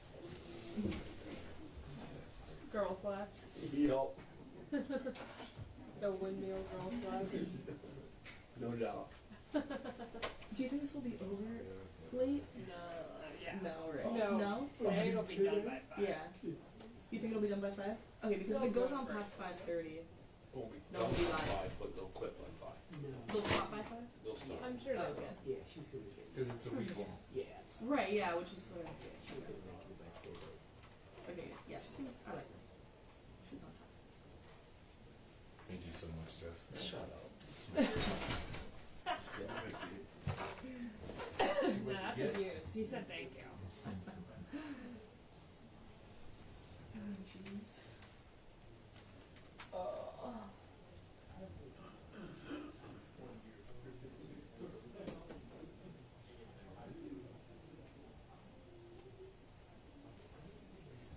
Somebody's script will be taken out.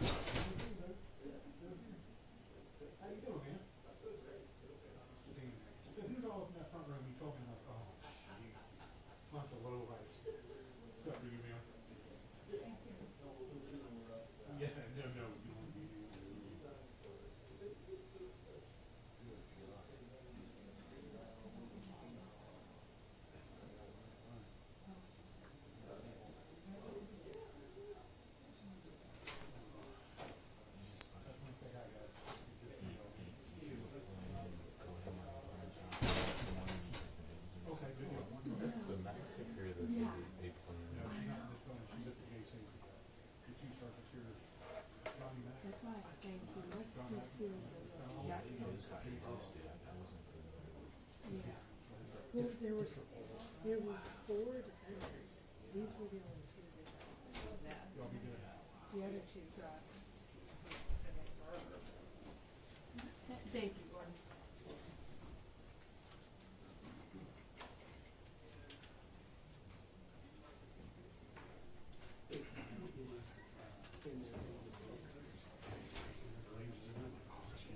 jury? I know it was up. Every time I see him outside, it's just like a complete train wreck. Yes. Oh, the skinny guy? Yes. What is he always doing? When we walked out, we were following him. Yeah. With his little. Yeah, what's he doing?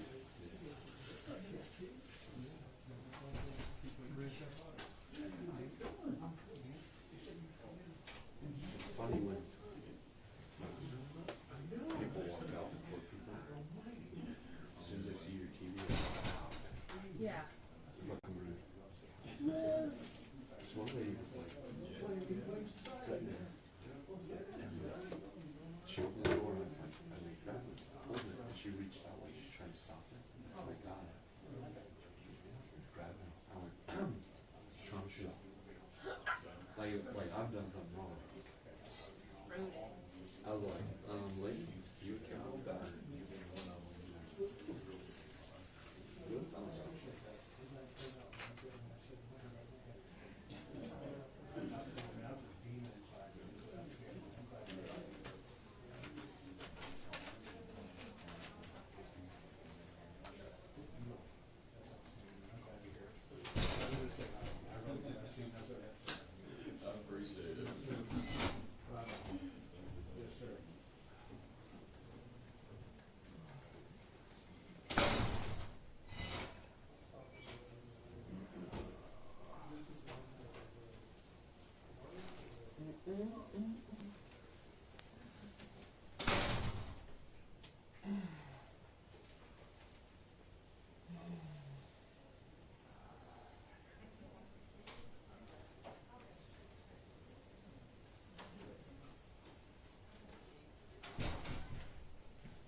Do you water? I did. Water fountain is still.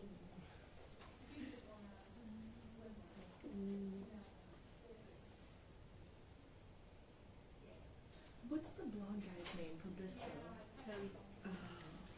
I looked for him for like a while, but I couldn't find him anywhere. He changed offices, I think. He works with the lady now. What? This one? Yeah. Yeah. He was, oh. Oh, that's why I recognize him. I was like, I've seen him before. Yeah, he was Oakland. If you don't find what you need, I think that some of that guy's starting to get too full. Okay. I'll take a look. What are you looking for? Nothing, I was just pulling, I can pour in a bit. Or do you have him? Next. Is that I would say, because I was taking notes the other day, so. Oh, I took all the notes. Taking notes. Here you go. You're shooting and taking notes? Thank you. Is that this guy? Gordon, is that this guy? Yeah, man. Okay, I'll take that. Yeah. Or not? Are you gonna use it? It's okay. I was just gonna download it if you need it. Okay. You gonna use it? You gonna take it? Do you want it? need it? You need it? Do you want it? Do you need it? It must be a joy to work with. Fuck, we're fucking fantabulous. Just ask us. Just ask.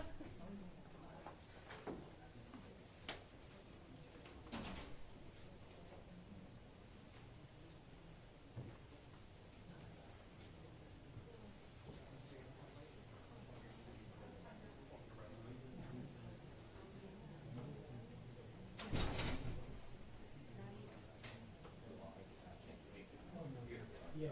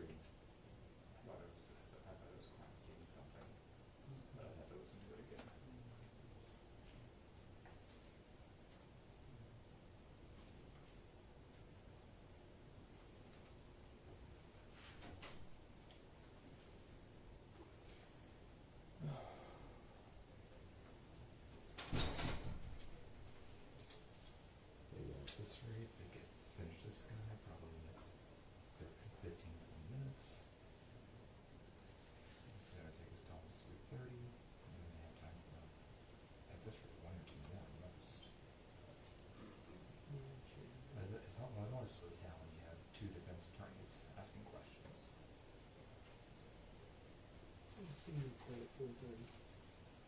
Or 5 o'clock, so that. But I've got enough recording time to get me all the way. So, actually, I didn't even hit my last card. I've got another 64 and 32 I need to finish.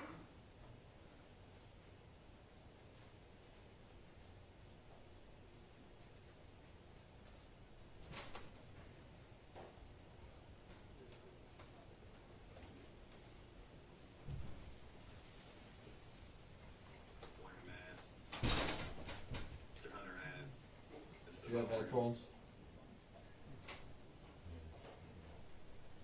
Look at Holly.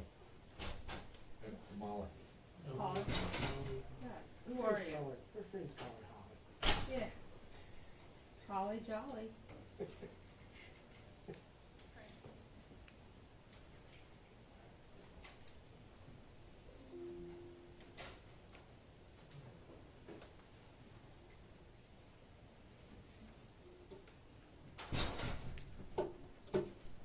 Mr. Hunter.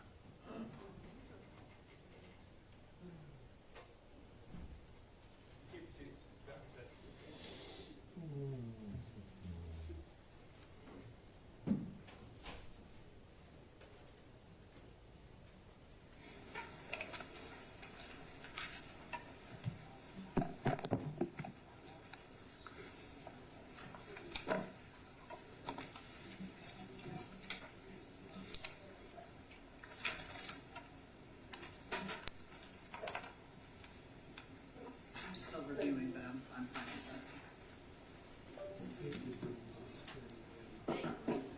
Oh, okay. Yeah, I'm pulling right now. I think I might.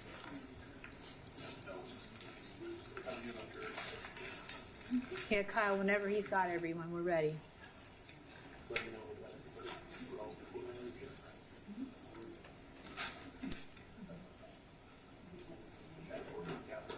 Great.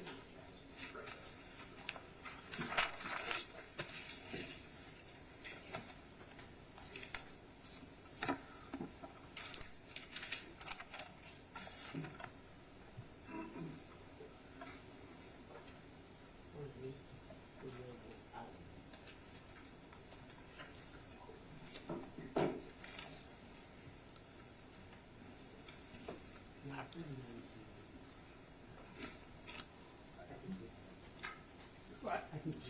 Oh, okay. Thanks.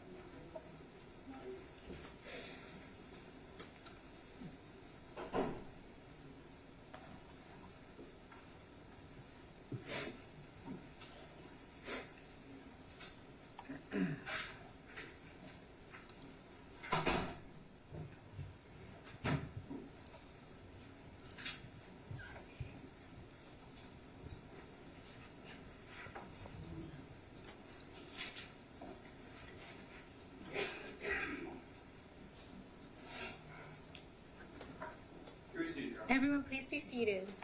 Counsel, you may proceed. Thank you. Mr. Graham, Yes, ma'am.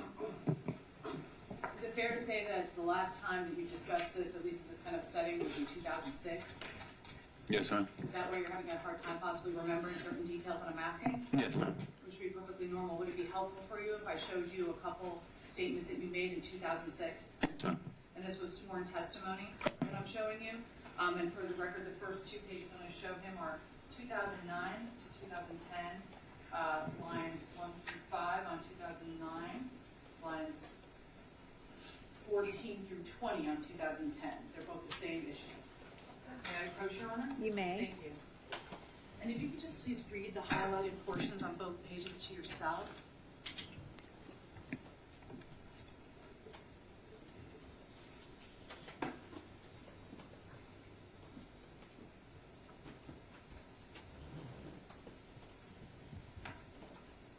And the next page too, sir.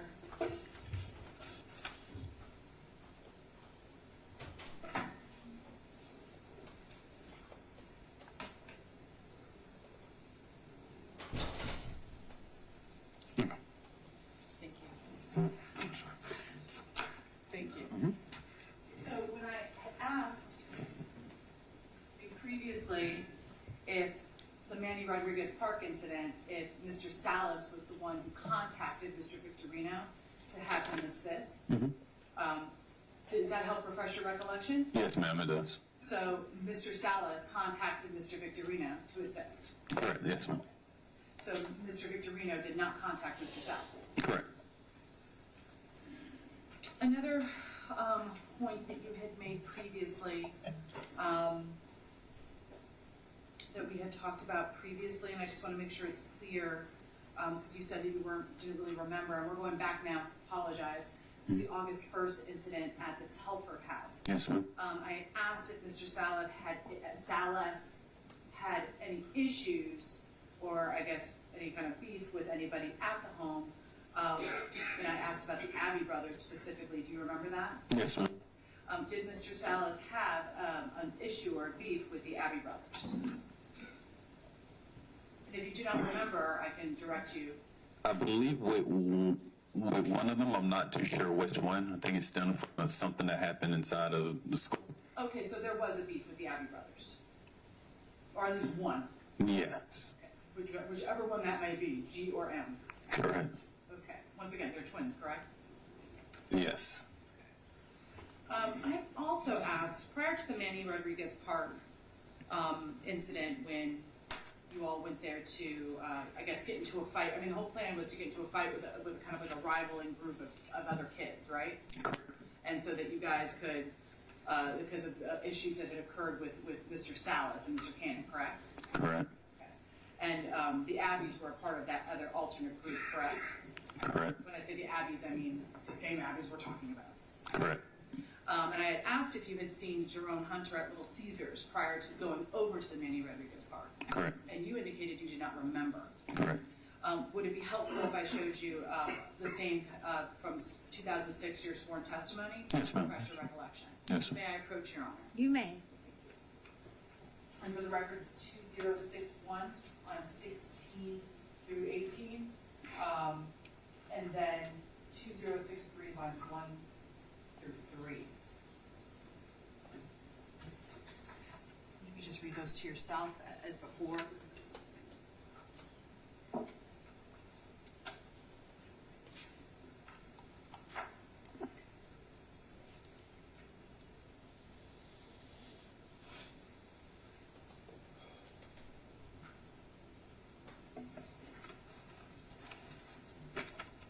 Thank you.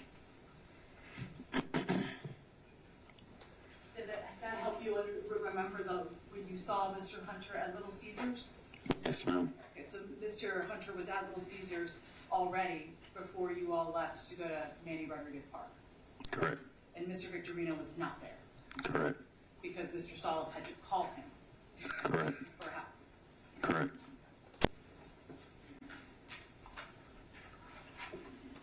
Going into the incident at Manny Rodriguez Park, you all picked up Mr. Victorino at some point? Or were you part of the vehicle that picked up Mr. Victorino? I can't recall. Yeah, because there were multiple cars, right? Because there was, Yes, ma'am. it wasn't just Mr. Salas, Mr. Cannon, Mr. Hunter, Mr. Victorino, and you. There were at least 3 or 4 other guys, right? Chris, Ricky, yeah, a lot of other people. So it was a bunch of you together, and there were enough bats for everybody? I think you said it earlier, maybe there were 7 bats in the... Somewhere, it was a lot of bats, yes, ma'am. Okay. And that would have been in the expedition? Yes, ma'am, but I believe some of them came with bats as well, too. Okay, great. So that's kind of a common way y'all fight? When you have a problem with one another, you bring bats? No, that was the first time I brought a bat.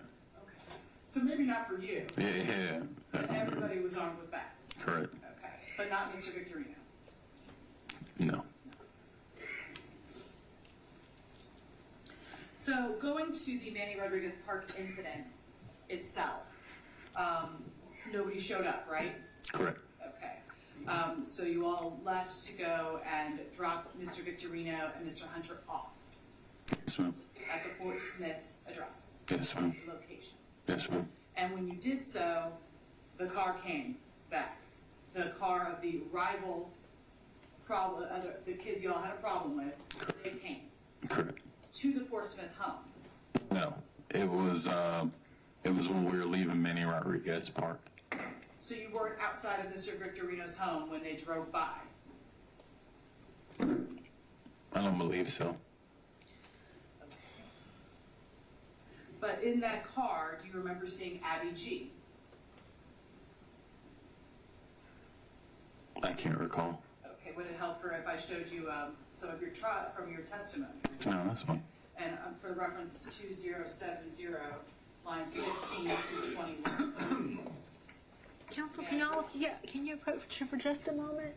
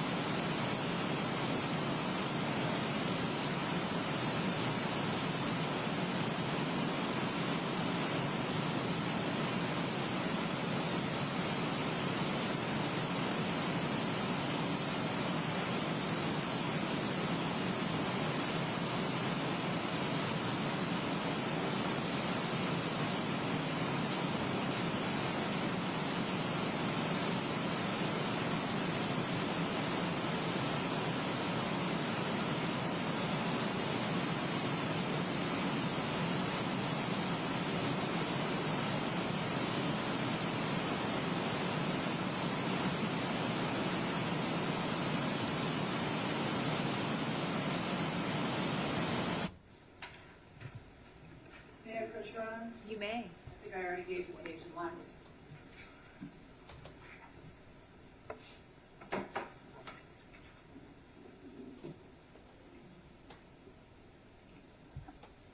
Do you remember seeing Abby G in the vehicle? Yes, ma'am. And he was hanging out the window yelling and screaming? Correct. And then that's when you described the whole chase that occurred after that point? Correct. Yes, ma'am. You all were going pretty high speeds chasing each other? Yeah. Yes? Yes, ma'am. Sorry.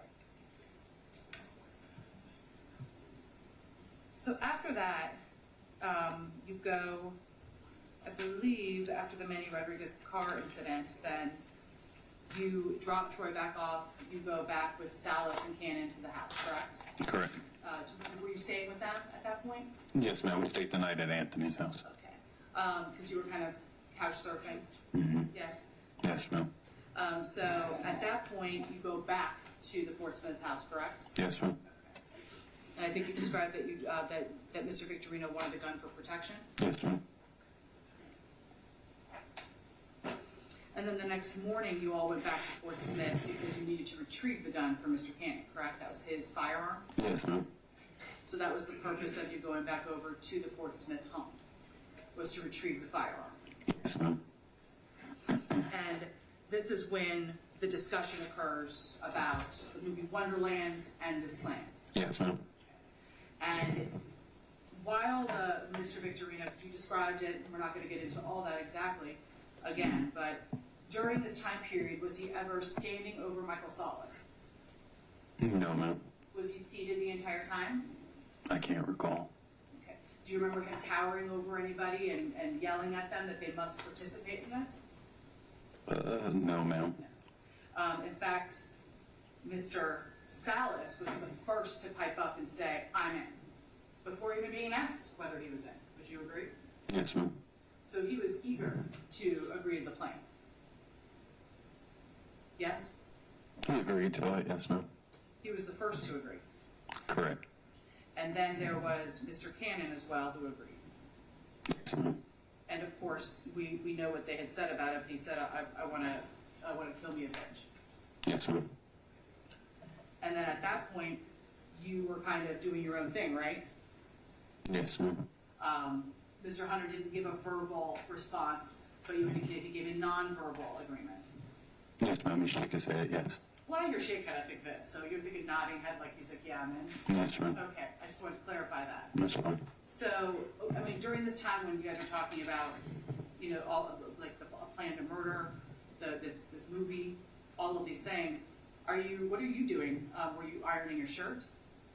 I was trying to find something to iron my shirt. Correct. So you were trying to find something to iron your shirt. You were trying to do that while all this conversation's going on. Would you agree?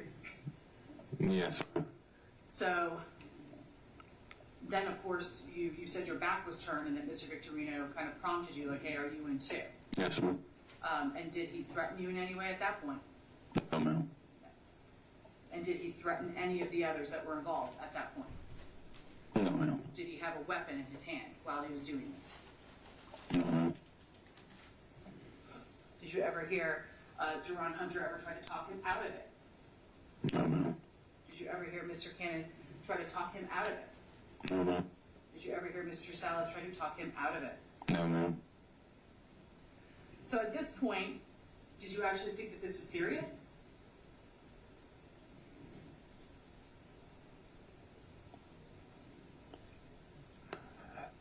I didn't know. You didn't know. Now you're doing other things. Obviously, you're with everybody, but at this point in time, did you believe that they were actually going to do this?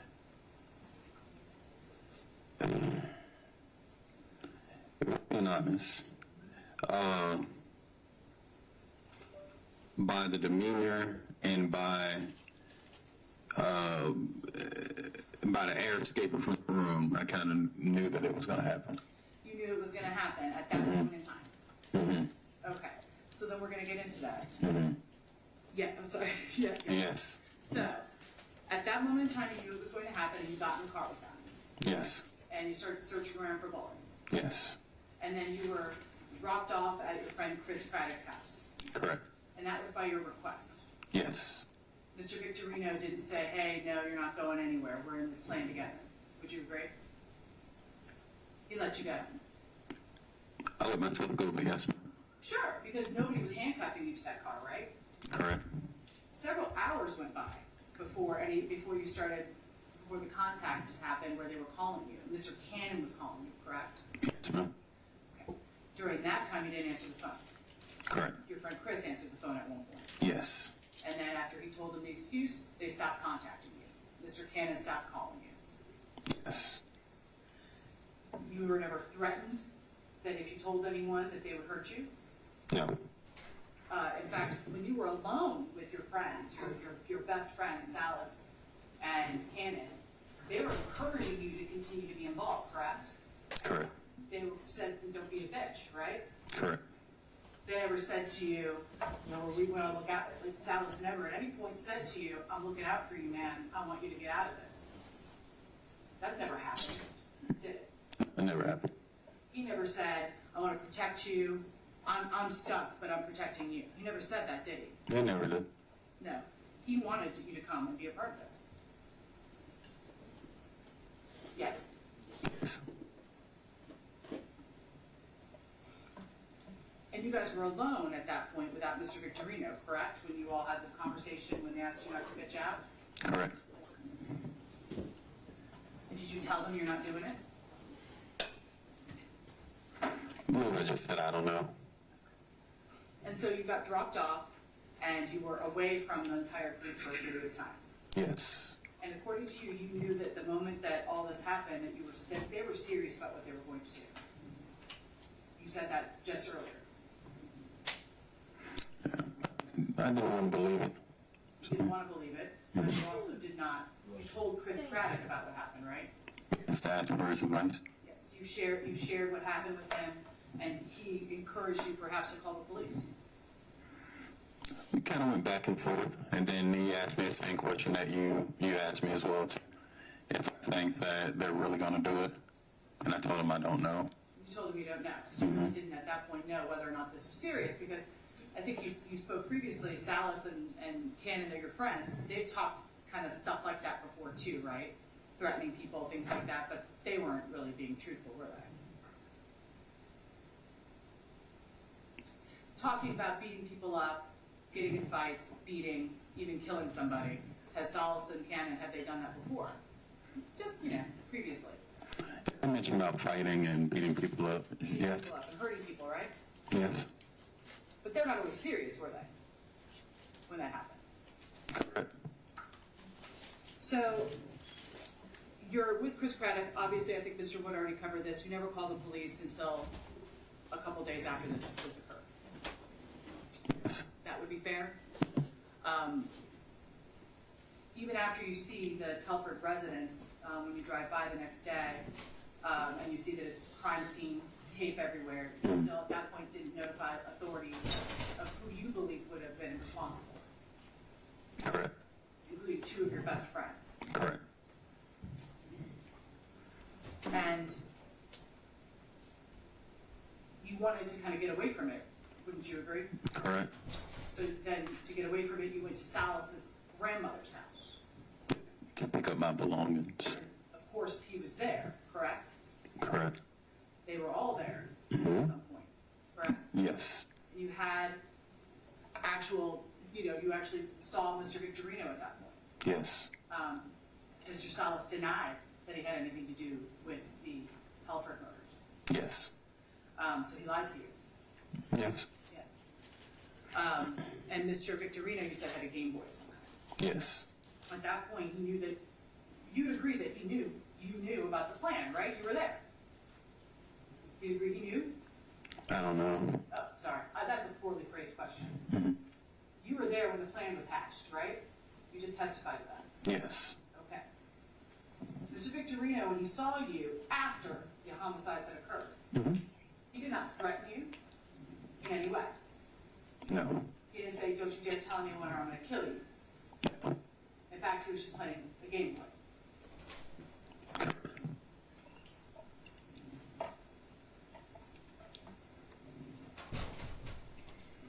Give me one moment.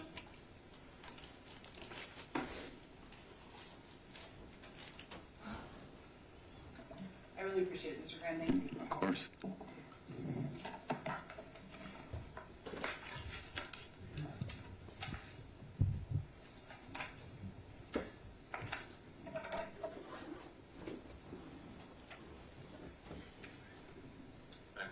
You may.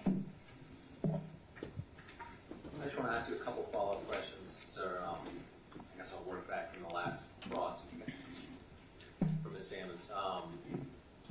How big were Mr. Cannon and Mr. Salas, like, physically? About 5'8". Well, Anthony was about 5'8", maybe 110 pounds, and Mike was about 5'5", 130 pounds. They were very small in stature. What about you back then? I was about 6'1", about 130 pounds.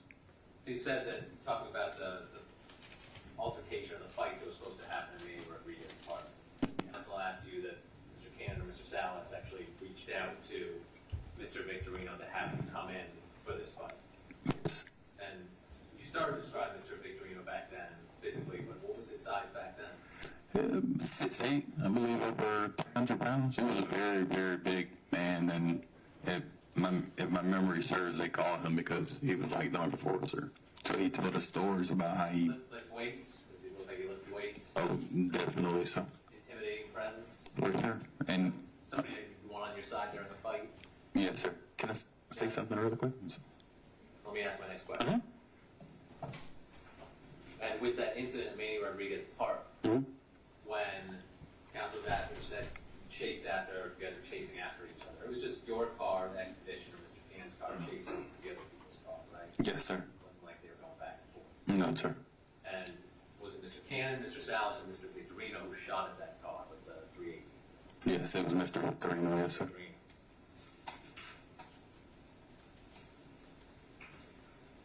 And going back to the incident, I know I'm working backwards on Telford, you said on direct that the reason you were going over there was because Mr. Victorino wanted to get his stuff back.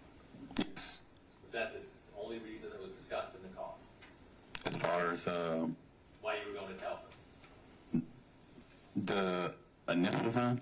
Yeah, on the time Yeah. of August 1st, and there was an altercation or argument in the front yard. Need me to rephrase my question? Okay.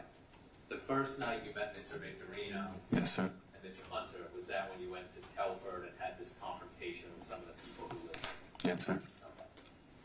Was the sole reason you were going there that day, or your understanding of it, because Mr. Victorino wanted his stuff back? Yes, sir. Was it Mr. Victorino who directed Mr. Cannon to hide his car in parking? Yes, sir. Was it apparent to you that perhaps Mr. Victorino didn't want to be seen at Telford when you were there on August 1st? Definitely, yes, sir. So he never came out from behind the bushes? No, sir. And he was the only person who didn't come out from behind the bushes and expose himself, so to say? Yes, sir.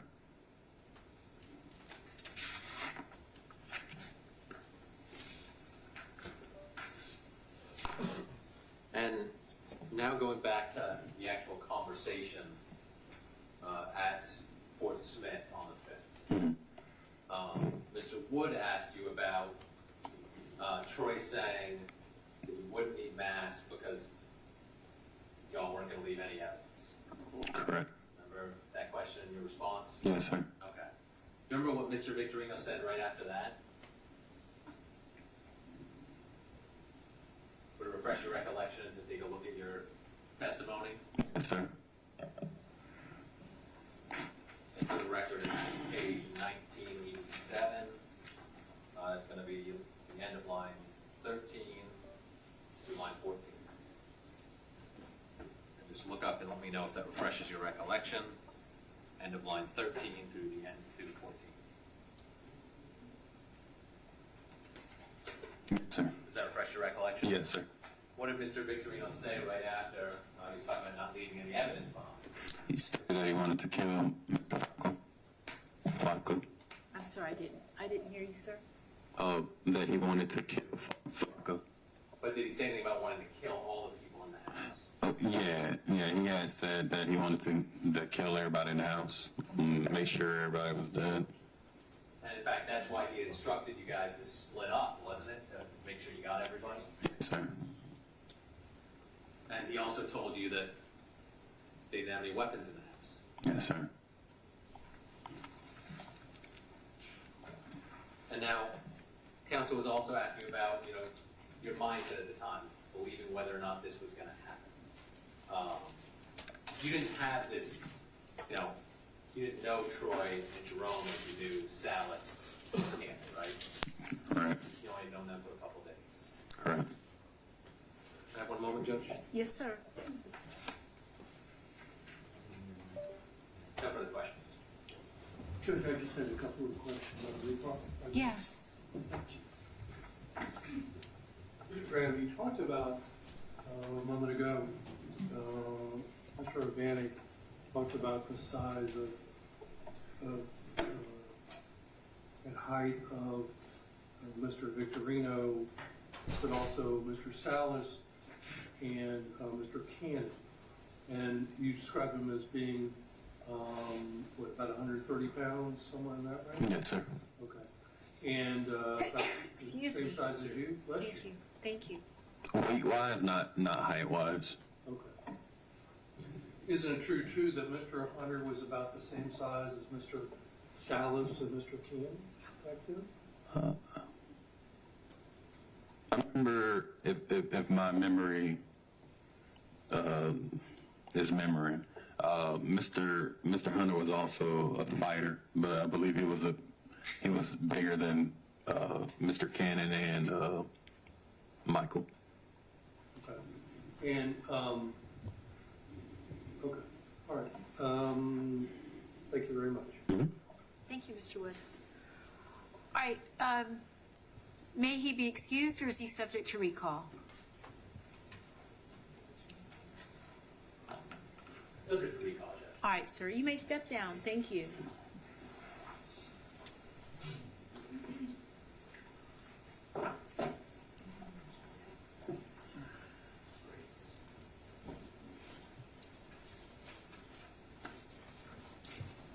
Case been called Richard Graves. All right.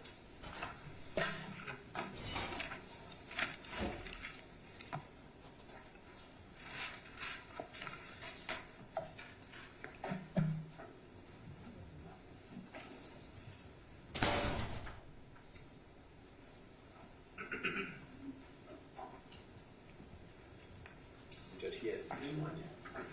Oh, let's get him sworn in then.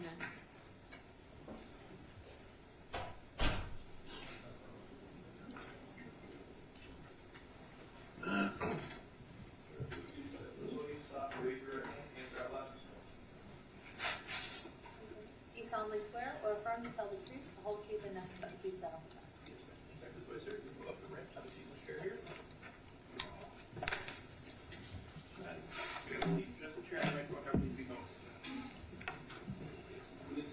Thank you. You may proceed, sir. Thank you, Judge. Good afternoon, sir. Good afternoon. Could you please state your entire name for the court reporter? Richard Charles Graves Jr. And Mr. Graves, what do you currently do for a living? I'm retired. Since when? 8 years now. What did you do for a living before you retired?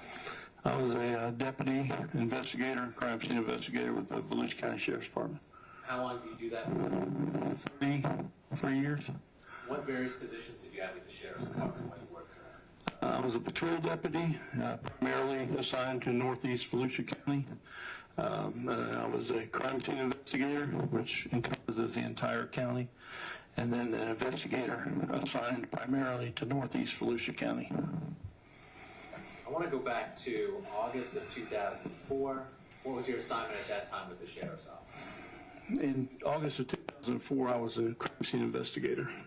What specialized training did you have in the area of crime scene investigation? I had all the basic crime scene classes, and many of which were, latent prints, obtaining latent prints, and processing and collecting blood and other evidence. And from there, I went to blood spatter schools, buried bodies and surface skeleton schools. And basically from that point, you always had refresher courses and such like that for any new technology that arose and stuff. So continuing education, maybe science involved over the years. Always continuing education. Can you describe for the jury just generally how you would go about processing the crime scene?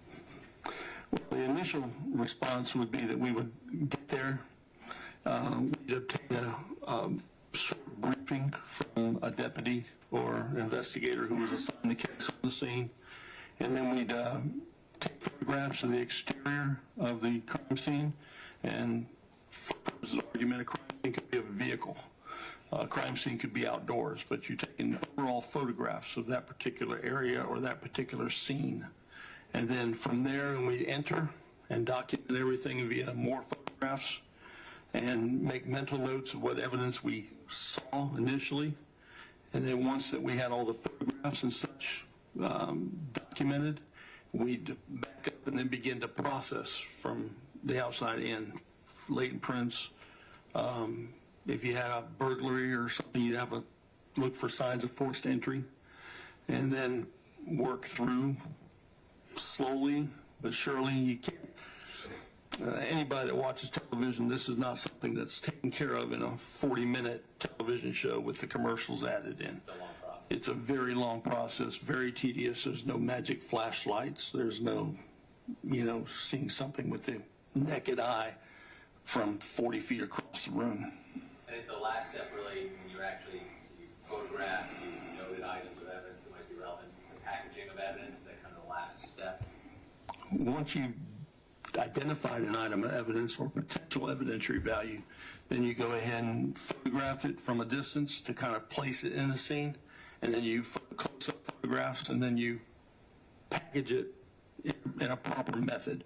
For instance, any type of potential blood evidence or something that's soiled with potential blood, you'd want to put that in paper so there's a little circulation of air. Anything like a bullet casing or something to that effect, you'd put in plastic bag. Or something like a card or piece of paper, you could put in a paper plastic bag. How did you first become involved in the multi-victim homicide that occurred in Telford Lane in August of 2004? I was notified to respond to the Telford Lane address in response to a crime scene involving multiple victims, and this particular scene would involve our entire crime scene unit would be essentially meeting there. So I went ahead and I call it dressing up and heading over there, and then from there we got a briefing on that they were obtaining a search warrant for the residence. So there was a lot of wait initially. So we photographed the exterior of the house from the street and just kind of set up our little work area outside. Once you guys are there and then you end up getting the search warrant for the home, this become a multi-agency effort because of the size of the crime scene? We were assisted with this particular crime scene by the Florida Department of Law Enforcement. And at some point as this investigation early on is going in the process of the crime scene, does it become apparent that there's other areas that need to be processed by potential crime scene investigators? Yes, during the day I was informed, that there was another address on Fort Smith Boulevard, and that they were in the process of obtaining a search warrant for that location, and I was assigned from my team responsibilities at Telford to be the lead at Fort Smith. Okay.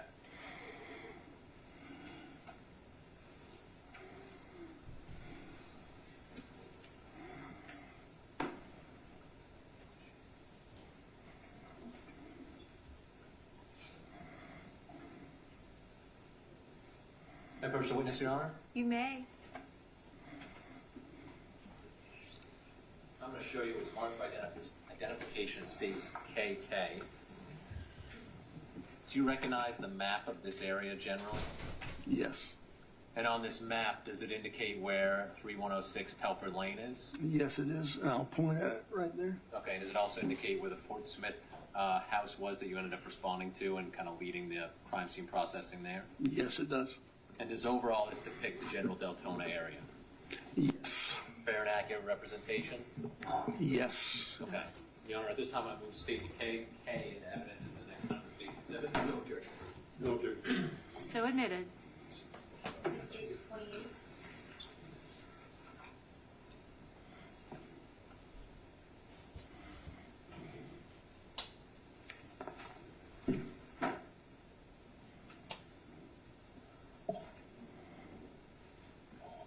Now, before I get into the processing of the Fort Smith house on Fort Smith Boulevard, I want to talk to you about autopsies in this case. Did you attend the autopsies? Yes, I did.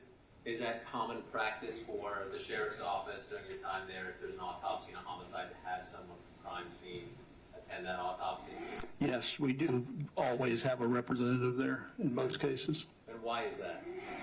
Because there's evidence to be collected there at times that is identified by the medical examiner, and we take possession and custody of that evidence. We like to take the hair, blood, soil sample, hair, blood and samples, which we call the standards from each victim, is taken, and the chain of command starts then and there from signing it over from them to us. So eventually it would go, for instance, blood and stuff would go to Florida Department of Law Enforcement, and clothing that may be collected would be handled, air dried, and paper bagged, and put into our evidence facility. And in this case, when you attended the autopsy, were all the victims, of course, identified at that autopsy? No, they were identified by numbers. Okay. After the fact, were they identified? Yes. Now, at the autopsy, did you collect a hair and blood sample? I mean, not you actually collected, but did the medical examiner's office provide you a hair and blood sample from Ms. Belanger? Yes. Did they provide a hair sample from Mr. Vega? Yes. Did they provide a hair and blood sample from Mr. Roman? Yes. Did they provide a blood stain card from Mr. Gonzalez? Yes. A hair sample from Mr. Gleason? Yes. Did they provide a hair sample from Ms. Nathan? Yes. Did they provide a blood stain card from Mr. Roman? Yes. And did they provide a blood stain card from Ms. Belanger? Yes. And those items, when you received them from the medical examiner's office, what do you do with them? We take possession of them, sign off on their evidence sheet, and then once that happens, they're taken. Excuse me. They're taken by us to our facility, where they're either one, if it's wet clothing or something, as I stated before, we'll put those in what we use sterile drying tank. And the blood samples and stuff immediately go into the refrigerator, the standards.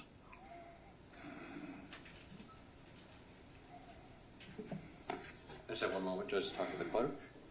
Yes, sir.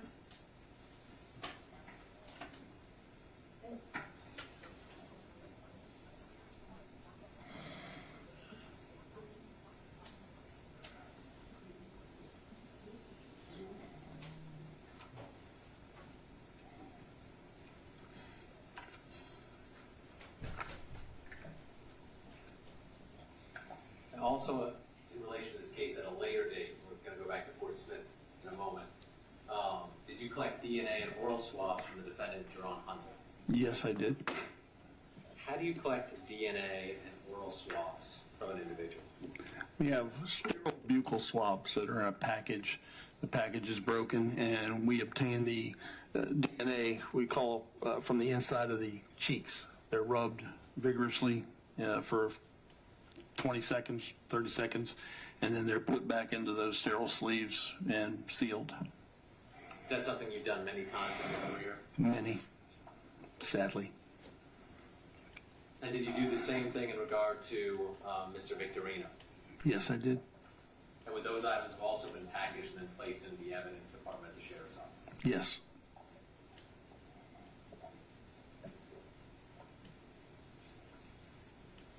Now going back to Fort Smith, was a search warrant obtained to search an address at Fort Smith, specifically 1001 Fort Smith Boulevard? Yes, it was. Were you the only one who executed that search warrant, or did you have assistance in processing that address? Oh, I had a team.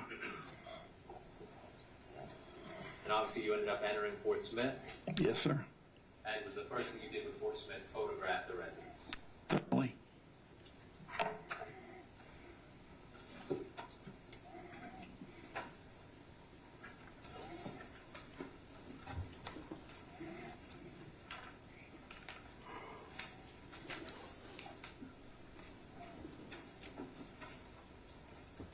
May I approach the witness, Your Honor? You may.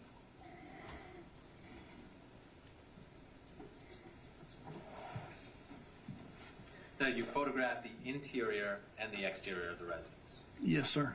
And did that include items that you found potentially to be of evidentiary value? Yes. Okay. First, I'm showing you states N for identification. Do you recognize this exhibit? Yes, I do. Are these photographs? These are photographs. What generally do they depict? The top photo there depicts the exterior front side of the residence. These photographs here depict a specific room in the residence where items of, at the time we call potential evidentiary value, were located. And for instance, multiple pairs of shoes. There was stuff in the washing machines and dryer. And then there was, we ended up utilizing the pool table area. Once that had been cleared of potential evidentiary value, we utilized the pool table as our work, excuse me, as our workbench. Now, you talked about potential items of evidentiary value. When you were executing the search warrant at Fort Smith, was there a belief that shoes may have been of interest in this case? It was very important that a shoe was important when we were looking for a specific shoe at the time. Why were shoes important? Back at the Telford Lane address, there was a forced entry to the residence. At the point of impact of the forced entry, there was a distinct shoe print next to the knob, the deadbolt area. And was there a belief potentially of what type of shoe that may have been, or footwear item that may have caused that, even before you started this search? At the time that we're at the Telford Lane address, I could testify that it was a large shoe. Okay, so you're looking for a larger shoe. Right. Okay. Did you find shoes at that address that you ended up photographing more closely? Yes. I'm showing you now states O for identification. Do you recognize these 6 photographs? Yes. The top 2 photographs are lug boots depicted by item 3 on the picture identifiers. And these were pair of Nike shoes depicted by 9. And then, as you can see, this was shoelaces that we determined may or may not be related to these shoes. And that's a more descriptive photograph of those shoelaces. As you can see by now, you're up to number 62. We had to start making our own numbers. Does the first exhibit I showed you, states N, fairly and accurately depict the exterior of the residence as well as the rooms and the items of potential evidentiary value?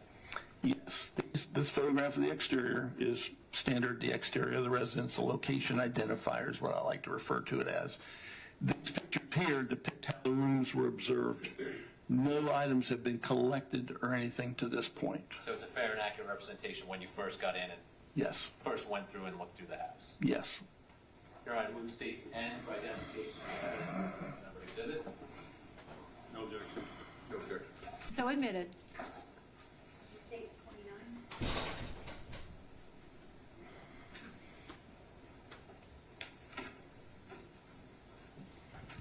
29. And the second photo, does that the second exhibit, fairly and accurately depict 2 of the pairs of shoes that you found inside of that residence, as well as the shoelaces apparently to go to the Nike shoes?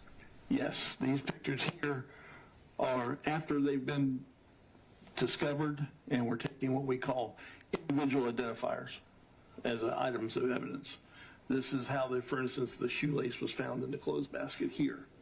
So that's before we collect it, and you see the picture again here, number 62. And these photos haven't been altered or tampered with in any way you can see? No. Your Honor, I move states O into evidence of the next number exhibit. No objection. No objection. So admitted. States 30.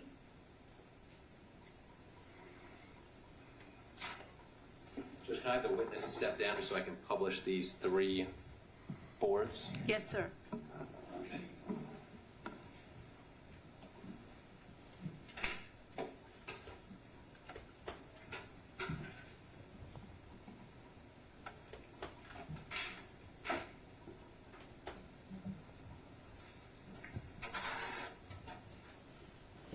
First is states 28. This is the map of Bill's house.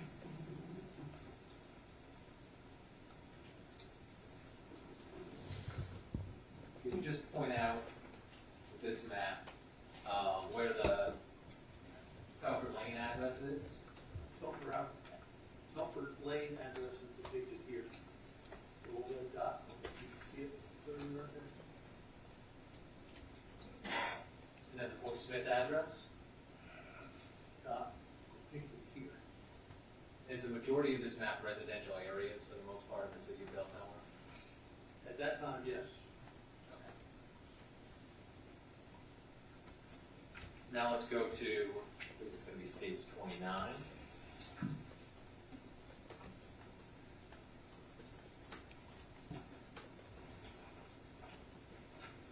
Sir?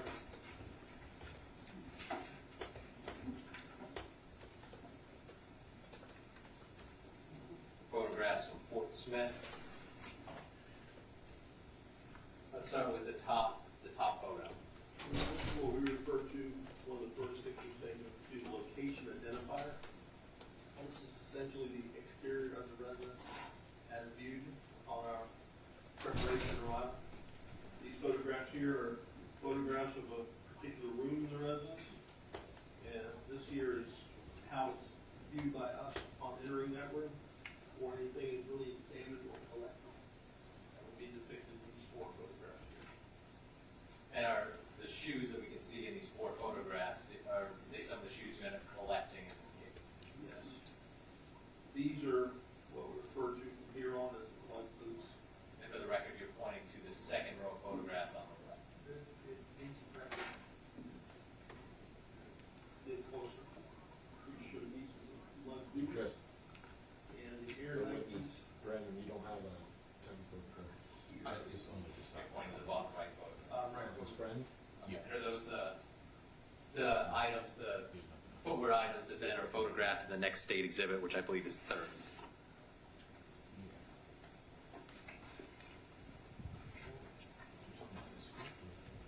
In the script you say, fancy friend. That's standard 4. You enter the room, you take the overall photographs of the room. So that was Brandon. Go back right here, you can see things. Then you, as you take items and identify them, you go ahead and, testify before, we set the pool table up as a work area, okay? These are taken, these are the lug boots, okay, with the identifier. And what I like to do is I always take the sole print, okay?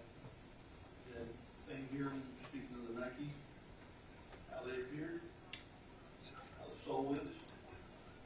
This is the shoelaces as they were found. They were found in a clothes basket. And then, once we removed it from the clothes basket, put a picture down here like such. You can see the contrast, you can see what it exactly is. And then, by this point, you see the numbers here. They've got numbers, and we're up to number 62 in this particular photo. Thanks, so you can return to the witness stand. We'll take this down. Sure.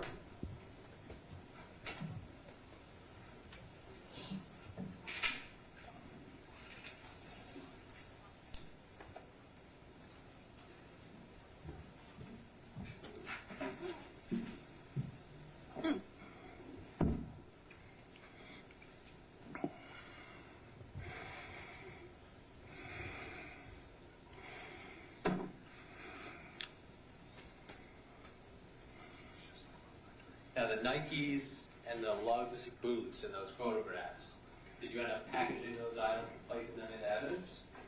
There was, if there was anything of suspected blood evidence on them, we would do a phenolphthalein test, which tested presumptive positive for blood.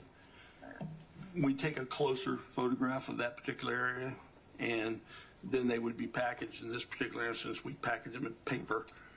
You don't want to package any potential blood evidence in plastic because of the potential.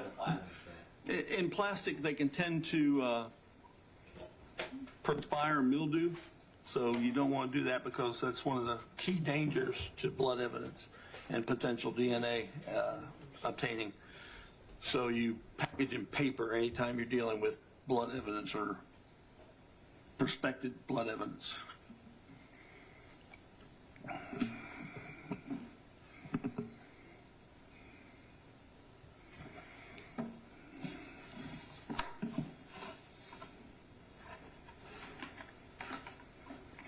I'm going to hand you first states UU for identification. It is open. Do you recognize the exterior packaging of that exhibit? This one? Yes, I do. It's got the agency name and our case number for this particular case is written on it. And if you can just look inside and make sure you recognize the item inside of that exhibit. Yes. What is the item that you see inside of that exhibit? A pair of Nike athletic shoes. The same ones we were just looking at in states 30? Yes. Are they the same or substantially similar condition as when they were packaged? take them out yet? I'm just trying to They figure appear. They appear from when I'm looking at them, yes. Okay, been altered or tampered with, and you can see other than perhaps being processed by the laboratory. No, they have not been tampered with. Your Honor, which states UU into evidence is the next numbered exhibit. No objection. No objection. So admitted.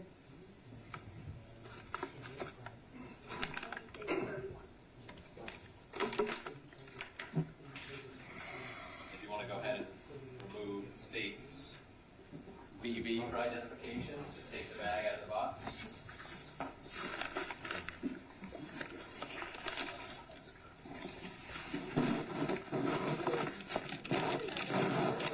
When they were showing like the facts and stuff. I never showed you that. Do you recognize that exterior packaging? Yes, I do. Let me see. I don't know, I wasn't. And do you recognize the item inside of the packaging? Yes, I do. What do they appear to be? A pair of lugs boots. The same Lux boots we just saw in the photographs? Yes, sir. Are in the same or substantially similar condition as when you packaged them? Yes, they've been cut up a little bit and stuff. And cut up, is that by the Florida Department of Law Enforcement? I would assume such. Your Honor, move states VV into evidence as the next numbered exhibit. No objection. No objection. So admitted. Every state 32. And I'm going to have you now remove UU. Who was that guy? Just one of them is fine. Hold that up for the jury so they can see it. No, it's fine. You can get it from Warren. The what? You can get it from Warren. You can go by Thank you, sir. You can put it back in the package. And I know it's a pain, but if you want to switch your gloves, and then take out states 32, one of the boots to show you.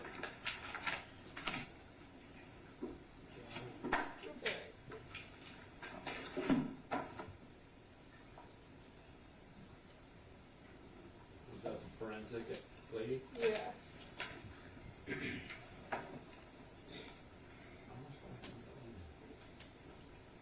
I have an alarm and get out some people to.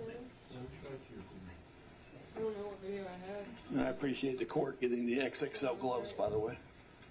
No, that's Very hard to get on when they're not. Okay. good on missing out on that conversation. Okay. Mr. Bannock? If you go ahead and remove one of the boots and just hold it up for the jury to see. Here,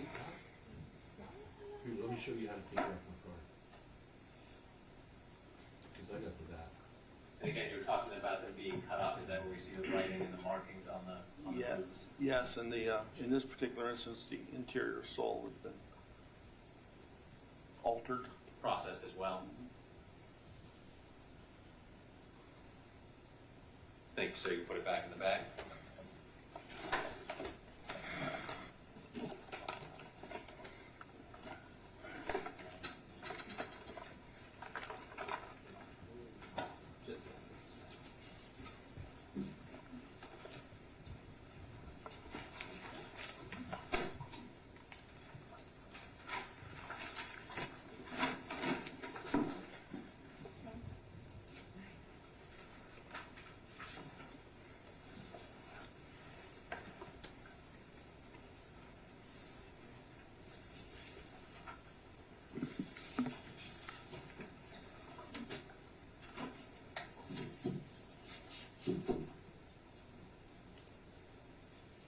Judge, earlier from when Mr. Gomez was presenting a witness, it was states triple K that we were going to move into evidence, and we didn't have it at that time because it was in the freezer. We moved that into evidence at this time. No objection. No objection. So admitted. Every state 32.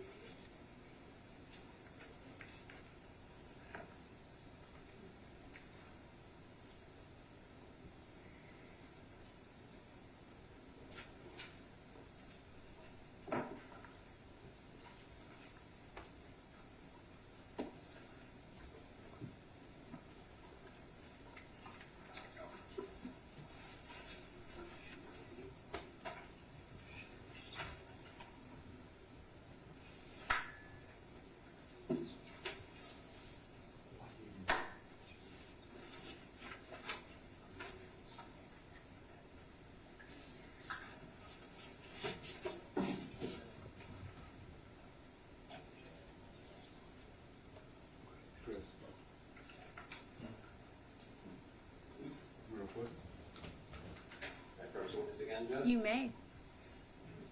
How am I supposed to do it when you say the one with? Any states EE for identification, you can go ahead and look inside of the interior packaging.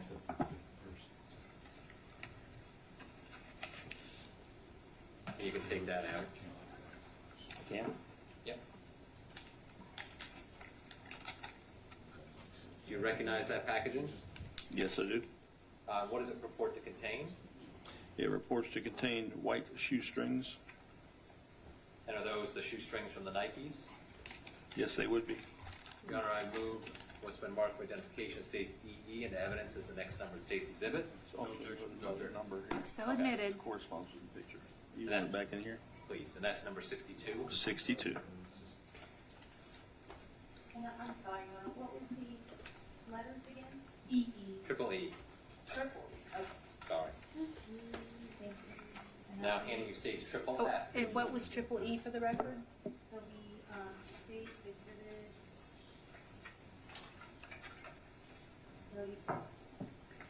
34.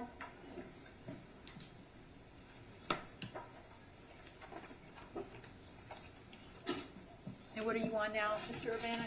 I'm sorry, Judge, I painted the witness states FFF for identification.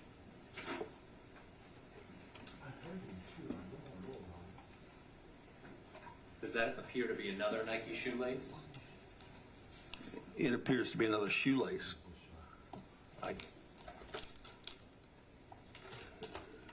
Another shoelace that was collected from the residence at Fort Smith? Yes. Is in the same or substantially similar condition as when you collected it? I would expect it to have been in paper, so I don't know if eventually the lab had to replace the packaging. Okay, but do you recognize it otherwise to be a shoelace collection? Shoelace, correct.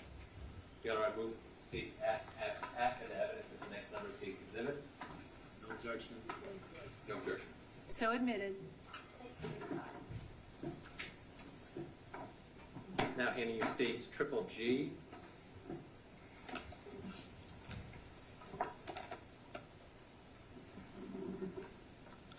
Yes. Do you recognize that item? Yes, I do. And what is that item? These are the nail clippings and swabs from the defendant. For Mr. Victorino? Yes. Other than perhaps going to the laboratory in the same or similar condition as when you collected it based upon the exterior packaging? Yes. Your Honor, I move states G, G, G, and the evidence is the next numbered exhibit. No objection. No objection. So admitted. States 36. Moving to triple H for identification. Yes. Do you recognize that item? Yes, I do. Based upon the exterior packaging, what is it? It's the nail scrapings and swabs from defendant Hunter. Other than it going to the laboratory, the exterior packaging in the same or similar condition. Yes. Your Honor, I move states triple H and the evidence is the next numbered exhibit. No objection. Mr. Probisco? No objection. Thank you. So admitted. Now I'm going to go to states triple I. Do you recognize that item? Yes. These are the actual packaging, the swabs themselves. Okay, and those are the swabs you collected from Mr. Victorino? These are Victorino. In the same or similar condition other than going to the laboratory and being repackaged? Right. They're in the cardboard sleeves that we utilize. All right. I will move states I, and the evidence is the next numbered exhibit. No objection. So admitted. You could look at states triple J next.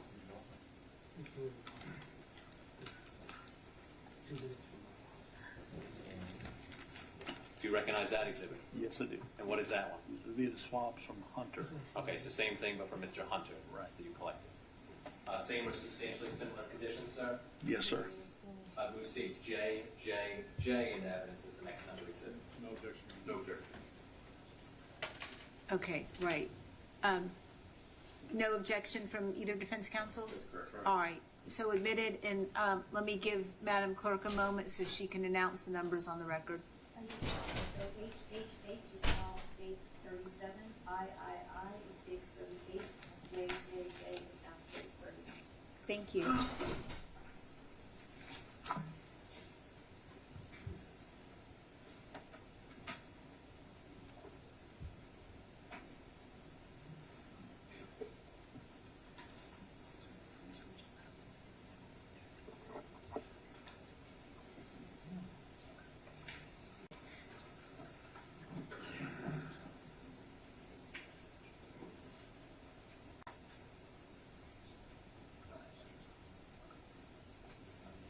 Judge, both the defense, both defendants are stipulating, they're just not up yet from the freezer, but it would be the state's LLL, your state's SSS, when they come up from the freezer going into evidence, those are the items the investigator testified that he recovered at the autopsy. Okay, and let's go ahead and assign numbers to those. Sure. Since there's a stipulation to them being admitted, but you don't have them yet, but. They're on it right now. I'll give you that. Oh, okay, great. I should have one moment to confer with counsel. Absolutely. Yeah. Don't worry. There was one clip and Oh. Yeah, don't worry about it. It's all good. I'll send it to the witness, Your Honor. All right, and is it Mr. Tomas who's up? Okay.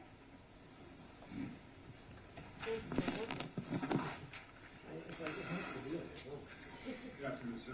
Good afternoon. The state showed you a couple pairs of shoes. Just to confirm, one of those was Lugz boots size 12. Is that right? Yes, sir. The other ones were Nikes size 10 and a half. Is that correct? Yes. Those pairs of shoes were recovered from the Fort Smith residence, correct? Correct. Now, when you began your involvement, you started and you spent a good amount of time at the Telford, the house on Telford. Correct. But then you were switched over and you headed the investigation at the Fort Smith residence, correct? I was asked to lead at Fort Smith, yes. Are those the only two residences that you participated in during this investigation? The only two residences. Okay. You never had any involvement with looking at a place on Providence? No. Now, other than those two pairs of shoes that we saw a few moments ago, you collected various pairs of shoes, is that correct? We collected lots of shoes, lots of evidence. But as far as what you collected, we've only seen those two pairs that we just saw. That's what I've been shown here, yes. To your knowledge, were any shoes recovered from Providence? Not to my knowledge. Okay. Is that something that you would have been made aware of if it did occur? No, not unless it played directly into something that the investigators determined I had from Fort Smith or Telford. Thank you, sir. That's all I have.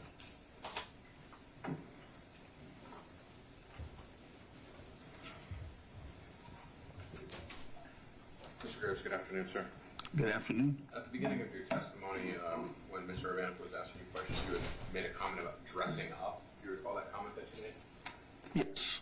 And when you said that, in my mind, it went to kind of wearing the full jumpsuit protective gears, or? No, dressing up would refer to BDUs, like a cotton uniform. Getting dirty uniform, not the uniform I would wear on patrol. Sure. And you're sensitive when you come to a crime scene that you don't want to leave any of your biological material or compromise the crime scene in any way. Is that correct? That's true. And that's kind of germane to your role as a crime scene investigator, right? You are in charge of maintaining the integrity of the crime scene. Yes. And collecting any evidence that you deem fit from the crime scene, correct? Yes. And we talked a lot about hair and DNA and nail clippings. You're not the person responsible for telling us what that evidence means. Is that correct? My job is to accurately view, identify, and collect items of, use the term, potential evidentiary value. In this particular case, I believe there was over 1,000 items collected. Out of those 1,000 items, only a handful of those items were determined to be applicable to the offense. Sure. So, I mean, we collect a lot of items that, for instance, if I think that, oh, there's a box of gloves, well, I better collect those just in case somebody used gloves. But if we determine that somebody didn't use gloves, well, even though they will remain in our evidence section. Sure, I don't mean to interrupt you, but really what I'm getting at is that there are other law enforcement professionals that would make an opinion about whether or not DNA exists on this particular item or whether blood exists on this item. Do you agree with that? Yes, that's why we utilize phenolphthalein. And your job, as you just testified here today, was essentially collecting and identifying the information motion, not making interpretations about how that evidence plays out in court. Right. Thank you, Madam Clerk. All right. May he be excused or subject to recall? You can be excused. Sir, thank you very much for your time. Thank you. Counsel, can y'all approach this from a scheduling perspective?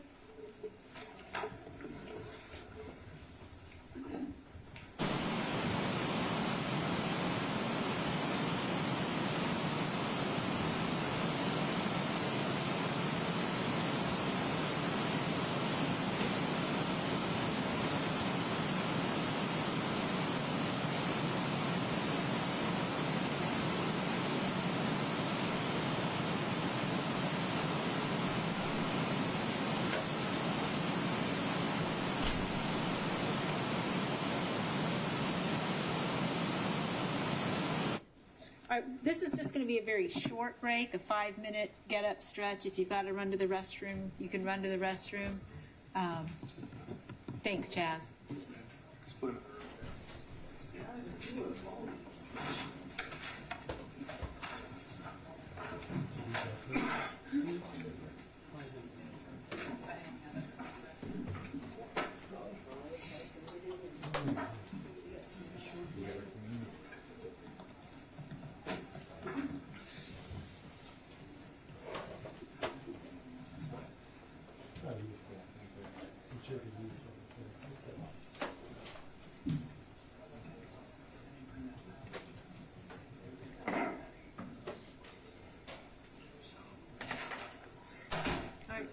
We'll be in recess.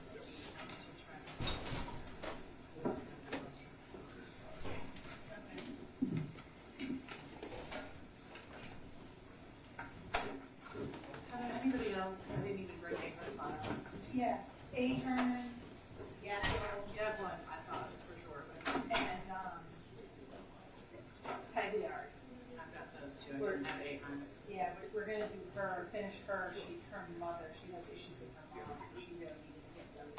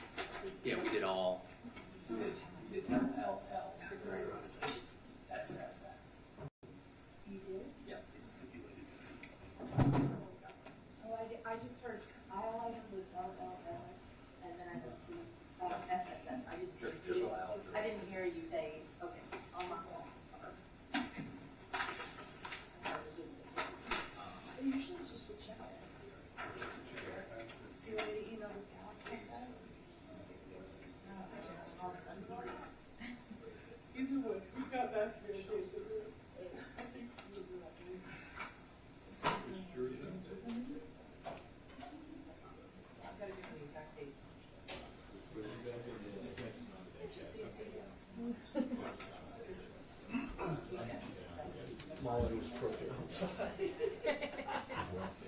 can twerk. Y'all don't know. Witness. You win. No, something else. The witness box microphone has been mounted, yes. And that's all up to there.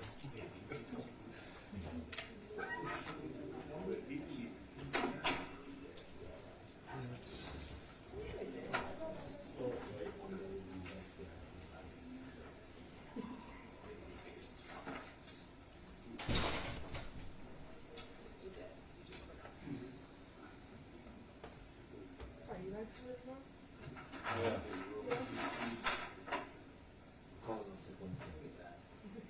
I did Friday. I'm not gonna shame your game. Oh yeah.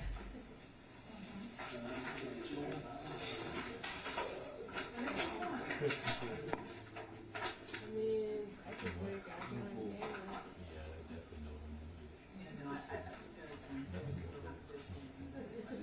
Just like no one wants me for.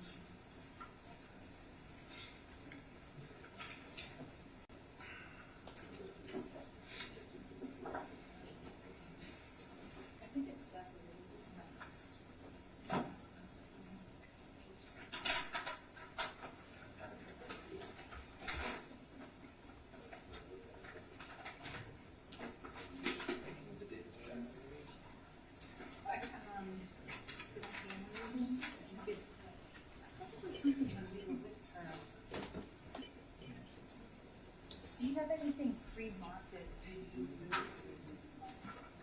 Oh, yes, it was a shoe. Yeah, I think it's a replica of what's on the digital. I think it's an 8x10 though. I don't think it's on a board. I think it's too small. This is the inside.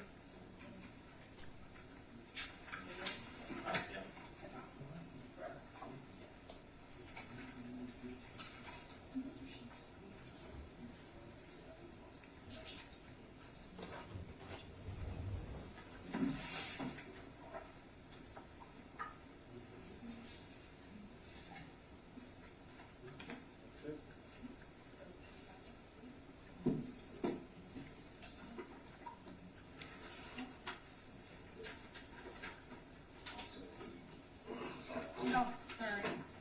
We need to move the shoes on the sheet. Keep your seats.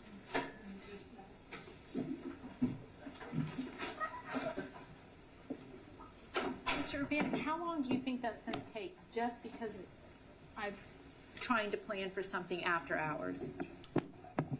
I mean, I think she'll be done by 5, but I don't know how long the cross is gonna be. Okay, all right, then I better make a phone call, which is perfectly fine.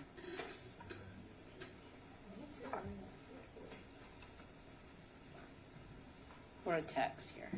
Is this your witness? Yeah. That's fine. That's the witness. Thank you, that's all. Yep. I'm not objecting to anything we're doing. Is that- I have some digital ones that Oh, are on the screen there. digital. There's a little here.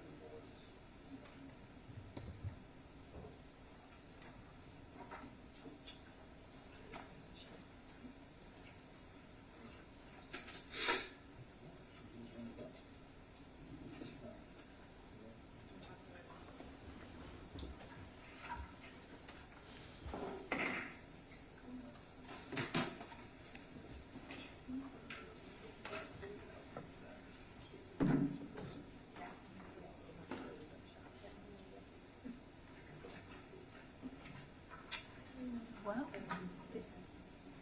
of course you can. Yeah, well, it was so funny because I'm just like, I know, thank you for letting us You're so sweet. So are these just, these It's the boards, but These are just the digital, digital so I files. can put them on the old. That's fine. Who's doing it? It's the same thing with the board, but digital. All right, we ready to bring back the jury?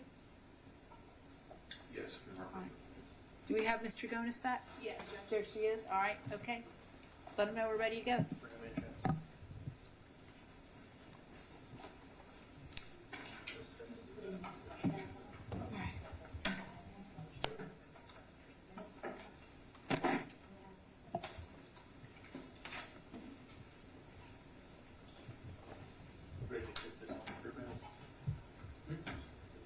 Yeah, it should be black. All right.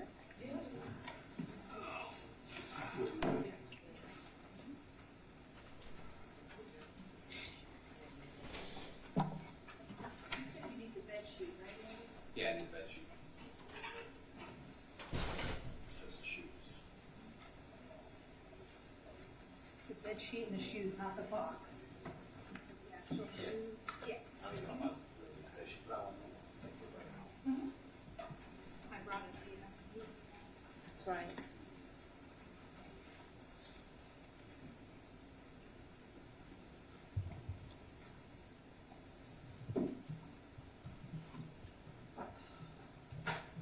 Jury's coming in, folks.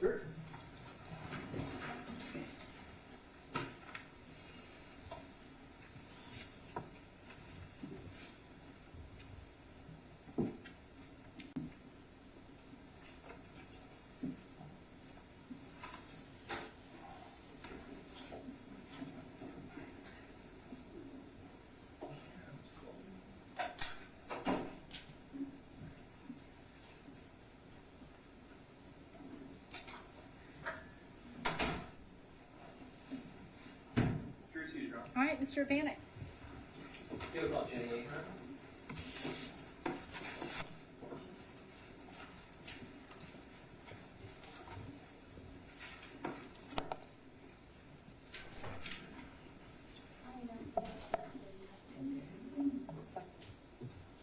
Yeah.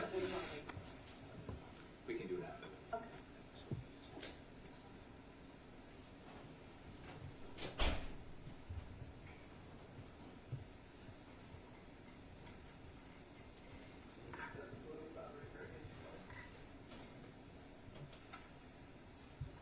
Do you solemnly swear or affirm to tell the truth, the whole truth, and nothing but the truth, so help you God? I do. Move your right upper hand. Sit here in the chair, just a chair in the back, wherever you be comfortable.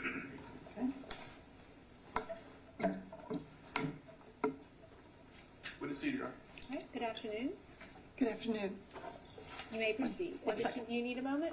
Yes, All please. right, you just let us know when you're ready. Whatever you settle, saying, Judge, we can't announce those exhibits though, that. Great. We got part by stipulation. All right.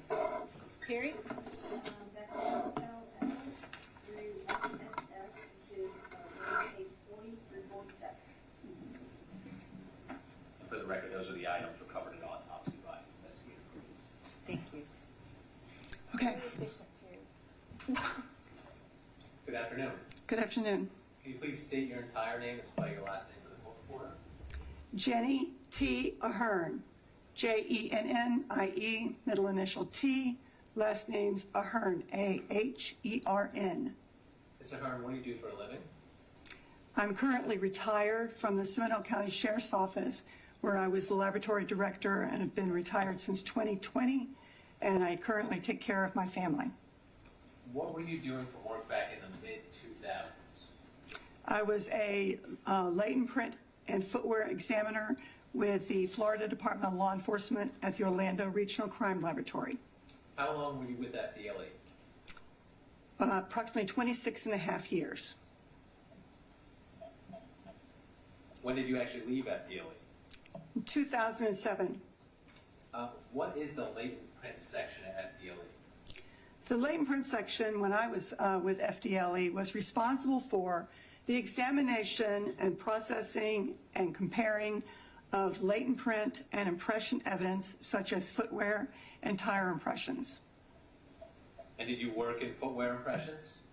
Yes, I did. Can you briefly tell the jury what educational background you had that allowed you to do that type of work? I was studying criminal justice at the Florida Technological University. Can you tell the jury about the training you have in order to allow you to do that job, the footwear impressions analysis in the latent print division? First of all, I received my latent print training from the Orange County Sheriff's Department in Orlando, Florida, where I was employed from 1973 until 1981. I received my footwear training from the Florida Department of Law Enforcement in a formalized training program which consisted of 2 parts. The first part consisted of classroom instruction, technical readings, practical exercises, and I had to do a research project on impression evidence wear of items of footwear. I also had additional training, through different entities such as the Federal Bureau of Investigation, the Florida Department of Law Enforcement, the Florida Division of the International Association for Identification, the International Association for Identification, and numerous other training entities. And have you previously testified in court in the field of footwear print identification? Yes, Fair to say many times? more than 30 times. Can you tell the jury what a footwear impression is? A footwear impression is the reproduction of the bottom or the sole of an item of footwear, such as a shoe, a boot, or a sandal, onto a surface that it comes into contact with. A footwear impression can be a 2-dimensional impression or a 3-dimensional impression. A 2-dimensional impression is one that is on a flat surface, such as a tile, glass, or paper, or cloth. And it's caused only a length and width. It's a complete one surface. A 3-dimensional impression is one that is actually impressed into a surface, such as clay, dirt, or sand, and it will have length, width, and depth. What is the scientific method for the analysis and comparison of footwear impressions?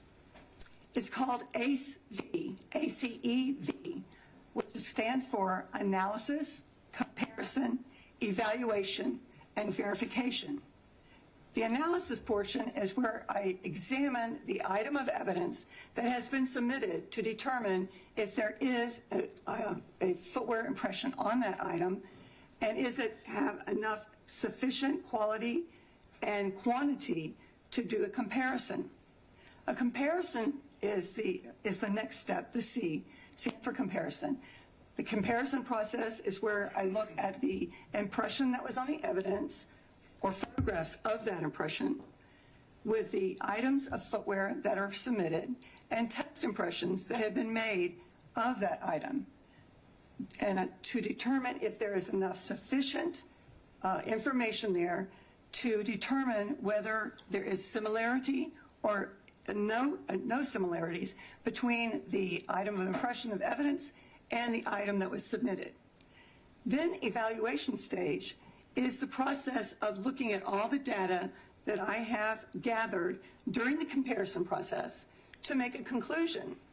These conclusions can range from an identification or was made by that particular item of footwear, a most likely made by, a could have been made by, similar, and an elimination or could not have.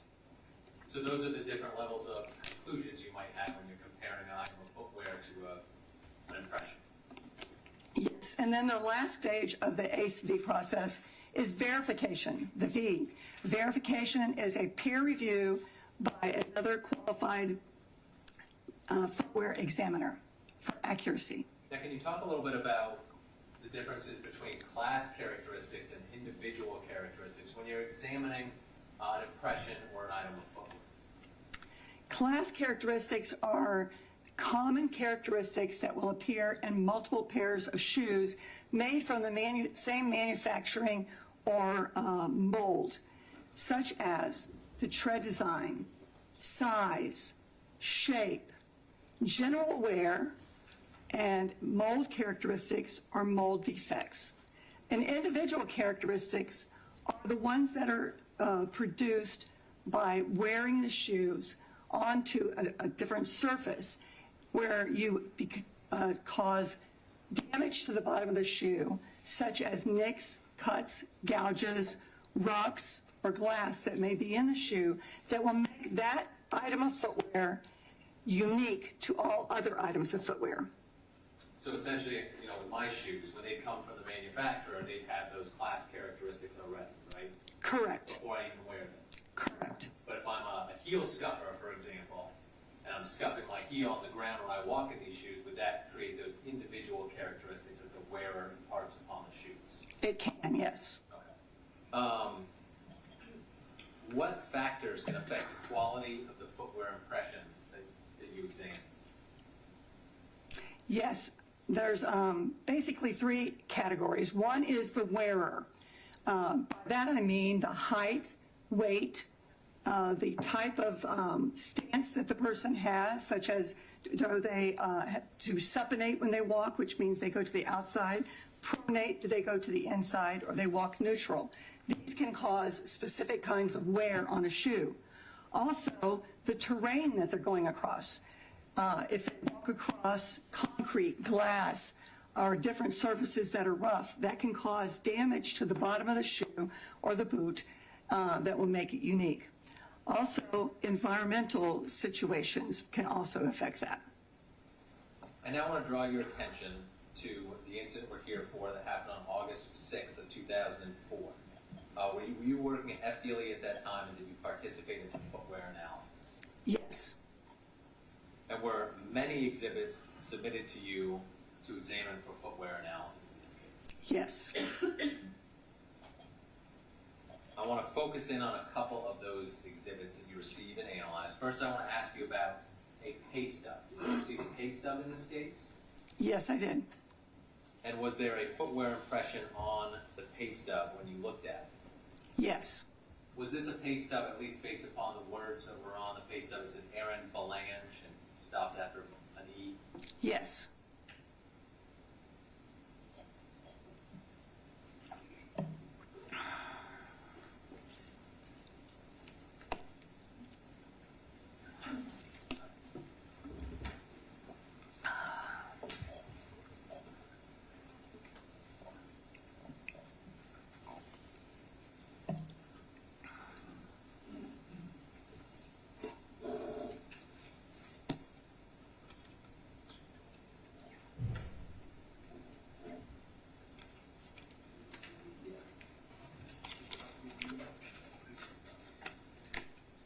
I'm going to show you what's already in evidence at stage 22. Mr. Jones retrieved it for me.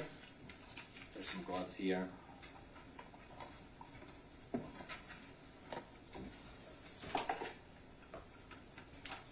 For the record, Your Honor, this is the pay stub, stage 22. I'm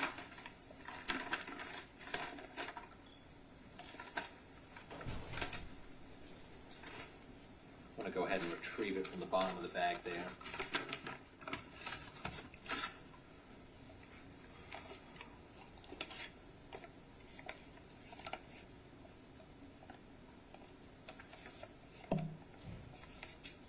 Recognize that, Ms. Ahern? Yes, I do. Okay, is that the pay stub we were talking for an Aaron Belange? That we are? Yes. And do you see signs of chemical processing on that pay stub? Yes. Did you apply those chemicals? Yes. What were they for? I noticed that there was a reddish-brown stain on the item of Exhibit 59 that I had, the pay stub, and because it was in a reddish-brown stain, I used a chemical called ninhydrin. Ninhydrin reacts with the amino acids and body fluids such as perspiration, semen, saliva, and blood. And we're going to get a little bit ahead of ourselves, but you can put that back in the bag.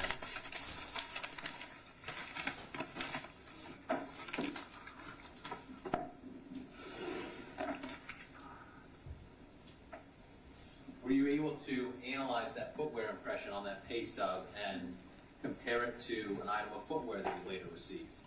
Yes. What was the item of footwear that you compared it to later?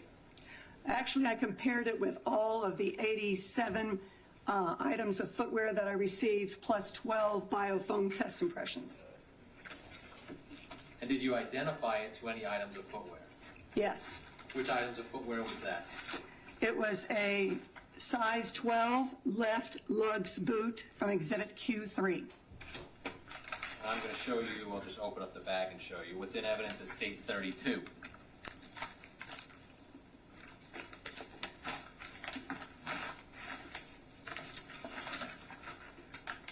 Okay. Do you recognize that item? Yes, I do. Is the item of footwear that you said was a match or an identified to the footwear impression on the pay stub? Yes.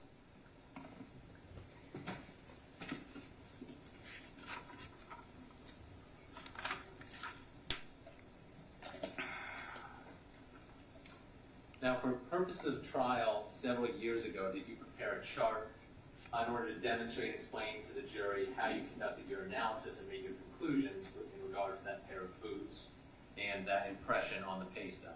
Yes.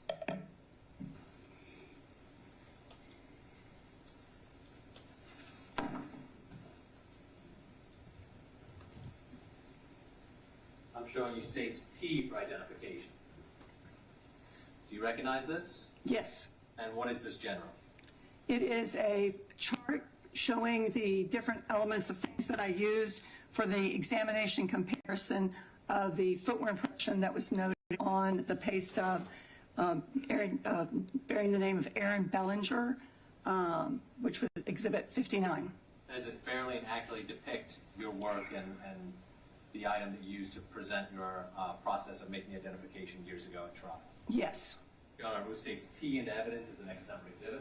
No objection. No objection. So admitted. States 48.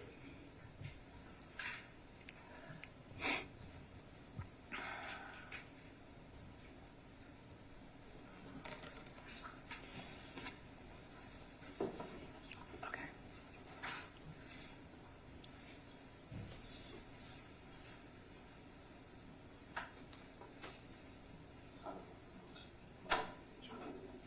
And I'm going to approach and show you states triple U. For purposes of this trial, technology's come a little ways. Is that the same exhibit but a digital copy? Yes. Okay. You're going to move states U into triple U into evidence as the next number exhibit. No objection. No objection. So admitted. That'll be states 49.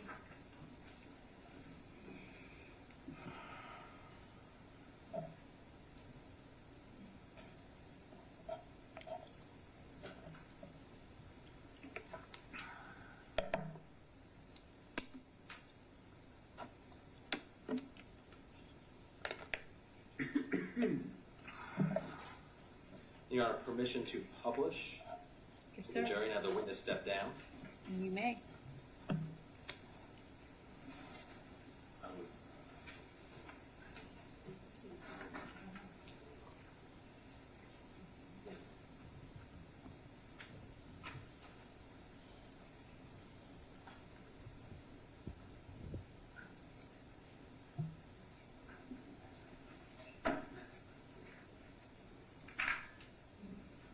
You come down a second.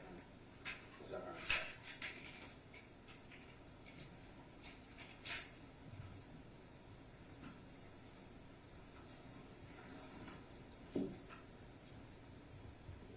Again, this is states 48.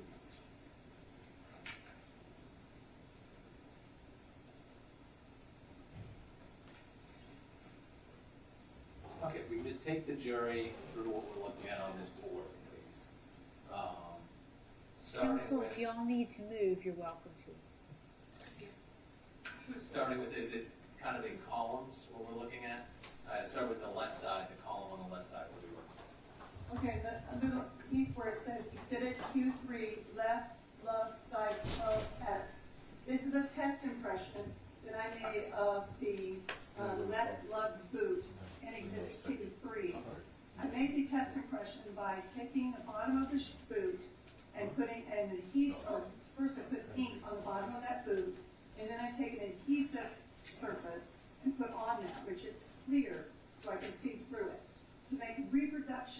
bottom of that boot. Then I lift that and put a clear adhesive top on top of that so that I can use it for a test impression. And the three photographs that go down that first column, is that just a close-up photo of a portion of that test impression? Yes. Okay. Now, what are we looking at in the second column? The second column, it is a photograph of the pay stub as I received it before it was processed with Ninhydrin.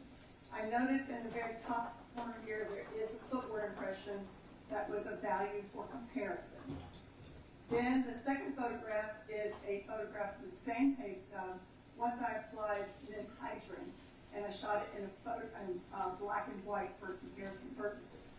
That area here is where that footwear impression was noted, and it was enhanced through using Ninhydrin. The next two photographs are going to be specifically that impression enlarged so that I can demonstrate to you how I did the comparisons and what my findings are. Now, what about the next column? What are we looking at? The next column, which is Exhibit Q3, lugs, size 12, there's a photograph of both of the shoes or boots together.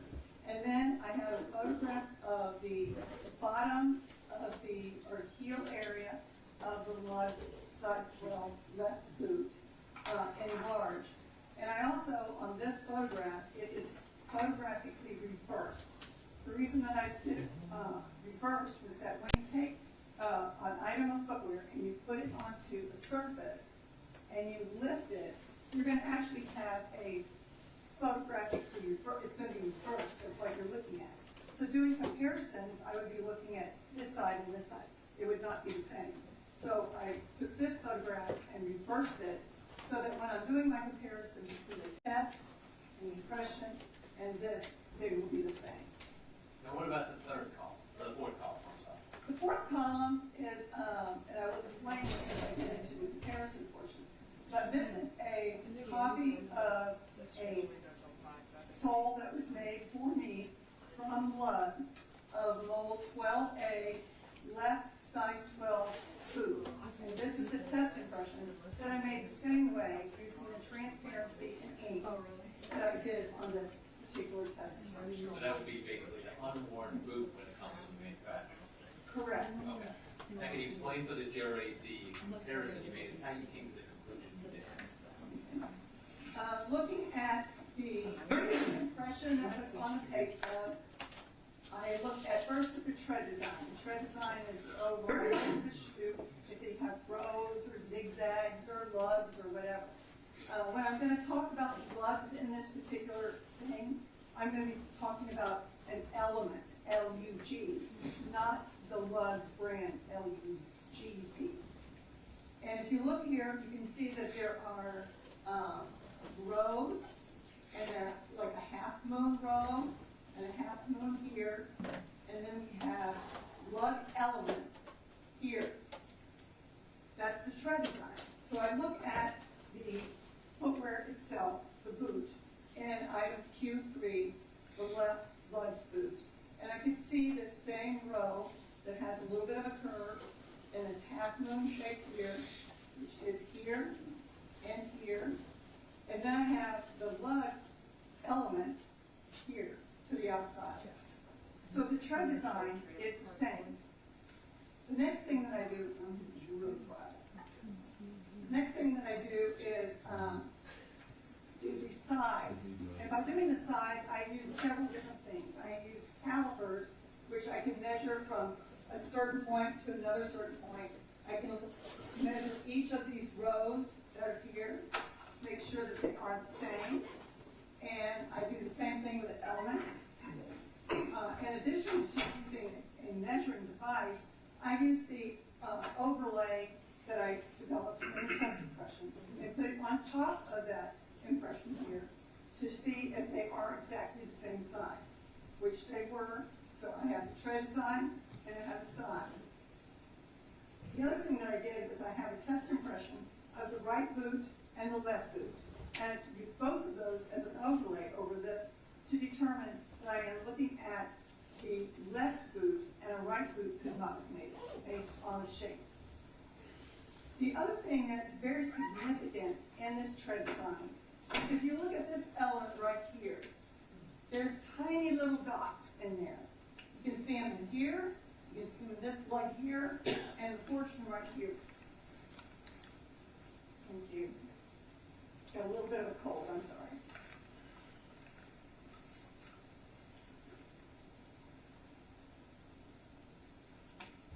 I'll try not to turn the burn.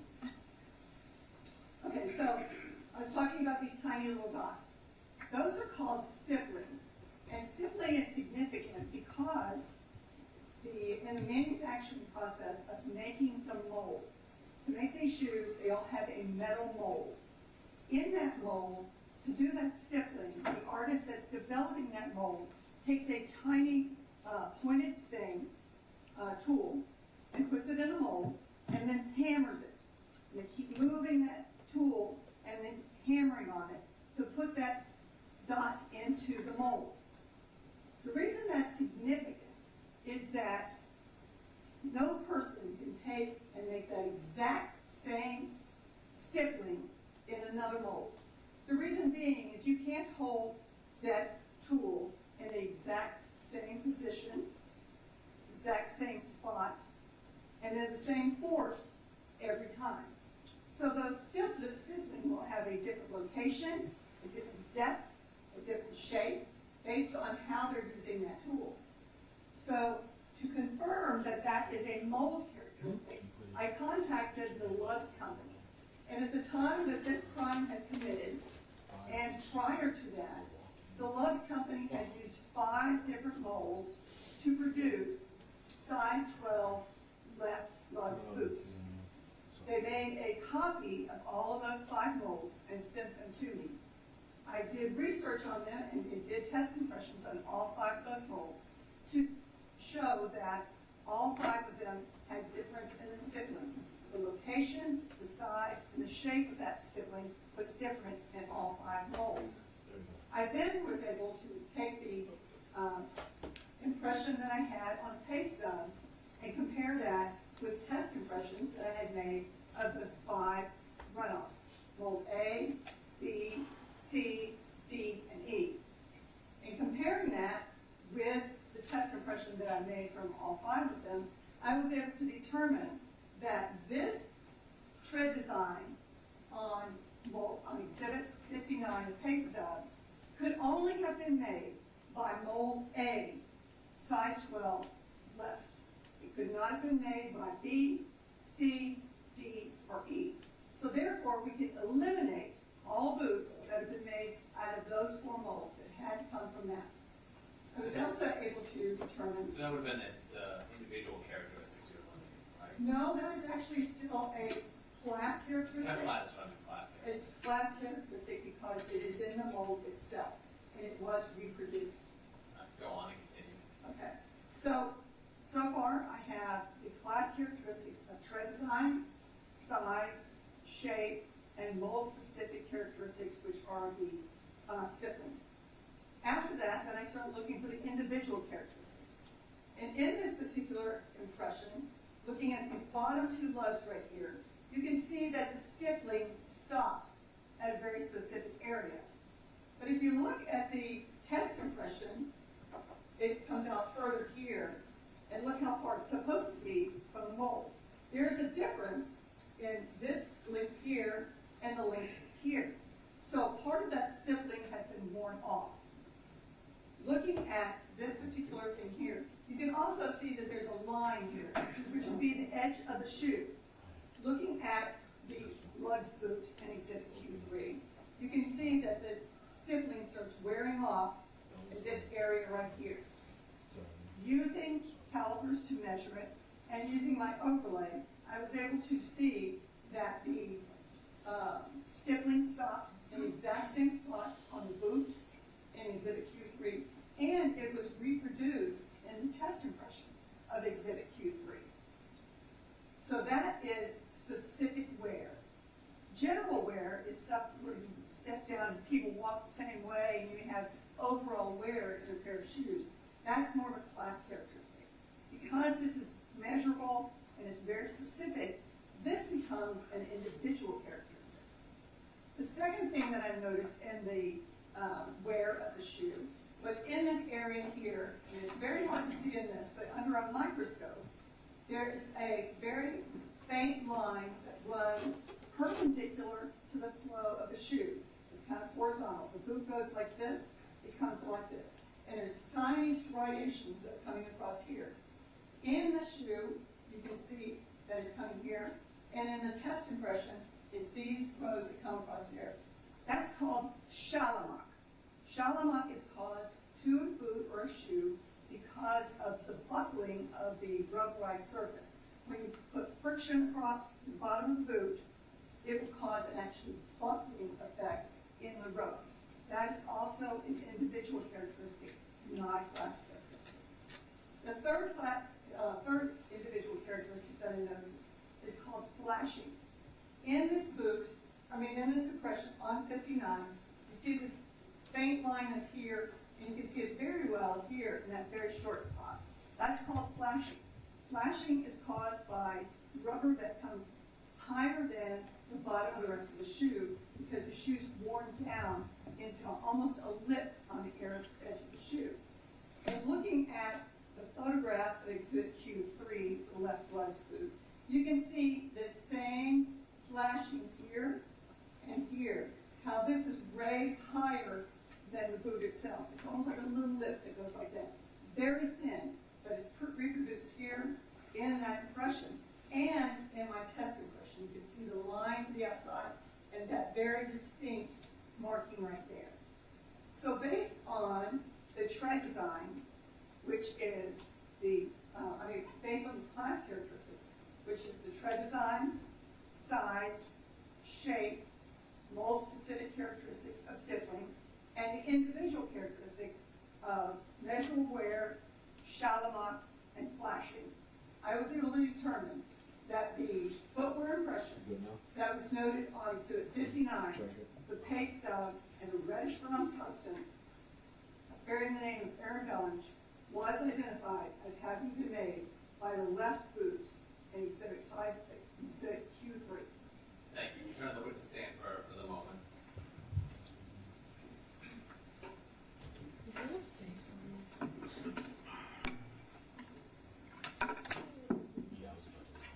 Did you also receive, for examination, a bed sheet? Yes. Did you examine that bed sheet for any footwear impressions? Yes, sir. How many footwear impressions were located on this bed sheet? 4. Did you compare these footwear impressions to the footwear that was submitted to you by the Volusia Sheriff's Office? Yes, sir. Did you draw any conclusions regarding those footwear impressions and comparing them to any of the footwear that you had in comparison? Yes, sir. What was the conclusions that you were able to draw? One of the footwear impression most likely was made by the left lugs boot in Exhibit Q3. One footwear impression could have been made by the right lugs boot in Exhibit Q3. One could have been made by the left lugs boot in Exhibit Q3. And one had similar tread design to the right and left lugs boot. Okay, so identification obviously is your most confident conclusion, right? Yes. And then what comes after that? Most likely made by. Okay, and that was what you said for one of the impressions on the bed sheet. Yes, sir. And then after most likely? Could have. Okay. Did you also prepare an exhibit previously for trial in this case related to that analysis that you did? Yes. I'm showing you states for identification. Do you recognize this exhibit? Yes. Is this the exhibit that you utilized to discuss these impressions on the bed sheet? Yes, sir. In the same or substantially similar condition as when you used it before? Yes. I move states U into evidence as the next numbered exhibit. Objection. No objection. So admitted.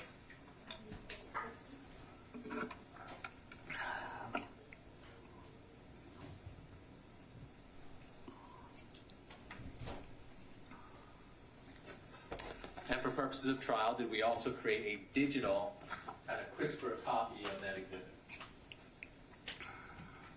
Yes? Yes. Do you recognize this? Yes. Is that crisper, cleaner copy? And for the record, this is states triple V. Yes. Does this fairly and accurately depict the board we just introduced? Yes, sir. Your Honor, I move States Triple B into evidence as the next numbered exhibit. No objection. No objection. So admitted. States 51. And permission to publish, and Judge, I have the board, and this one I can also put on the TV as well. Yes, sir. You can step down in.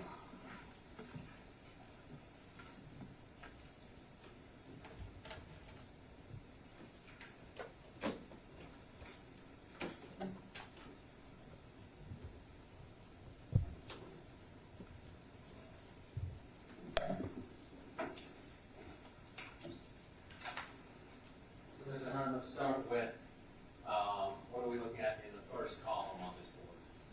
This is a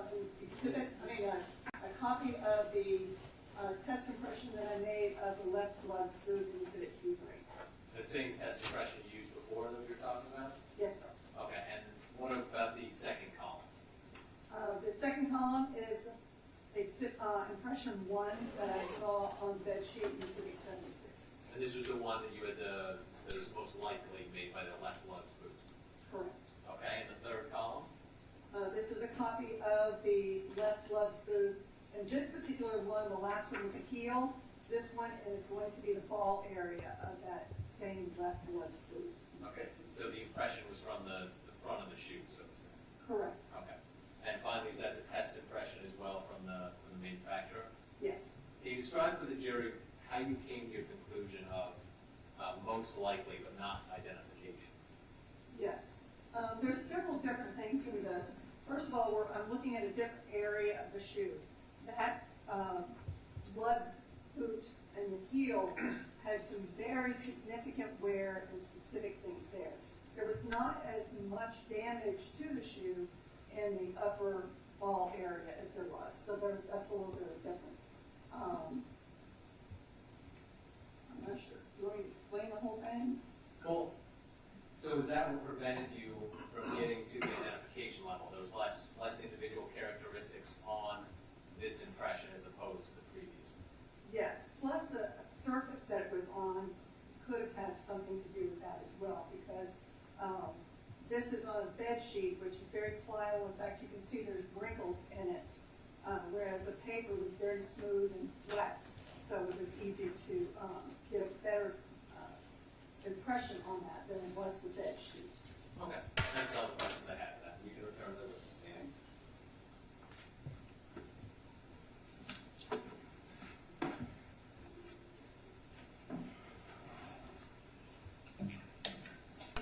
Now I want to talk to you about the front door to the Telford residence. Okay. Were you provided the actual front door for the Telford residence to examine in this case? Yes. And of course, did you examine that, and did you examine any footwear impressions on that front door? Yes. Were you able to compare the impressions to the footwear that you received? Yes. Were you able to make a conclusion as to what footwear caused the impression on the front door? Let me rephrase that. Was there a pair of footwear that you received that you were able to compare and make a conclusion about? Yes. And are we still talking about the lugged boots? Yes. And what was your level of confidence in this conclusion?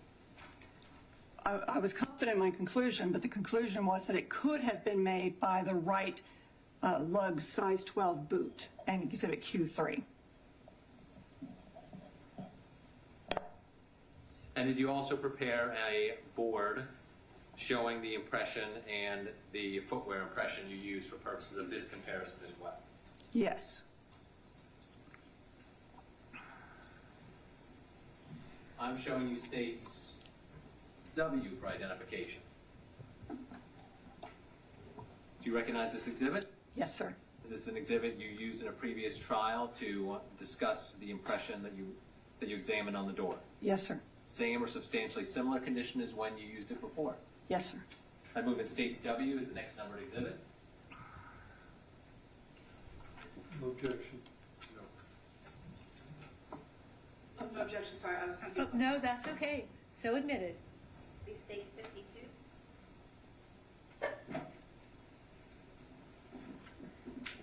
Rather than have you get up and down, we'll just go to the next exhibit, then we'll publish them both at the same time. Did you also get some playing cards to look at? Yes, And by playing cards, we talk about like a deck of cards. correct.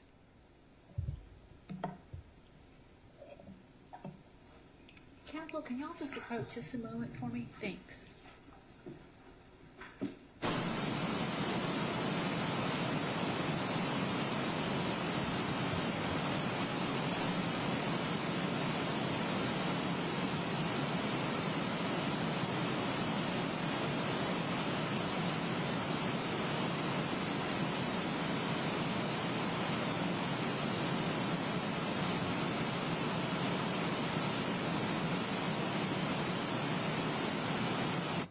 So, for members of the jury, I just wanted to let you know, because we are right at 5 o'clock, it looks like we will be able to finish this witness within the next 15 to 20 minutes so that she will not have to come back tomorrow. Are y'all okay with that? Yes? Okay, thank you. Thank you.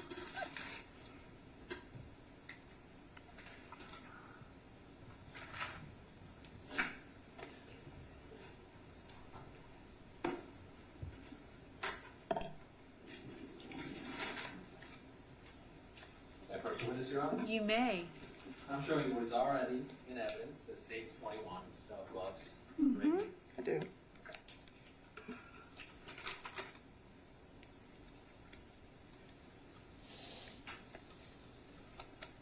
I believe the ones of importance are the ones that are separated from the deck there on the bottom. Recognize those two cards? I do. And did you examine those cards for footwear impressions in this case? Yes, sir. Do you remember what number those cards were? A 7 of clubs and a 3 of hearts.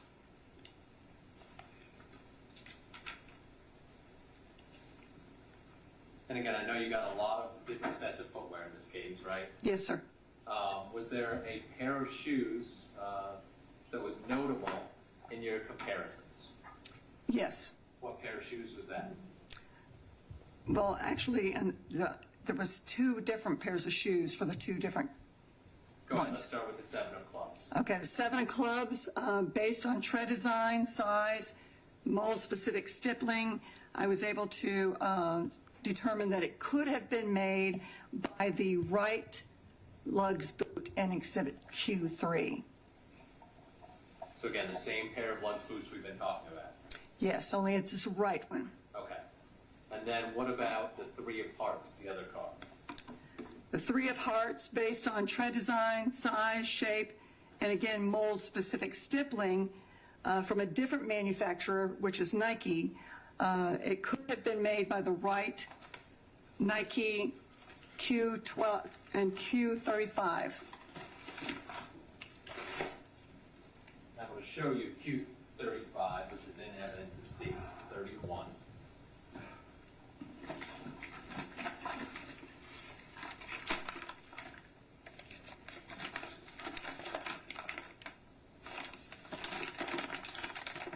Okay? Are those the Nike shoes you're talking about? Yes. And again, what was your level of confidence in, or the result of your comparison, I should say that? That the impression on Exhibit 23, which was the 3 of hearts, could have been made by the right size 10.5 Nike and Exhibit Q35.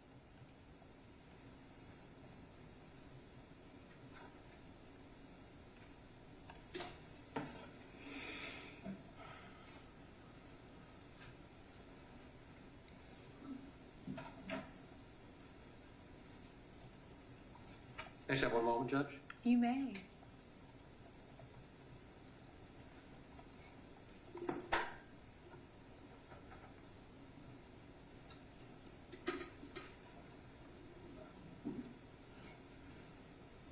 And going back to the bed sheet, I think I have one more item of evidence to put in.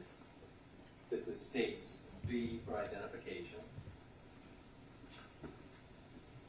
Was this the second impression, or your work on the second impression on the bed sheet? Yes.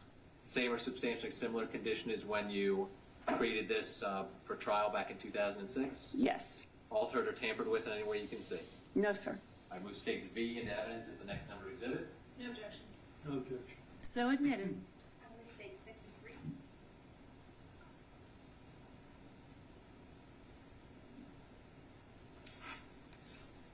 Can I have one moment, Judge? Yes, sir.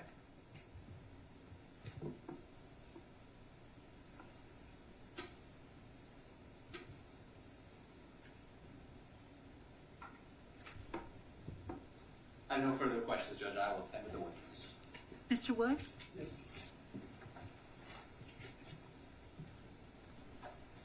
Good afternoon, ma'am. Good afternoon to you. A handful of questions, if I may.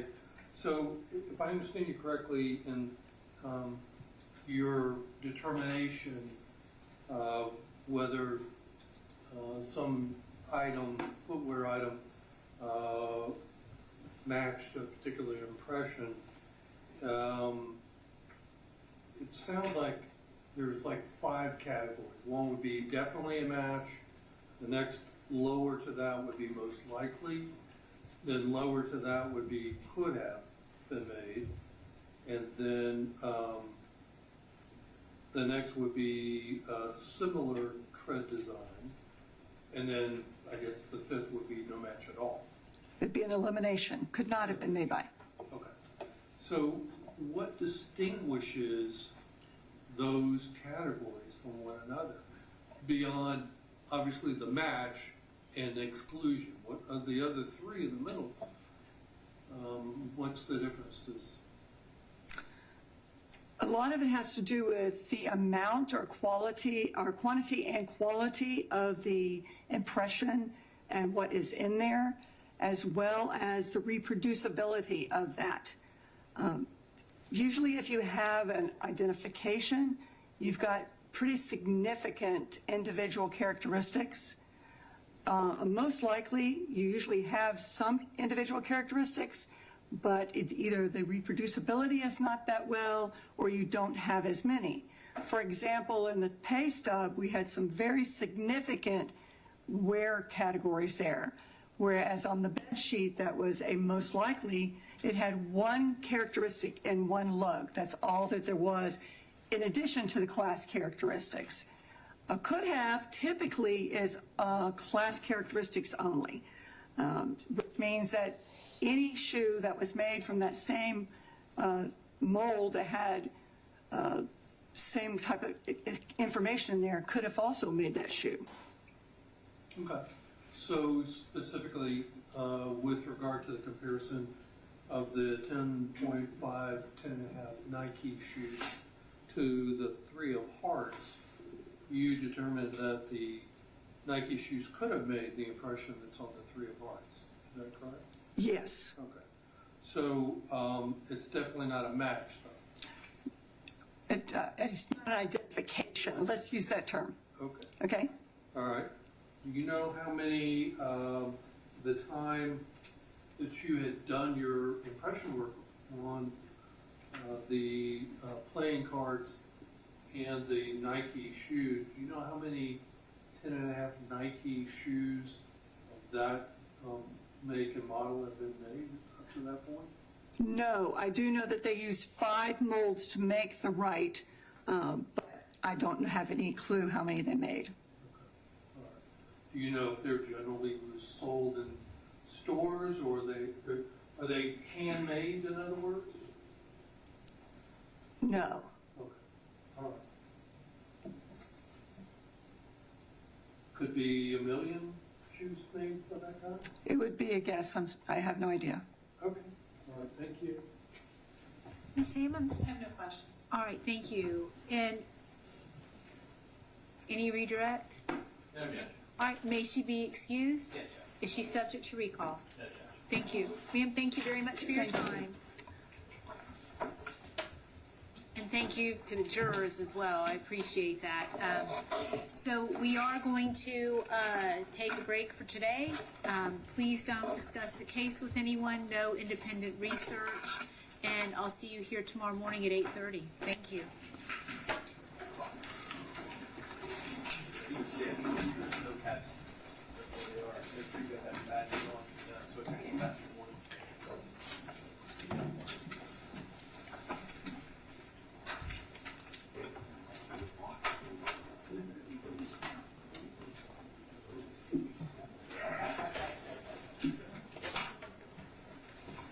All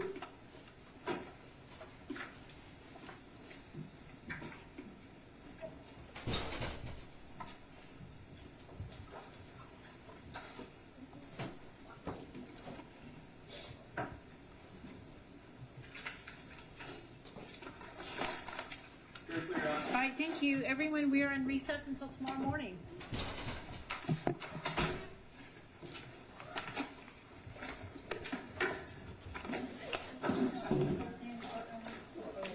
Kyle will know. Yeah, I will check with him. Steve, do you know if they're doing anything with the courtroom, or is it going to be locked up? I'm sorry? Is it going to be locked up? Yes, court's locked up, there's signs, nobody comes in. I mean, you can't, I mean, we're not here to watch it 24/7, but the cameras are always on, and we have signs, nobody comes in or out. Yes, ma'am. Hey, Steve, do you have any of that blueberry jam? Absolutely. If I'm still in here, it's up on the fourth floor in our kitchen, it is a culture. Yeah, yeah. Oh, yeah, yeah. It's in the refrigerator and the door. Oh, okay. You know the refrigerator, the one you, I forgot your chamber used to be in there. Yes, in the kitchen, in the door. Old Medea. Yep, old Medea. Yep, it's in the door. Okay, cool. Yes, ma'am. Another blueberry. Or two things with it.